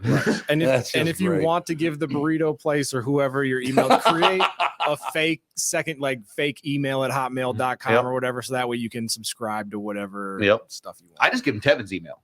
That makes a lot more sense. That's still asshole.com.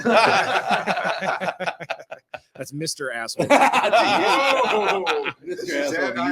I have to escort you out the door, Tom? Probably. Actually, I bet there is a website called MrAsshole.com, but I bet it's not Tevin's email. It might have a sexual element to it. Honestly. You want to try? I don't want to know. On your phone. Let's do it on your phone. Yeah, it's on his phone. Well, that's like I had a friend in high school who now actually is a St. Paul police officer, detective. So we won't say his name, but he was an offensive lineman in our school, and he was getting some new cleats for football season. He was going to get them from Dick's Sporting Goods. And so he was like, I went online and just went to Dick's.com. And he was like, wrong website. Wrong website. No. On the other hand, he got a great deal. Spectacular discount. So this is all about, because of artificial intelligence, people are just trying to rob each other blind. Yeah. Well, and that's sad. Well, there was that scam where, because now the big thing is if somebody calls and they just ask you random questions, you're not even supposed to talk to them because they can take your voice and now make you say and then they'll call like your parents and be like, hey, mom, I've been kidnapped. I need you to ransom me off. And parents are sending money to, whatever guy, wherever, to get their kid back. That's not even that's kidnapped. going to be a problem. I told this story many times. This was like 20, maybe even 25 years ago. I was doing a lot of voiceover back then. I'm cutting a commercial. I leave. I have to go out of town. So they had to change one line in it, but I wasn't in town anymore, so they couldn't get me. So they went through a Moog synthesizer and synthesized my voice. I said a line in a commercial that I never said. Whoa. Like, holy crap. And now, I mean, imagine 25 years later what they can do. Oh, some kid could do that on his home computer. In 5 minutes. Yeah. Jesus. Yeah, that was little, because I did hear the commercials. Like, I never said that. Where did they get that part? Because I never said those words. But yeah, they could just, they closed in on it somehow. But now I guess it's really easy to do. Yeah, well, that deep fake stuff is shockingly effective when you see it. It's crazy. It's interesting to see even like the individuals can do it now better than movie studios could a couple of years ago. Yeah, they'll just to show off what they can do. They'll redo a scene from a movie from 3 or 4 years ago. They'll do it on their home computer and it'll look better.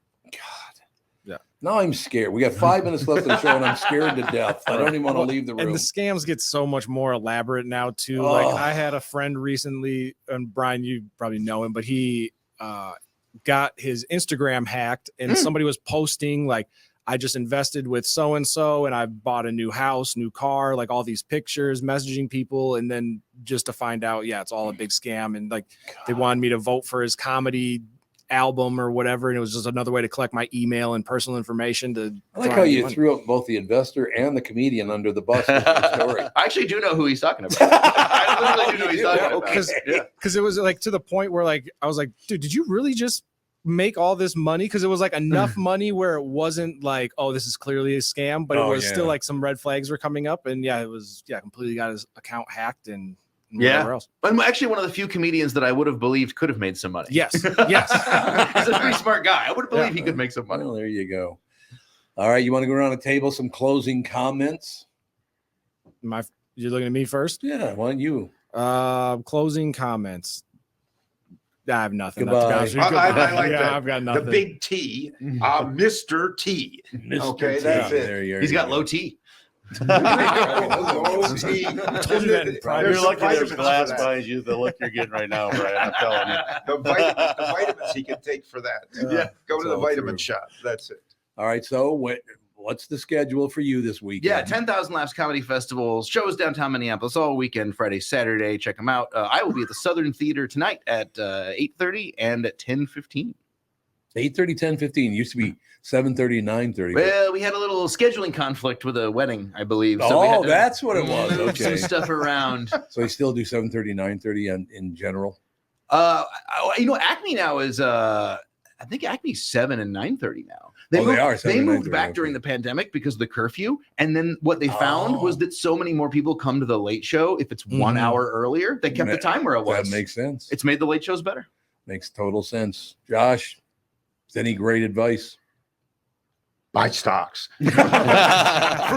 That's it. Buy stocks. Earnings are going to be coming out. They're starting to come out very, I'll say, hot and heavy over the next several weeks. I think overall earnings from companies are going to be or still be a lot better than most analysts expect. Right. I think guidance is going to be very conservative from companies because we're coming into a slower or could be in a slow growth economy for a while, and still concerned with what the Federal Reserve is going to do with interest rates. So keep some cash on the sidelines, which is something I always recommend because the markets will continue to be volatile. And you can take advantage of any of that pullback to add to your positions. All right. And in closing, stay out of trouble. So you think when you put your uniform on today, you'll shoot somebody to death?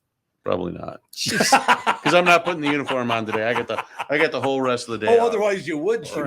You never know. That's the beauty of my job. You never know what's going to come down here. I suppose that's true. That was a hell of a show today. I knew that you two guys would get along really well. Well, we're both financial masterminds. Well, and you're both funny and all that whole deal. All right, we'll talk to you next week.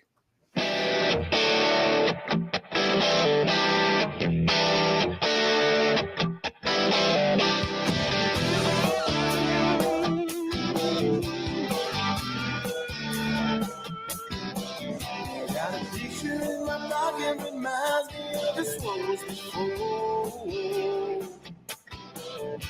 Every time I hear the same reminds me how you talking.